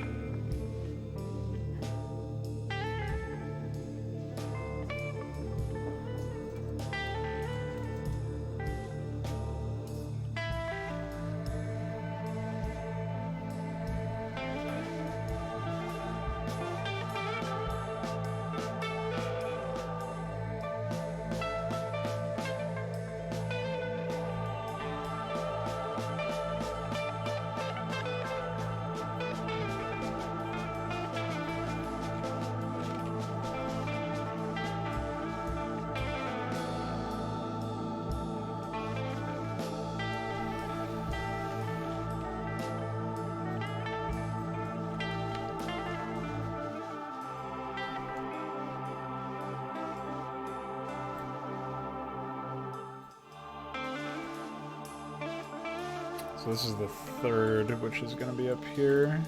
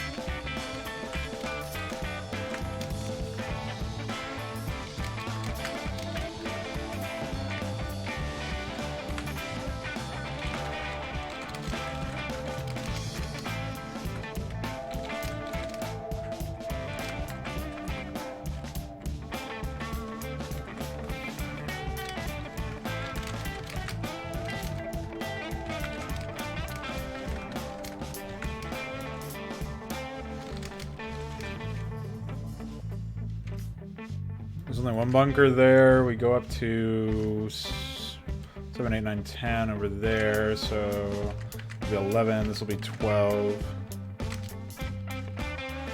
Say, I think we're gonna use the same load bunkers already.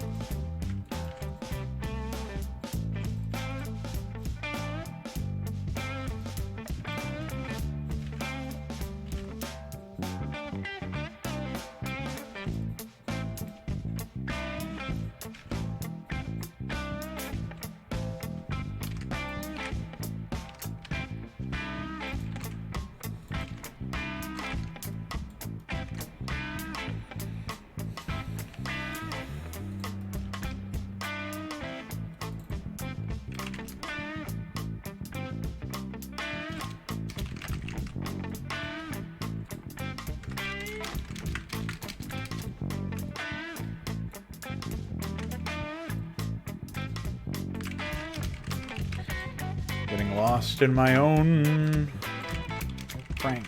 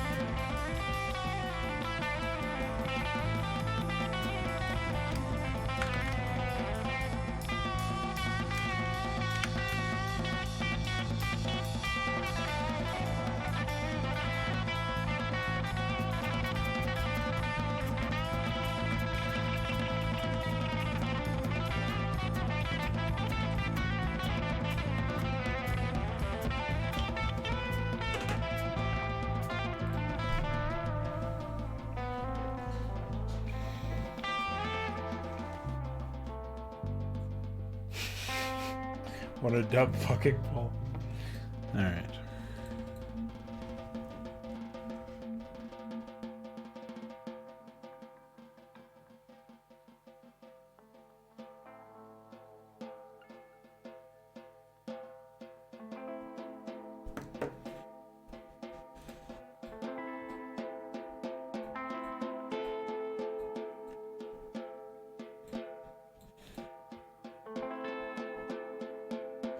So that's the staging. I think that's pretty much done. I don't have any real issues with it besides, of course, guards. We'll place those later on.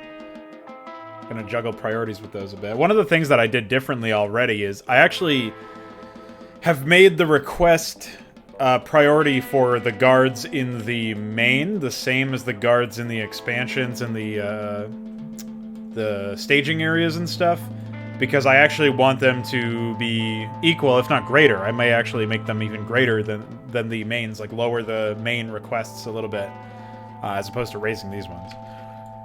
But I also kept the priorities of the load bunker requests equal as well.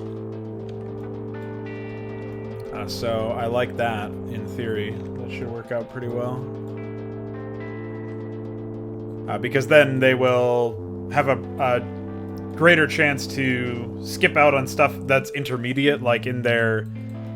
Like, if they have the staging town for the west, I want the load bunker priorities for here to be higher than... Well, I guess not higher than this one, but higher than maybe like that one, or higher than, you know, one of the, like, the main bunkers, like some of these two right here, although these could also help defend if Sienna falls. But the idea being, you don't have to worry about the AI trying to juggle too many requests, because they actually have higher ones, but the higher ones are just out further, closer to the edge of their sphere of influence, which I think would be ideal in this particular case. So. Let's see what we need to do here. Staging west, but here we have one bunker, yep, and then we have one barracks, one starport, one factory, one control tower.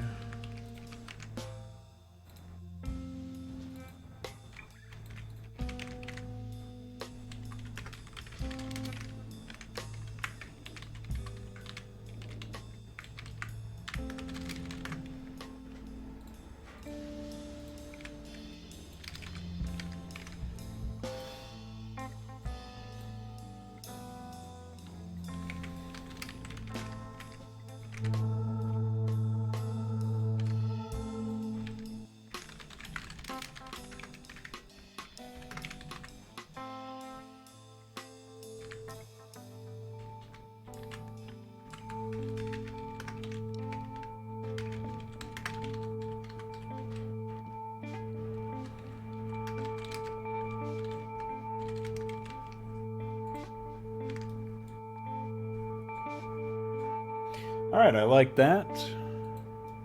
Who knows what they'll end up doing over here, if I'll decide to make a base layout for that or not. But overall, I like that. They end up doing that. Now let's check out their stuff over here.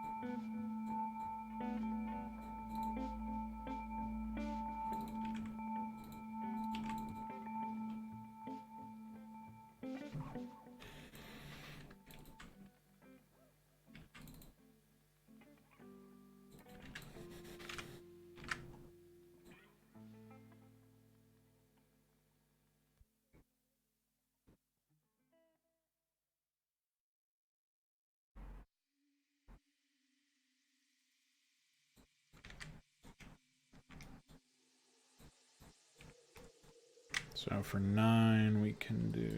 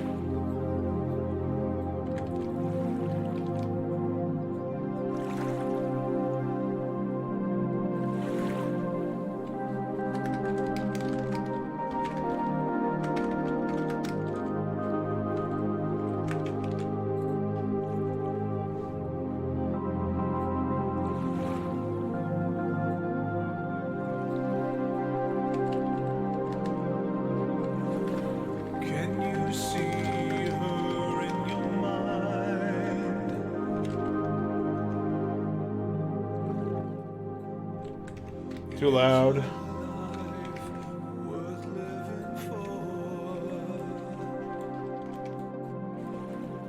Punch emoji.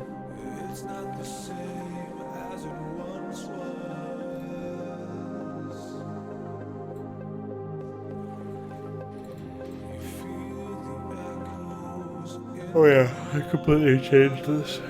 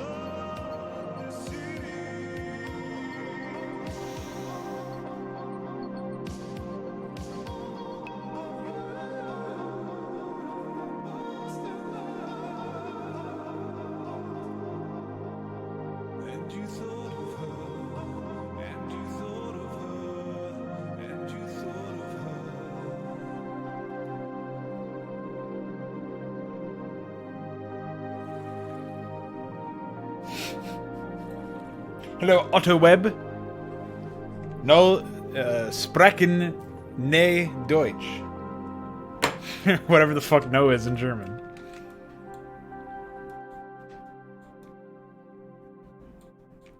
But, kiss is all the same, man. Bro. Mate.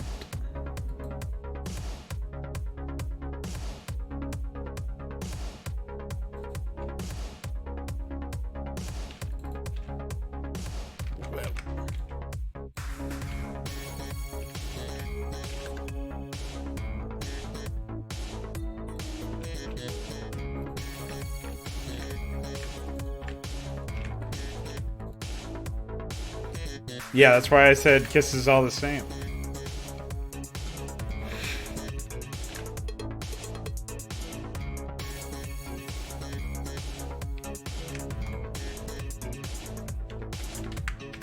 I always get that confused with the word for read in German.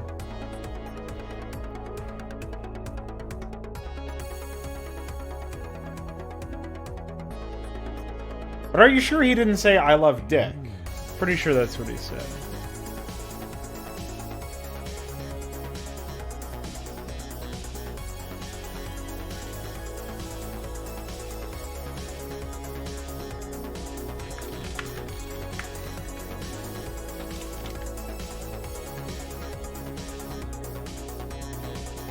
I don't remember what the unit diff is. What is 65 capacity? As expected.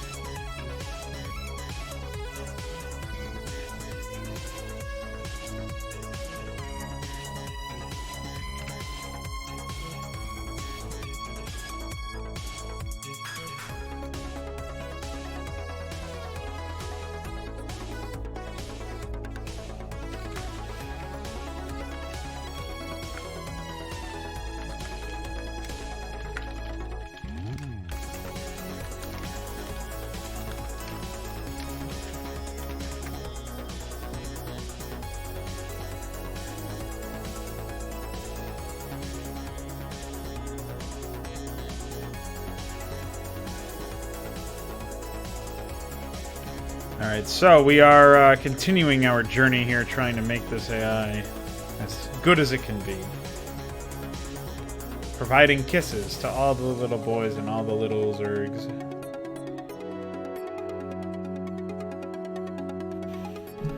Bonk.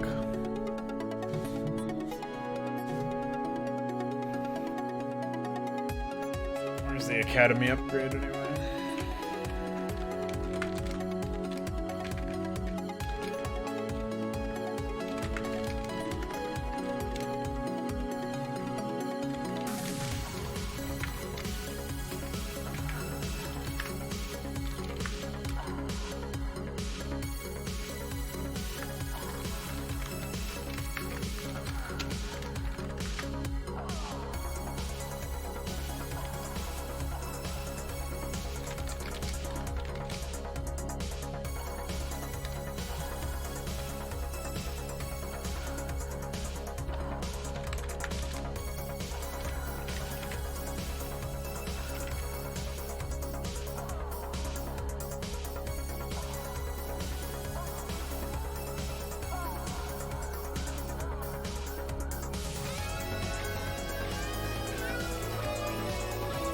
Cops are after me. Bye. Sounds more like emergency services. So, what the fuck am I missing here? I know I'm missing some upgrade.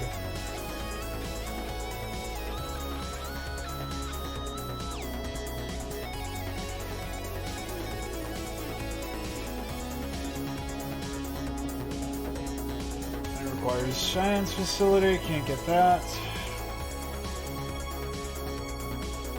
Sienna should get sentry turrets. That would be neat. We don't have them implemented yet.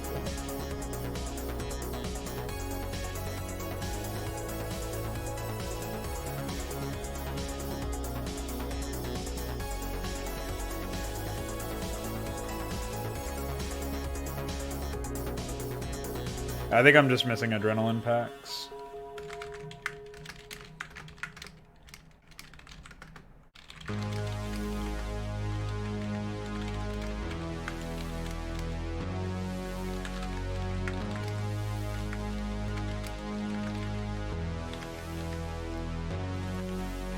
Do I still have hideout open?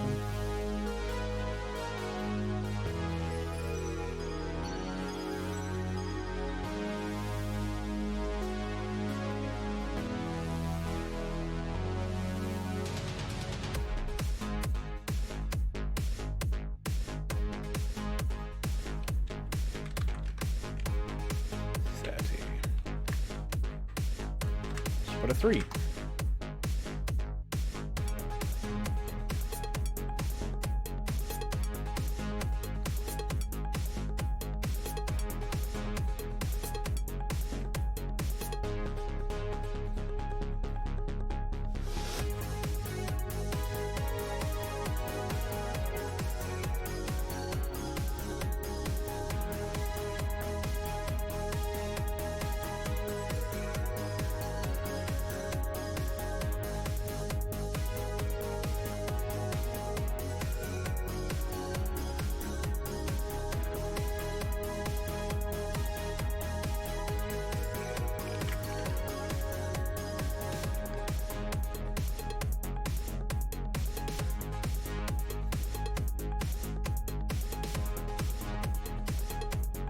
Of course, none of the other AIs will really work properly.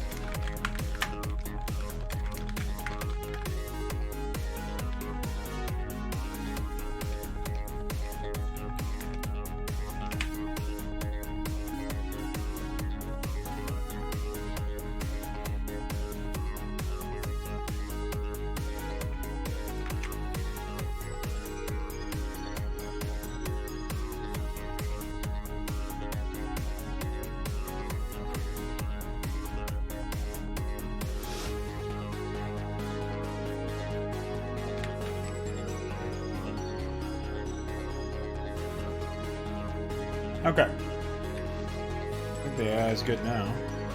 Oh, I need to...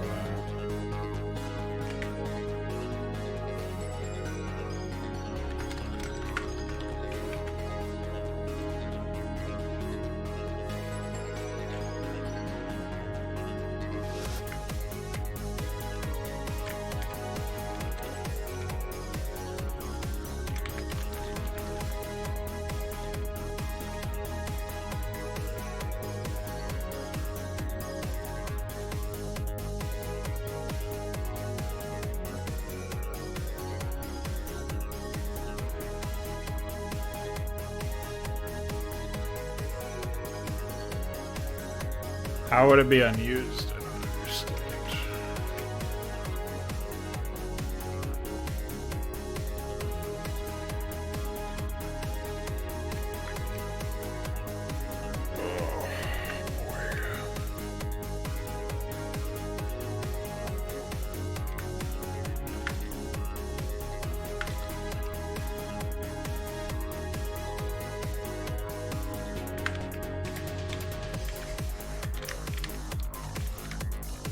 It's just me fucking it up, of course.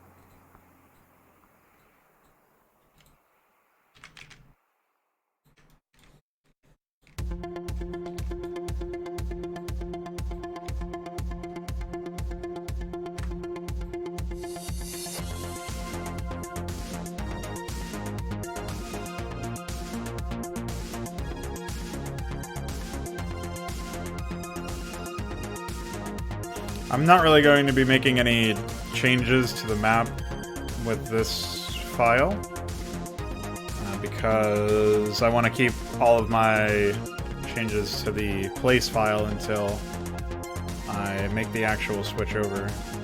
But in the meantime, it doesn't take me too long to do this.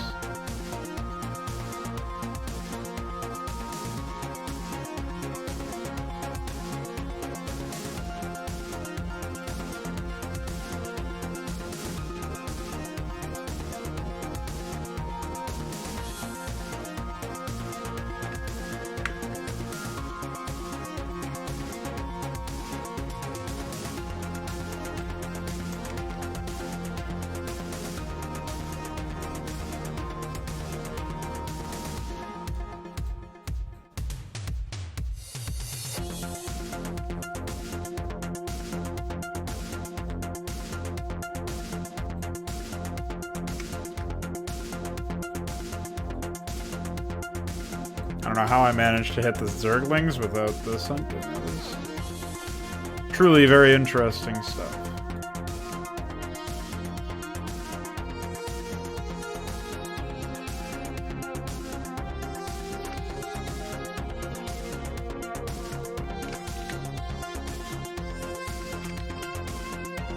Alright, let's see how the AI performs as far as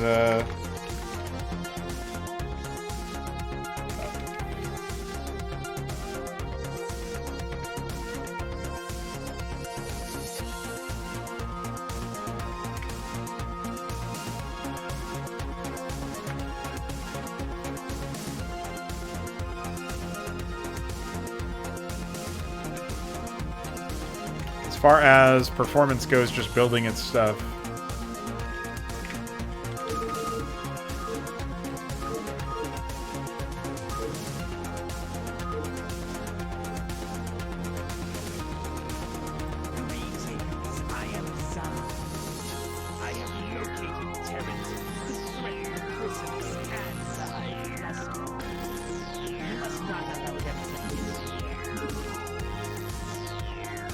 Huh?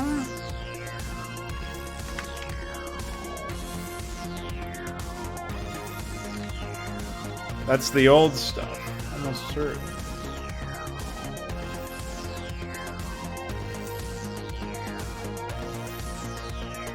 Where's turn 1, town F?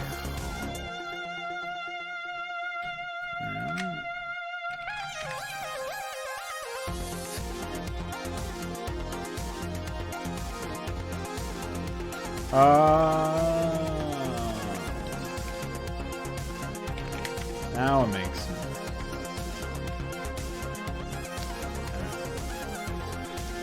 Try that one again.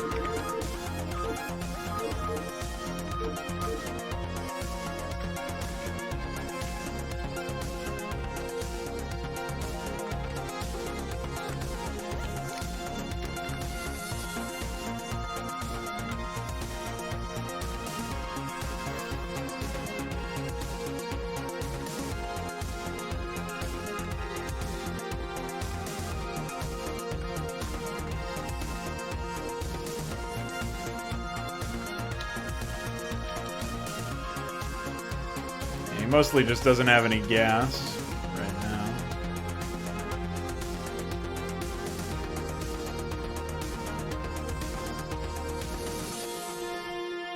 Now he's waiting on starport money.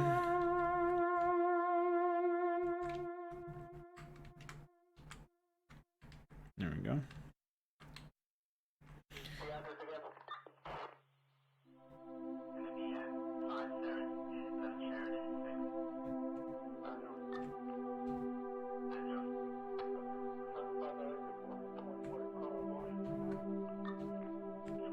Floating a lot of minerals. Could be attacking with a lot more marines, I think. You can try to open up with marine spam. Really, he just needs more gas miners.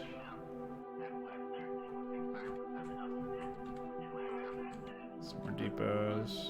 First bunker coming out pretty late, to be honest.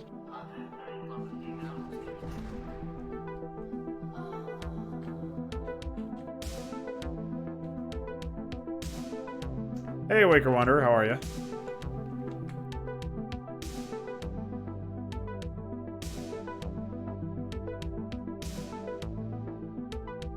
Yeah, I think he should be spending most of his minerals well before this point. He might even... oh. It's tied to the rolling resource area, I guess. Oh, you know what? I didn't update that. I know why that happens. I can just do... Well, I recommend not actually using star edit, but always nice to know somebody else is getting motivated to do stuff all the same. Alright, so we'll fix that.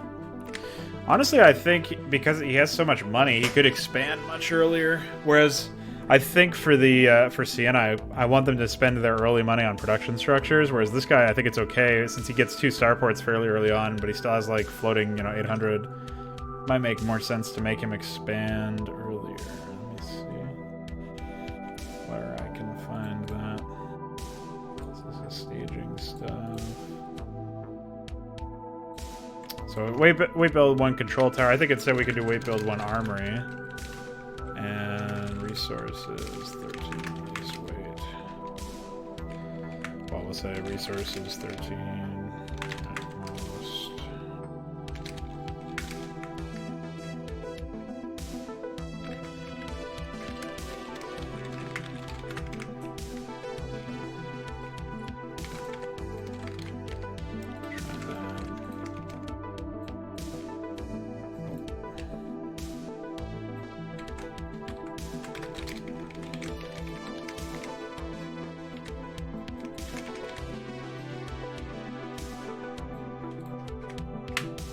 So what gave you what gave you the motivation to do that? What got you in the mood?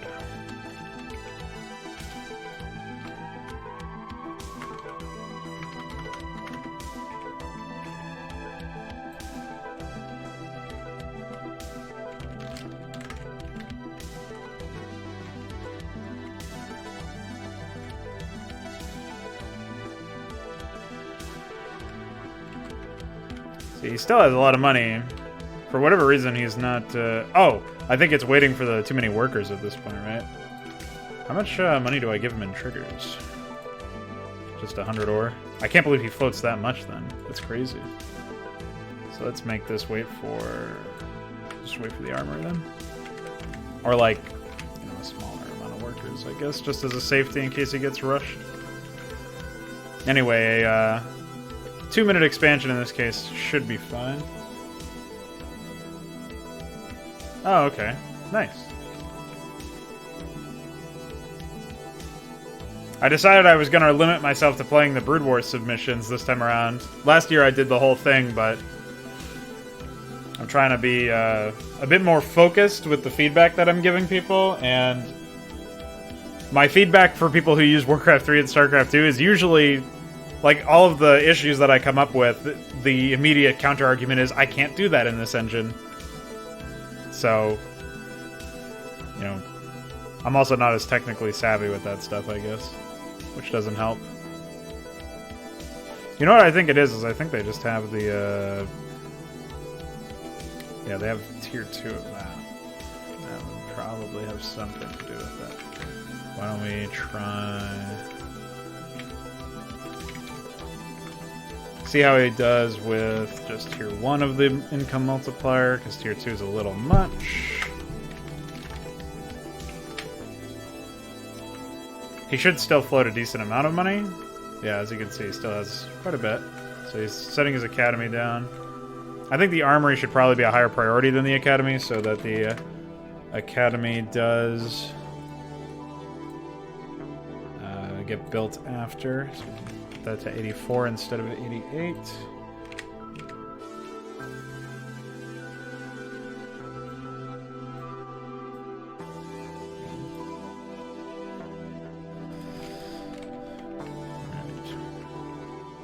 Yeah, so in this case he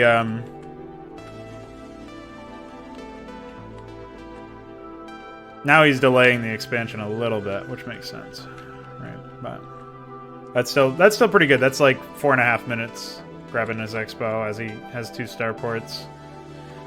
I gotta rewrite the attack thread, obviously, so he might have even less money to play around with if I'm making him build, like, you know, more Marines in the early game or something, but I can play around with that later on. Yeah. So in this case, Get Old Peons didn't really do much for him, but that's okay. Now he's got some pretty good cash flow now, and I think he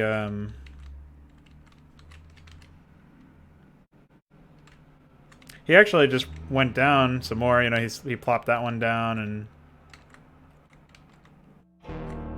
all that, so that's good anyway.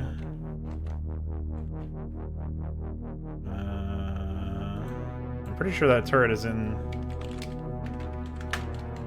That is belonging to that one? That turret's got fucked. Declaration. 2048, 928. 2048, 928.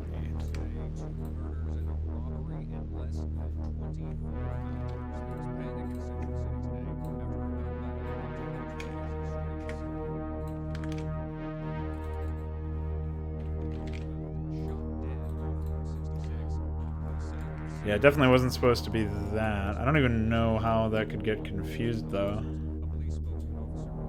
There's not a single missile turret that is on either one of those axes. Which one is that, anyway? That's the... Oh, that's just an old... Okay, that makes more sense, because I moved that, but I forgot to, Okay. Well, we're gonna have, like, an out-of-place barracks or something somewhere. Might screw some other stuff up, but I don't see it yet. Oh, there it is. Screwing up their other shit. There you go, they expand here. Nice. I haven't seen them get any wraiths yet. That's probably because in my initial attack thread, I assumed that the AI would take a while to get to the starports, where now I'm having them rush to it, so that's probably why that happens. But as you can see, he balloons in economy. He does not, like... He has so much money to spend. So,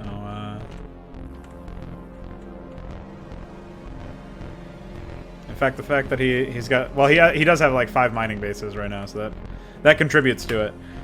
But that's pretty good, actually. I really like how this ended up turning out. Although this, for whatever reason, I guess they never built the second barracks for some reason. Let's see what that could have...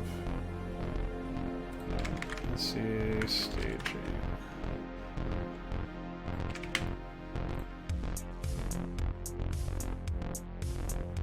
Waits for 2 refiners, which it definitely has.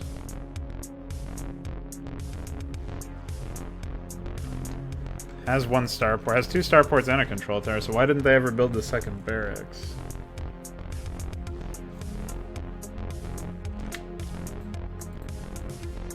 Oh, now he is. I wonder why it took him so long. That seems like a priority issue, because obviously he's got plenty of money. So, where is the barracks request? We'll pop it back up to 80. Maybe that will help.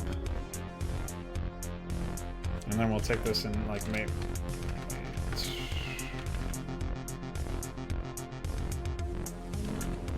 We'll say 980 anyway. There we go.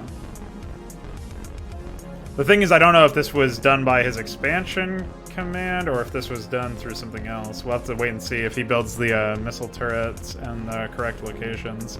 And if he only gets requests for 2 missile turrets, which it looks like. Yeah, 2 missile turrets on a comstat. It looks like the requests for the missile turrets are too low for him to bother with until after he gets like a significant amount of his workers done. But otherwise, yeah, they are in the right spots. So what I think we can do here is we can actually raise the missile turret request to like 78 and then 76. So that they get a little bit, well, we'll just put them both at 78 because then he actually got the comstat down pretty far. But like the priority of the workers is like 83 or something, so we can actually make the first missile turret 84, and that way he'll, I think at that point, it will make him build that, because that's a very vulnerable spot for muta harasses and stuff. Spin. 3. What the fuck? He's got a lot of wraiths, holy fuck. Check out my fleet of wraiths, bye. Drop a single marine that runs away. XD. Well, he definitely covers the map, which is nice. I wonder where he got the 19 out of 18 workers, though. Now it looks like he's going crazy with depot requests, because he doesn't have enough declarations, I guess.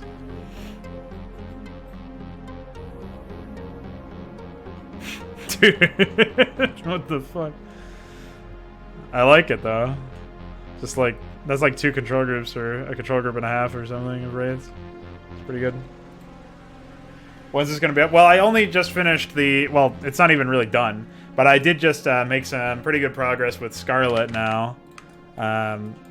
So that much is done. I have to redo their attack thread and have them station guards, and that will also offset some of the priorities. So it's not that great, but we'll have to figure that out. I want to try to finish him and then do Sienna tonight, and then tomorrow I want to do Ultramarine and Zaz, and then there's obviously I have to do the other 2 AI, the 2 player AI. But I guess after Ultramarine and Zaz are confirmed to be working as intended, we can just we can ship that version and have wait, no. We can ship the version and have them be multiplayer only. You won't be able to play it in single player. But yeah, the single player version will take a little bit longer because I've got to write the other AIs. So yeah, it should be, assuming I can get all that stuff done, it'll be tomorrow night, which for you will be like, I guess Wednesday morning. That should be possible. I'm gonna leave a stopping point here, and I'm gonna finish this AI off stream, which is just the attacks, rewriting the attack threads, and maybe some targeting stuff, as well as of course the guards, which are gonna take a little bit of time. But and then obviously I'm gonna work on Sienna. But before I do really any of that, I'm gonna take a break for about 40 minutes, come back with the Brood War and Maparino submissions and stream those, and that'll be my final stream for the day. But yeah, it's almost a 6-hour stream here. There's a lot of interruptions in the earlier stages of it. Hopefully tomorrow will go a little bit smoother in that, but we still got a pretty good amount of progress done. I'm happy with the changes to the map layout, and since I don't have to really worry about those anymore, I should be able to bang out Sienna and the rest of, obviously, Scarlet fairly easily, unperturbed by having to change up the layout, and obviously Ultramarine and Zaz should go smoother tomorrow morning. So, yes, PogChamp. PogChamp in the chat. So, yeah, be back in 40 minutes for the Map Arena streams. Otherwise, see you guys tomorrow.